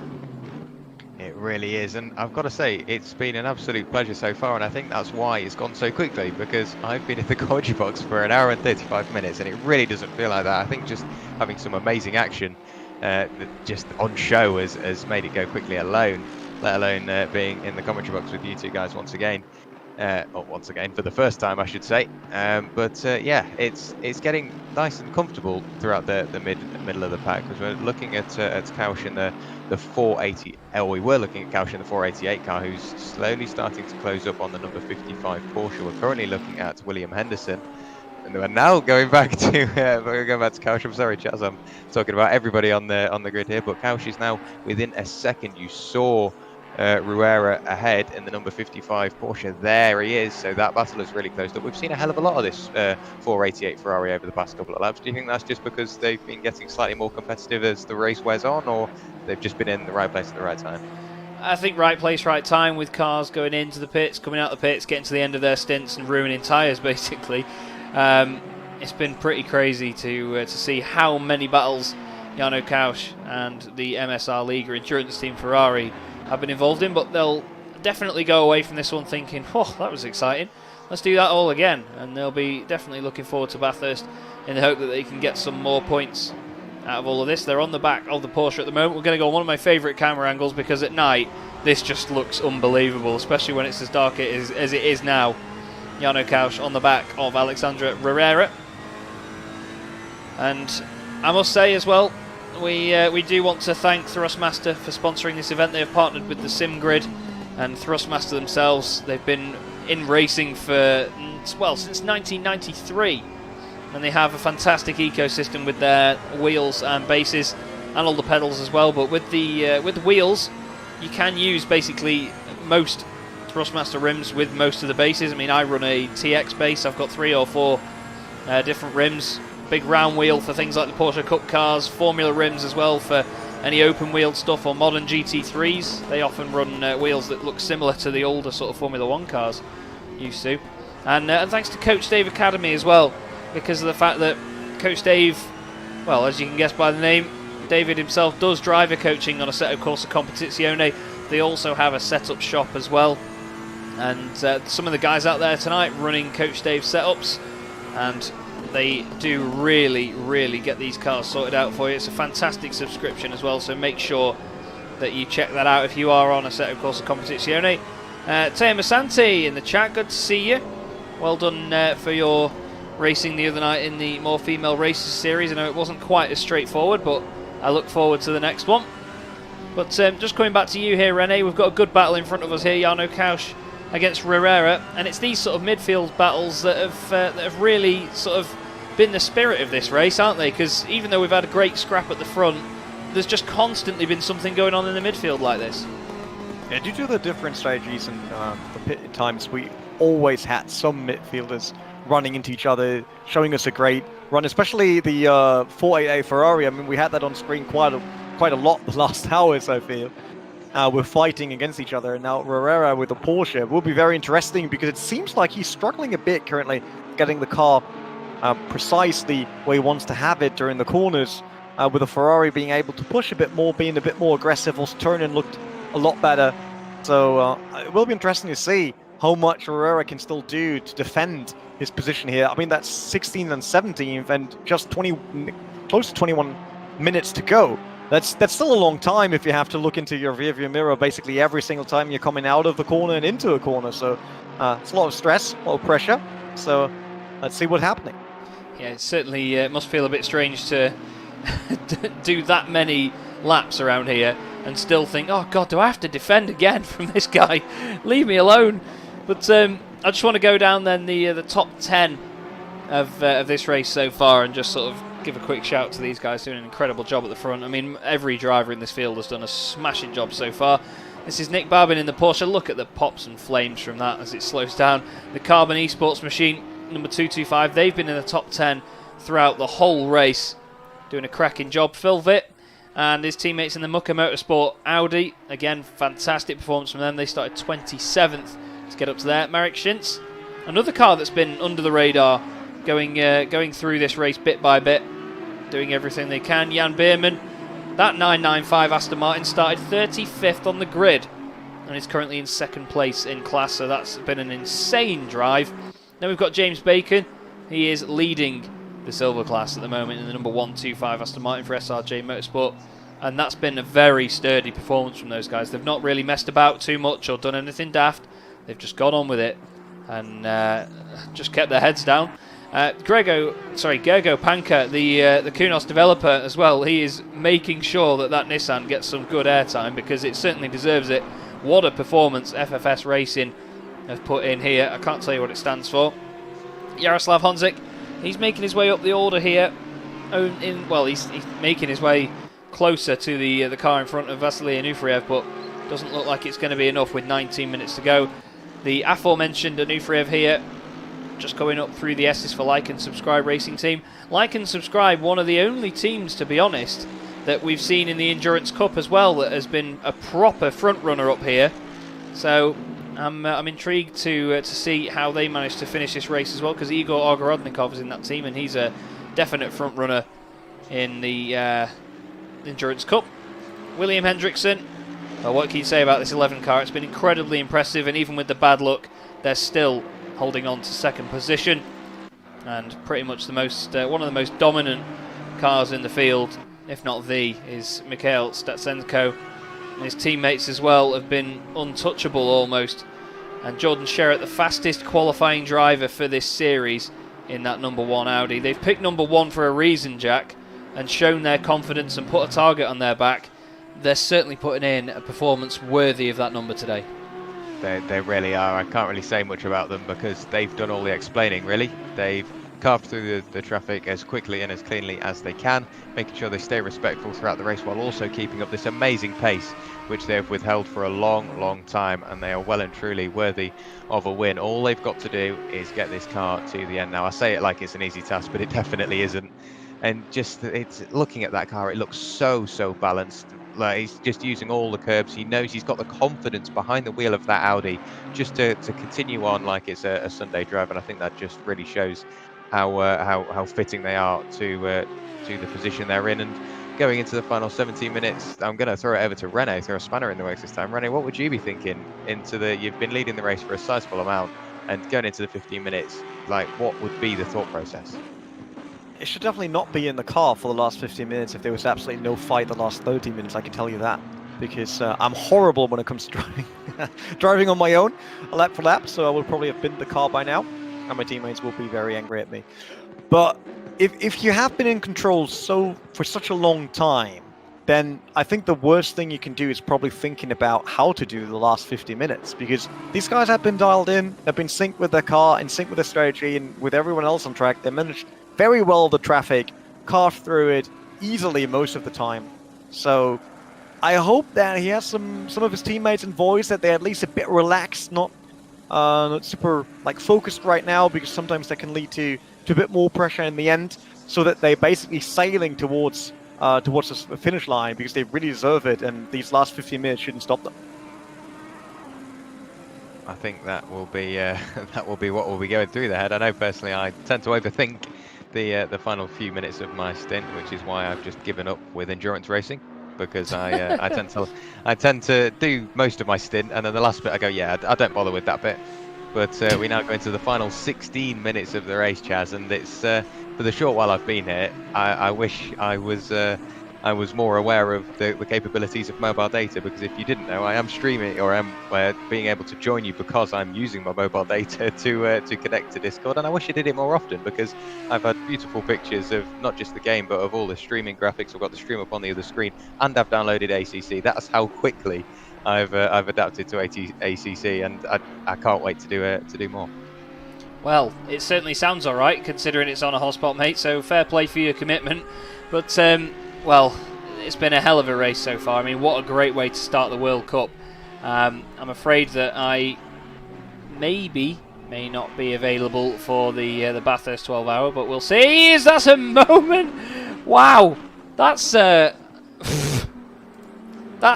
how you go into the last stint of a race, mate. Look at this. Catches the Astro sideways from Statsenko. And, well, we were mentioning before that it was you, Michael, actually, that was saying before about cars throwing it away, but that was a moment there, Rene, where that could have changed the race and given the win to Hendrickson. Yeah, that was close. I mean, we know how tricky AstroTurf can be, right? It's basically luring you into, hey, this is still track, go for it. But it's way more slippery than normal tarmac, especially when it was raining. I mean, not the case here in Suzuka today, but it's just so hard in that corner, especially since you can be so quick around it, but it changes every single lap with your tire pressure and the current tarmac. I mean, we're down to 29 degrees now on the track compared to the 40 we had earlier before we had it into the night time. So it changes the balance of the car so much, and it can easily lose the rear on one of the Audis there. And if it's gone, you know you got all the weight of the engine on your rear axle, so you can catch it to a certain degree, and then it's just spinning off, and then you would basically do ballerina moves for maybe the next 200 meters before you can continue in the right direction again. Yeah, it's just all about managing the car and how it performs over the course of a run, isn't it? You need to be so careful all the way throughout. But I think Statsenko, to be fair, that was the only time that we've seen any sort of wobble from them all race.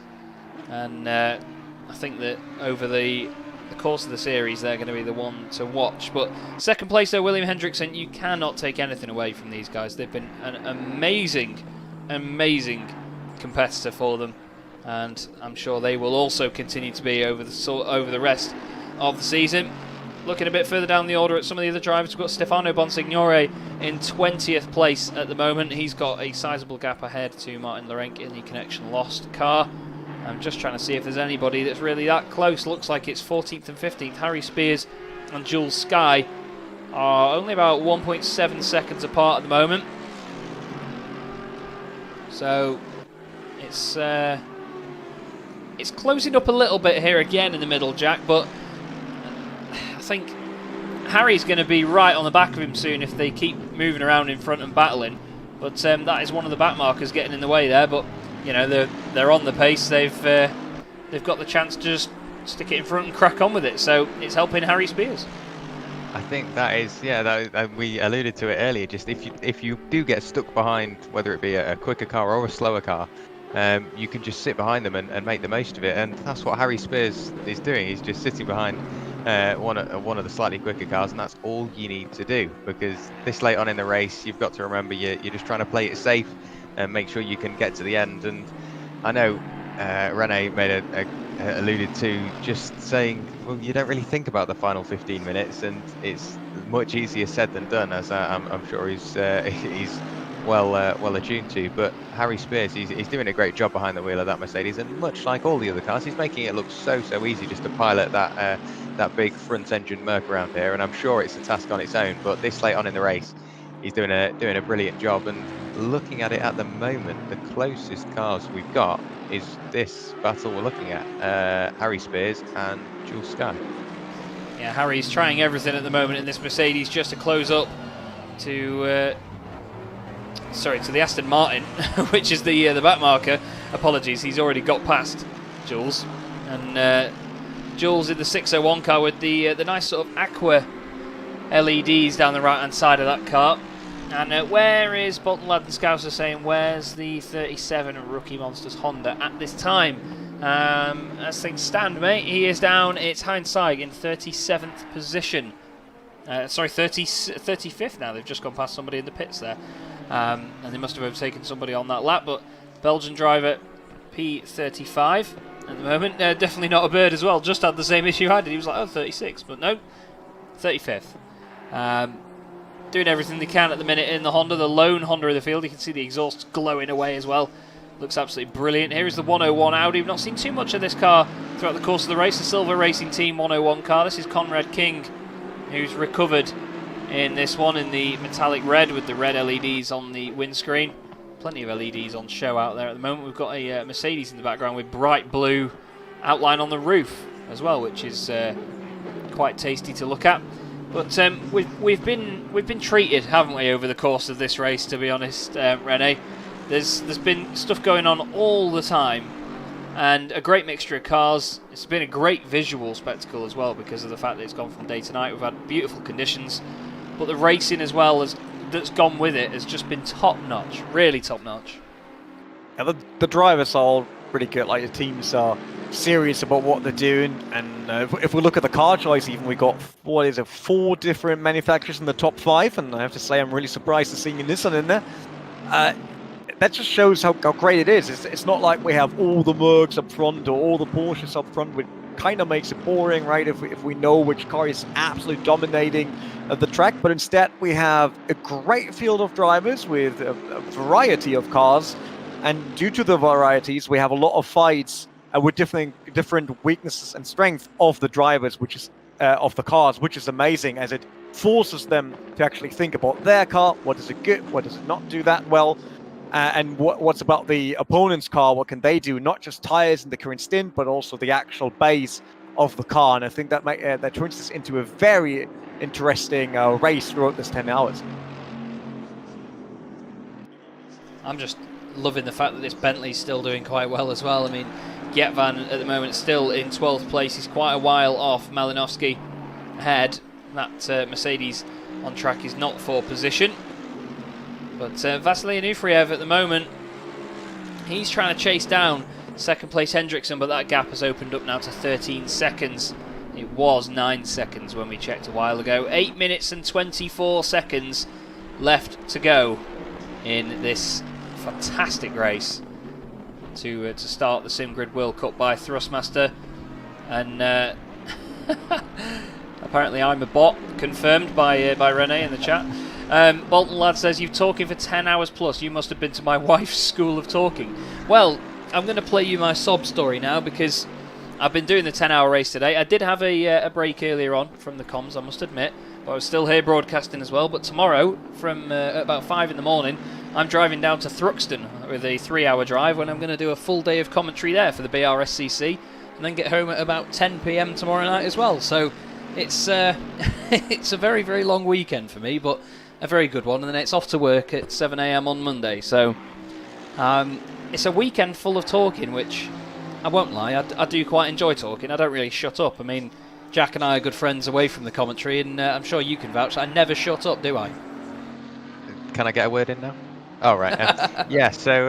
Is it finally done? Yeah, very much so. You're very dedicated, and it just shows 100%. You're willing to stay on here for 10 hours plus, and then tomorrow you've got a nice little 3-hour drive, that's it. And then you've got to go talk all day, and then a 3-hour drive back home, nice and late, get minimal sleep, and then straight back to work. I think you should actually do something. I feel like you're sort of taking liberties here. I think you're quite lazy at the moment, but we do have a race going on, ladies and gentlemen. 14th overall, third in class, Harry Spears, the number 8, still under pressure from Jules Sky in the number 601. And although this isn't a battle for position in class, and the gap has opened up quite sizably now, but Harry Spears, at this point, I'm not quite sure what would be going through his mind, because even if he does lose that place to Jules Sky, he does lose a position overall, but he won't lose a position in class, and I think at the moment that will be the priority. Yeah, you need to just keep an eye out, and I think if Jules does close up and start to put a bit of pressure on, just need to let him go really, because in class he'll be absolutely fine. I do want to go on board with a couple of cars just in the last sort of 5 minutes of the race, just to see how absolutely ruddy beautiful a set of course Competizione is when we get to night racing. You've got pops and bangs and flames from all the cars, brake lights and reflections, and it just looks phenomenal. And it really does give you the whole immersion of the event as well. And something we're not used to seeing this year in real life, there's actually crowds at these circuits as well. They're very dedicated. We've got the smoke and dust on the inside of the corners as well being flicked up by a lot of cars ahead. Look at the shadow as well. One thing I want to point out, the shadow on that Mercedes that then travels towards the wall. That shadow mapping is absolutely gorgeous, isn't it, Rene? This is a bit of a nerdy one, isn't it? He's really trying to throw me under the bus the entire day. It's like he's always like, that dude works for R Factor 2. Let's always cue all the questions regarding ACC's graphics engine towards him to really make sure that next day he comes to the office it will be awful. I'm sorry, mate. No, I mean, you're absolutely right. It looks great, and it's a level of immersion, which is one thing. It's beautiful to look at in terms of broadcasting, which is great. But it also helps you to actually have a better understanding of depth and actually distance judging in the game while you drive. So while it is eye candy, that's for sure, it also really helps to feel at home in terms of racing. So I absolutely love that. The attention to detail on Connall's side is amazing. I met Marco a while ago on a different meeting, and I told them the same. It's like they did a great job with ACC, and there's not much to say about other than I really enjoy watching it. So I'm totally fine with that. Just watching the glow of the exhausts from the Audi into the final chicane there, and it just looks phenomenal as it changes down. Sounds great as well. Pops and bangs all the way. Here is your silver class leader, James Bacon, still holding on to that one, and I'm honest with you, that 15-second penalty could determine this. We need to start thinking about those penalties now, though, gentlemen, because James Bacon has 15 seconds, Statsenko has 10 seconds, but I think they're going to actually be fine. Bolton lad asking, Chaz, do you do much racing in ACC? I do not. I got the game, and if I'm honest, I did a couple of races against AI. I've not actually done any sim racing in a couple of months now because the broadcasting side of things just become so busy. I've got my sim rig literally sat behind me at arm's reach in the new house, and honestly, I've not touched it in months. Moved into a new house and it's not even been plugged in or anything else. So no is the short answer. My girlfriend's done more racing on ACC than I have actually. She did a couple of races against AI because she really enjoyed how immersive it was, and turns out she's pretty good at it as well, in all honesty, when she's not crashing into them off the sort of parade lap at the beginning. But it's easy to do. But just sort of winding down at this point now, Jack, your first experience of ACC with this broadcast as well. 2.5 minutes to go. Well, it's been an epic race, hasn't it, mate? It has. I'm struggling to sort of think up the words on how to describe it, because it's been a raft of almost emotions, I guess, because it's been very tense with the build up to today. Obviously, I did have connection issues on mine, but couldn't be helped. We found a makeshift solution which is working, and I'm so glad we came up with the solution, me and Michael, because it's enabled me to join you guys in the commentary box and get on the sim grid, and what an experience it's been. And I can't wait to do more. Hopefully I can, because ACC, it's a game I don't want to forget about now. It's going to be very much up there. I'm glad I've got it back installed, because then it also means I can do one of my favourite things. I can go out, get in a car and almost feel what the drivers are feeling, and maybe that gives me an extra level of appreciation for the drivers. By all means, I appreciate them immensely at the moment, but then if in a couple of hours time I get in an Audi R8 around Suzuka at night just to see what it's like on worn tyres, and I can guarantee it will just massively improve my level of appreciation for these guys. One thing I did see earlier, I think there's a battle for 11th in class, the silver class, going on between Joey Thiessens and Matthias Filasante, quite a way down the order. Are they still as close as they were earlier? There's the gap between the pair of them. Oh, he's got in on the mix. I didn't notice that earlier on, but look at this. This is a battle for in class and a battle for position overall. So 33rd overall, but a battle for 11th in class between the number 111 and number 22. And after 10 hours of racing, in the final minute, there's 3 cars separated by 1 full second. Look at that evil smile, Rene, on the NSX. It looks very evil, doesn't it? It looks almost sarcastic. Through 130. Oh, whoops, I've pushed you off the track, he says. Oh, what a shame. Side by side onto the brakes, into the chicane. And there's a little bit of contact as well. The NSX is going to go onto the Astro, and the Mercedes won't be too happy with that one. Flashes the lights at him, I think. There was a bit of a flicker. Maybe the NSX will give the place back. I'd hope so. But Joey Thiessens has opened up the gap now. But just very quickly from you, Rene, any last thoughts on this one before we go into the final lap of the race here for Mikhail Statsenko? I assume it's the same for everyone. It's like I really appreciate all the teams and drivers putting that much effort into the actual race event and putting such a good show on for us, because that was great. And I obviously want to thank everyone that's working on the broadcast. I know you guys doing a lot of work to actually bring this championship to everyone, and making it such enjoyable to watch. I was watching the earlier hours when I wasn't commentating. Thanks to everyone that's watching with us, which is another big thing, because it's Saturday, you might want to do something else. The weather was great here at the Nürburgring where I live, so there were a lot of people doing different things. Still, you stayed with us here, watched the race, which is amazing. And thanks to Eric from Thrustmaster, always sponsoring events I want to be in. So that's great. So I can always be in touch with them. And Coach Dave Academy, obviously, for supporting the sim scene and becoming a vital part of it. So I'll just hope that the last lap will be as great as the rest of the race, and that we're all in for a big treat, that's for sure. Well, thank you very much. Well said, Rene. And thank you to all the teams that have taken part so far. We've got a lot of the guys in the chat saying hi from Team 56. Thank you all from the 225. And Bolton saying, free Thrustmaster for everyone. Absolutely love it. Don't we all wish, mate? Don't we all wish? Absolutely buzzing here in the number 11 from Rene. You guys have been amazing. Ivan Shermantinsky as well. Brilliant job from you guys. But this is Mikhail Statsenko just coming through into the last section or so. We'll go on board with the Audi as he savours this moment out of Spoon Curve one more time, all the way down the back straight, the old pit straight down here. They're still used in certain series now as well on the west layout of Suzuka. That looks like a slower car in front there, or a car maybe recovering. But this has been one hell of a drive by the GTWR racing team. And the Audi R8 LMS has been pretty untouchable. But round the final corner, Mikhail Statsenko takes the win in the first round of the SimGrid World Cup by Thrustmaster. What a drive by that team. Car 1, position 1, very well deserved drive. Unbelievable performance, absolutely unbelievable.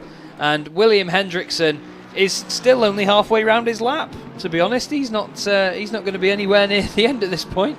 But he's got plenty of time to also savour that. I'm just going to try and keep an eye out. Where is Vasily Anufriev? He is just behind on track as well. So we'll keep our eye on this now. Hendrickson is going to be crossing the line here. Where is James Bacon? Where is Bacon? He is ahead, coming out of Spoon Curve, actually. So this is going to be the silver class win because Bierman has already crossed the line in the 995 car. He's weaving in and out. He's flashing the fog lights. They know they are going to wrap this up for the SRJ Motorsport car. They're going to be over the moon, absolutely over the moon with that. Through 130R one final time.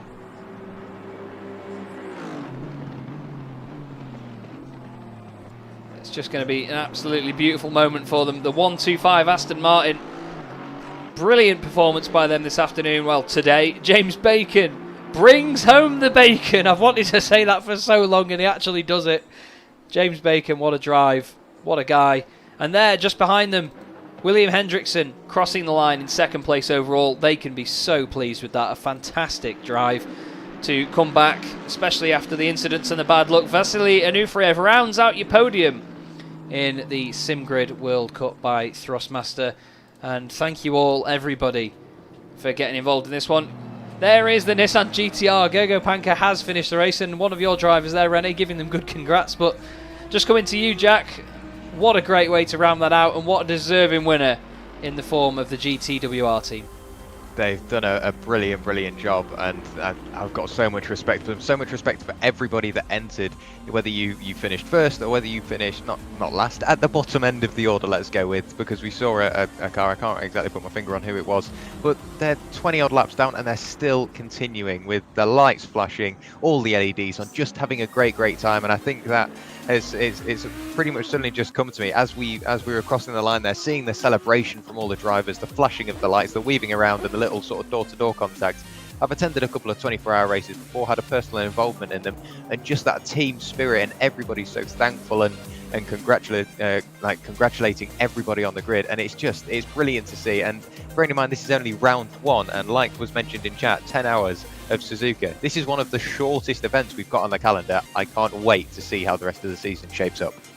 It should be absolutely wonderful. And what have you thought of this one as well, Rene? I mean, it's been great to finally work with you for the first time on this, and it seems like despite your guys not having the smoothest of races, it's still been very enjoyable for us guys to watch here in the box. I'm just afraid, I mean, Jack said that this is one of the shorter races, which means people have to listen to you talk for even longer hours in the future. I'm not sure if we should threaten people like this at the end of the race. They should come back next time, right? But no, I mean, yeah, my team was quite unlucky. They will probably have a list of excuses already ready to shoot at an email or message to me, as they normally do, and then always say, do, never do that again. No, I'm just joking. They will obviously improve next time, and then in the next race, you will probably comment on them winning the race. You heard it here first. Don't quote me on that, please.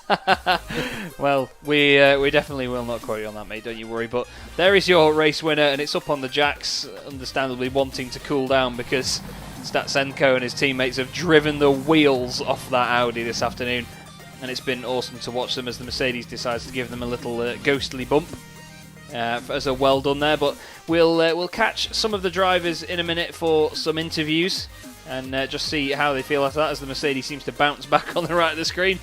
But what an amazing day of racing here. First round of the SimGrid World Cup by Thrustmaster goes to Statsenko and his teammates there as well. And, well, to be honest, in that one, Michael, we'll bring you in again, mate, because, to be honest, you've been here throughout for the majority, just like I have. At the beginning of the race, it did not look like that number 1 car was going to hold on to it, really, did it? Because they lost the lead and they were down to 8 by the end of their first stint. Yeah, they were dropping back in that first stint, but I never doubted them, and I always knew as long as they got to stay out of trouble, they would always find their way back up. And I mean, yeah, those battles almost at the top of every hour with the number 11. They just kept swapping. One time it was the 11 defending from 1. The next time it was 1 defending the 111.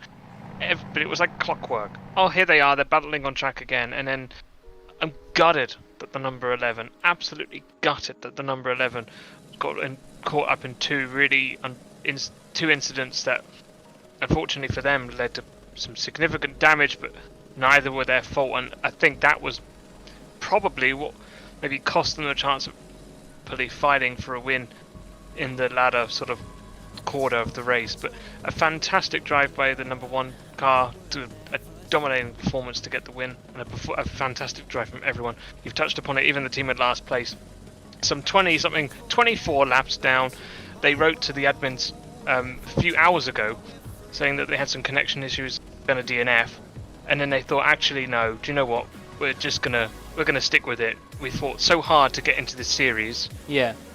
Stick with it. And actually, do you know what? They got a bonus point for the fastest lap of the race. So actually, they get the same number of points as Mr. Rene Butler's Rene Butler's Buttler Power car. Yeah, of course. Like, beat me on it. No problem with that. That's pretty epic, that is. And there is the car now, even still with the hazards on and the yellow aerial. Looking absolutely brilliant. Absolutely brilliant. It was, they really do embody the spirit of the series. I do want to just drag some of the guys in for an interview, but what we're going to do just very quickly at this point is we're going to have a chat with some of the drivers, and I'm going to get a video up just so we've got something a little bit more visual to look at in the background. And we've had I've very kindly been provided with this stuff by the guys at the Sim Grid as well, so thank you very much for providing me with that. Just give me one very quick second while I just get everything set up at my end, because as you all well know, it's never straightforward in the world of broadcasting or in the world of Chaz Draycott, to be honest.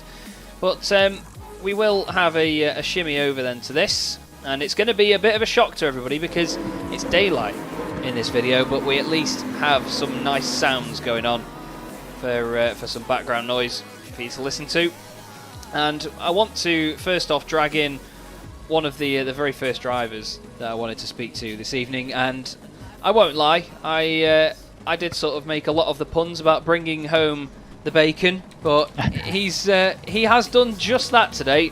James Bacon, you must be over the moon with that, mate, because it didn't look like an easy ride at any point for anybody, and we know the length of the race was so tough, but how did you feel getting it across the line in the end there and taking that win? Oh, it was brilliant, mate. My teammate Ryan Yee is also waiting to interview. Oh, here he is, and we'll drag him in as well. Hello, Ryan. The race was brilliant. To be honest, we just stayed clean. We had a small 15-second penalty for minor contact at the start, but besides that, we couldn't have had a cleaner race. It was brilliant. Yeah, it certainly did look like the car was actually very clean across the line as well, to be fair, because we saw a lot of them out there with bits of damage on them here and there and a few scrapes, because over the course of 10 hours, let's face it, you lot are going to get your elbows out a little bit.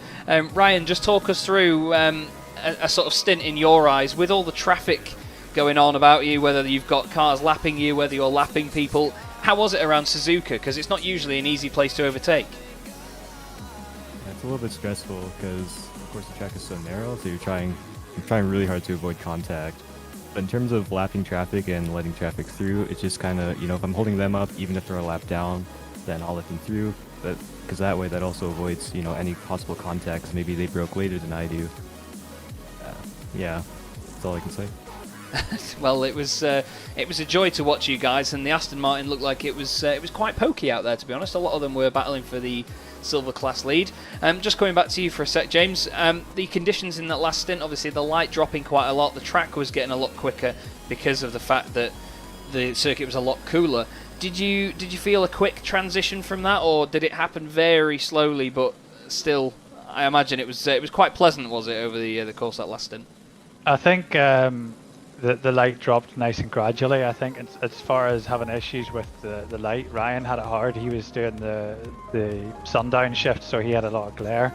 But I think what I found more of an issue for me when it got dark was I got more tired. I did the first stint in the race and I've been about all day. Yeah. So instead of the light really how would I say? Instead of the light waning my attention, it would have been just the fact that I was a bit sleepy. And I'm a bit sleepy now, as you can probably tell. That's all good, mate. All good. Well, you put in a hell of a performance, though, so you guys can be very pleased with that one. It was an absolute joy to watch. And in all honesty, just well done from everyone here at the SimGrid and in the commentary box, because it was a great performance and very deserving of the class win. And before we let you go, do you want to give a shout out to anybody on stream while you're here? Yes, I wouldn't mind giving a shout out to our other teammate, Zlatan. He did a fantastic job today, and I'd also like to give a shout out to my girlfriend, Amanda. I'm sure Ryan wants to shout out to someone as well. Yeah, after you, Ryan. No friends, that's sim race. Well, all the same, gentlemen, fantastic driving today. Very well done, and we will speak to you very, very soon. Thanks very much. We're delighted. Thanks for Thank having you. us. Cheers. Well, there we go then. James Bacon and Ryan Yee, who I put down as Ryan Yeet on the thing. Sorry, Ryan. But someone I want to grab next and have a chat with is someone who was right at the front for that race and having a great scrap out there. Is Ivan Shermetinsky.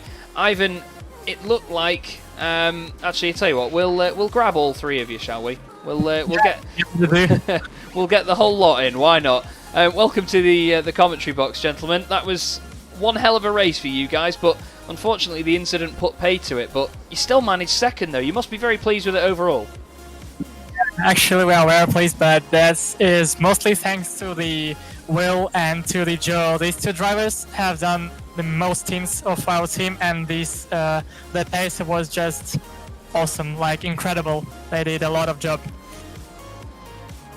Well, Will, just coming to you. Sorry, mate. You obviously started the car and pulled off that move in the very first few laps, and it was a right good moment, wasn't it, when you went round the outside? But did you think that it had last that long? Because that first stint, you just drove away. No, I had no idea. I didn't even think I was going to overtake him. But when we were on the grid lining up for the start, the game put me a little bit farther ahead of him.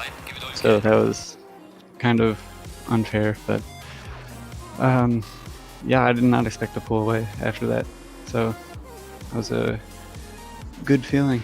Yeah, definitely. And Seb, just coming to you, mate. You were thrown right in at the deep end when the battle was at its hottest in the middle of the race. How did you feel getting launched back into that one with that pesky Audi buzzing around you?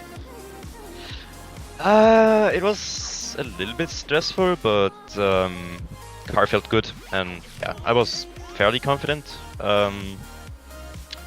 I was like a little bit slower than I would have wanted to be, but I'll get that fixed next time with more practice.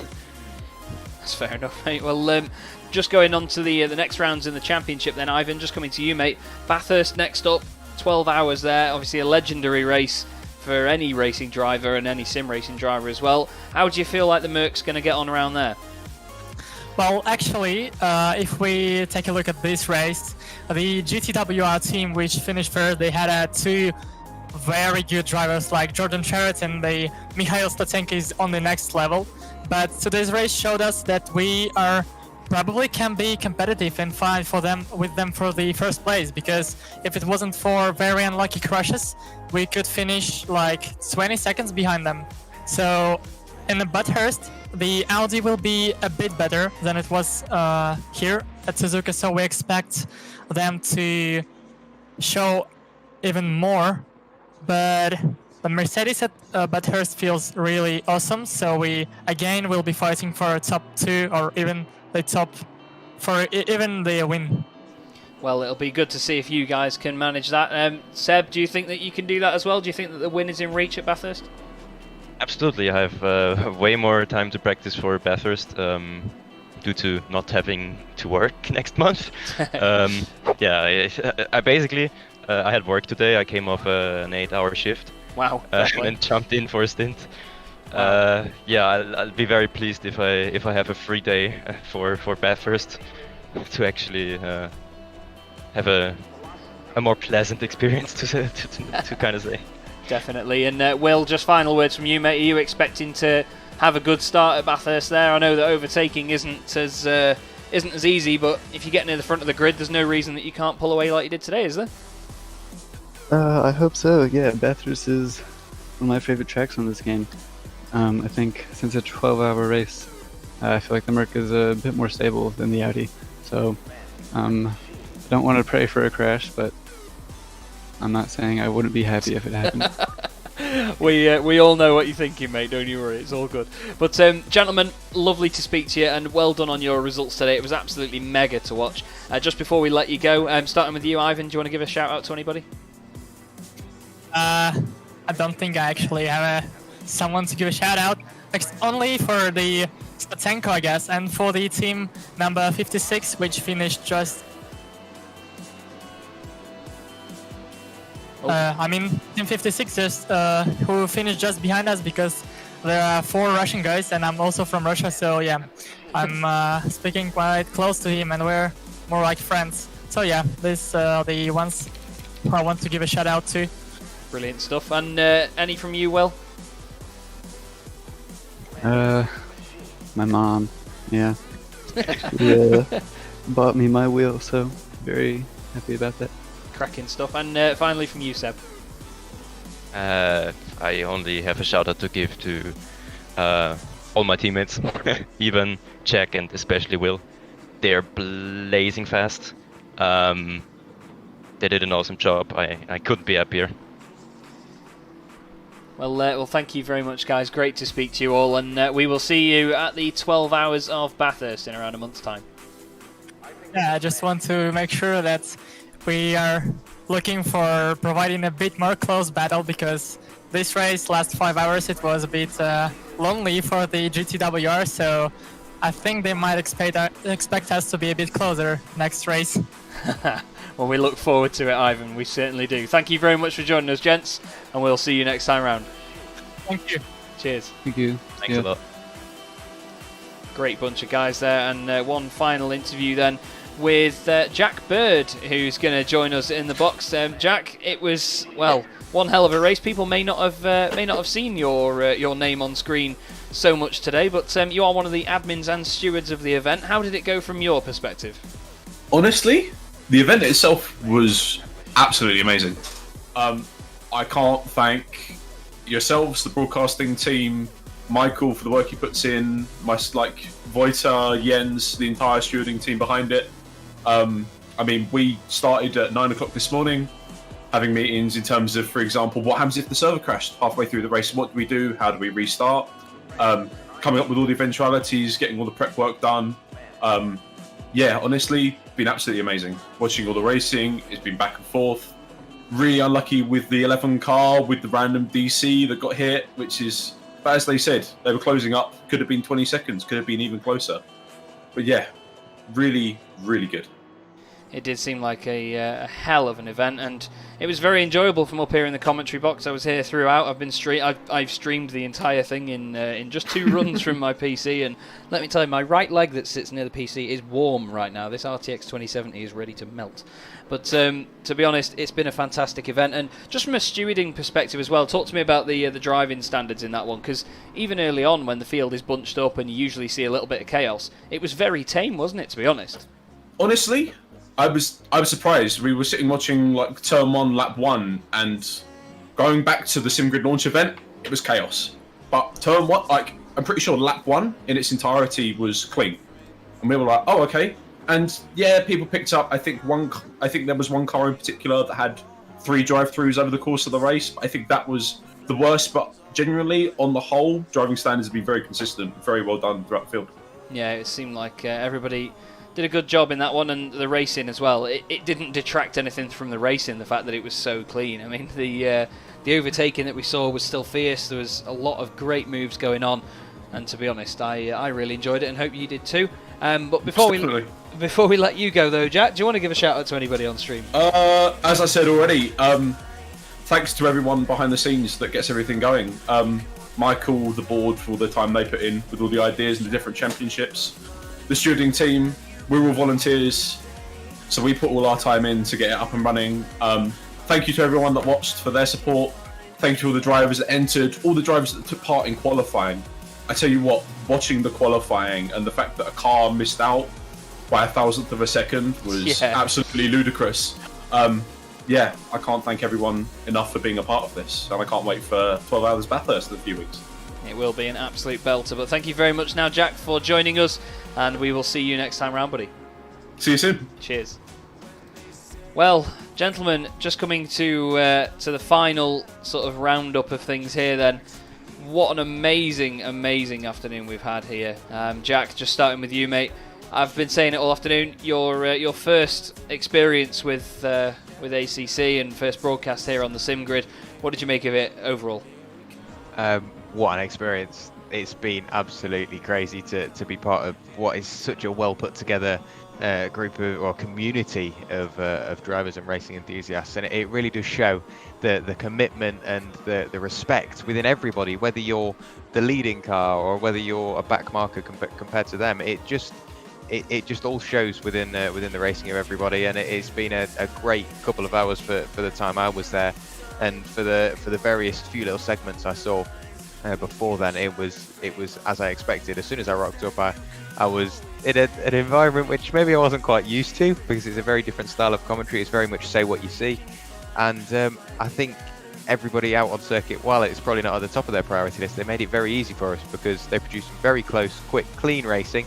And it made a great experience for me and the rest of the team to commentate on, and I'm sure everybody viewing at home or wherever you are in the world, I'm sure it made a great viewing experience for you as well. And obviously one final massive thank you to the Sim Grid and Michael for sorting me out and getting me in the commentary box.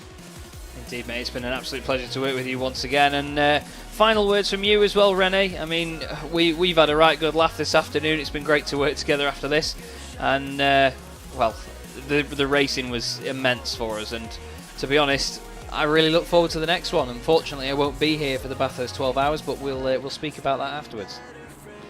Definitely. I mean, kudos to you. That it's absolutely amazing that you carried through the entire day and then carried me and Luke for the start of our commentary stint. That was really impressive. Thank you, mate. Great job. Thank you very much Cheers. for doing so. I enjoyed my time. I had great racing in front of me to actually talk about, and it was great witnessing that and just having fun, seeing everyone respecting each other, as Jack said already. That was really good to see on track.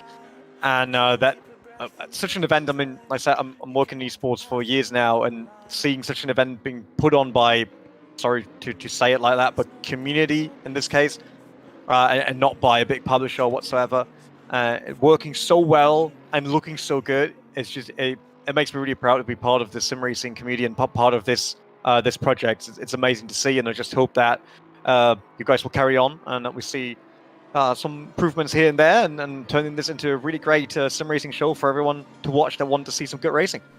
Indeed, well said, mate. And don't forget, everybody, we do have the second round of the championship, which will be the 12 Hours of Bathurst, if I get it right. That'll be on the 26th of September. And then we have, of course, the 24 Hours of Spa on Halloween.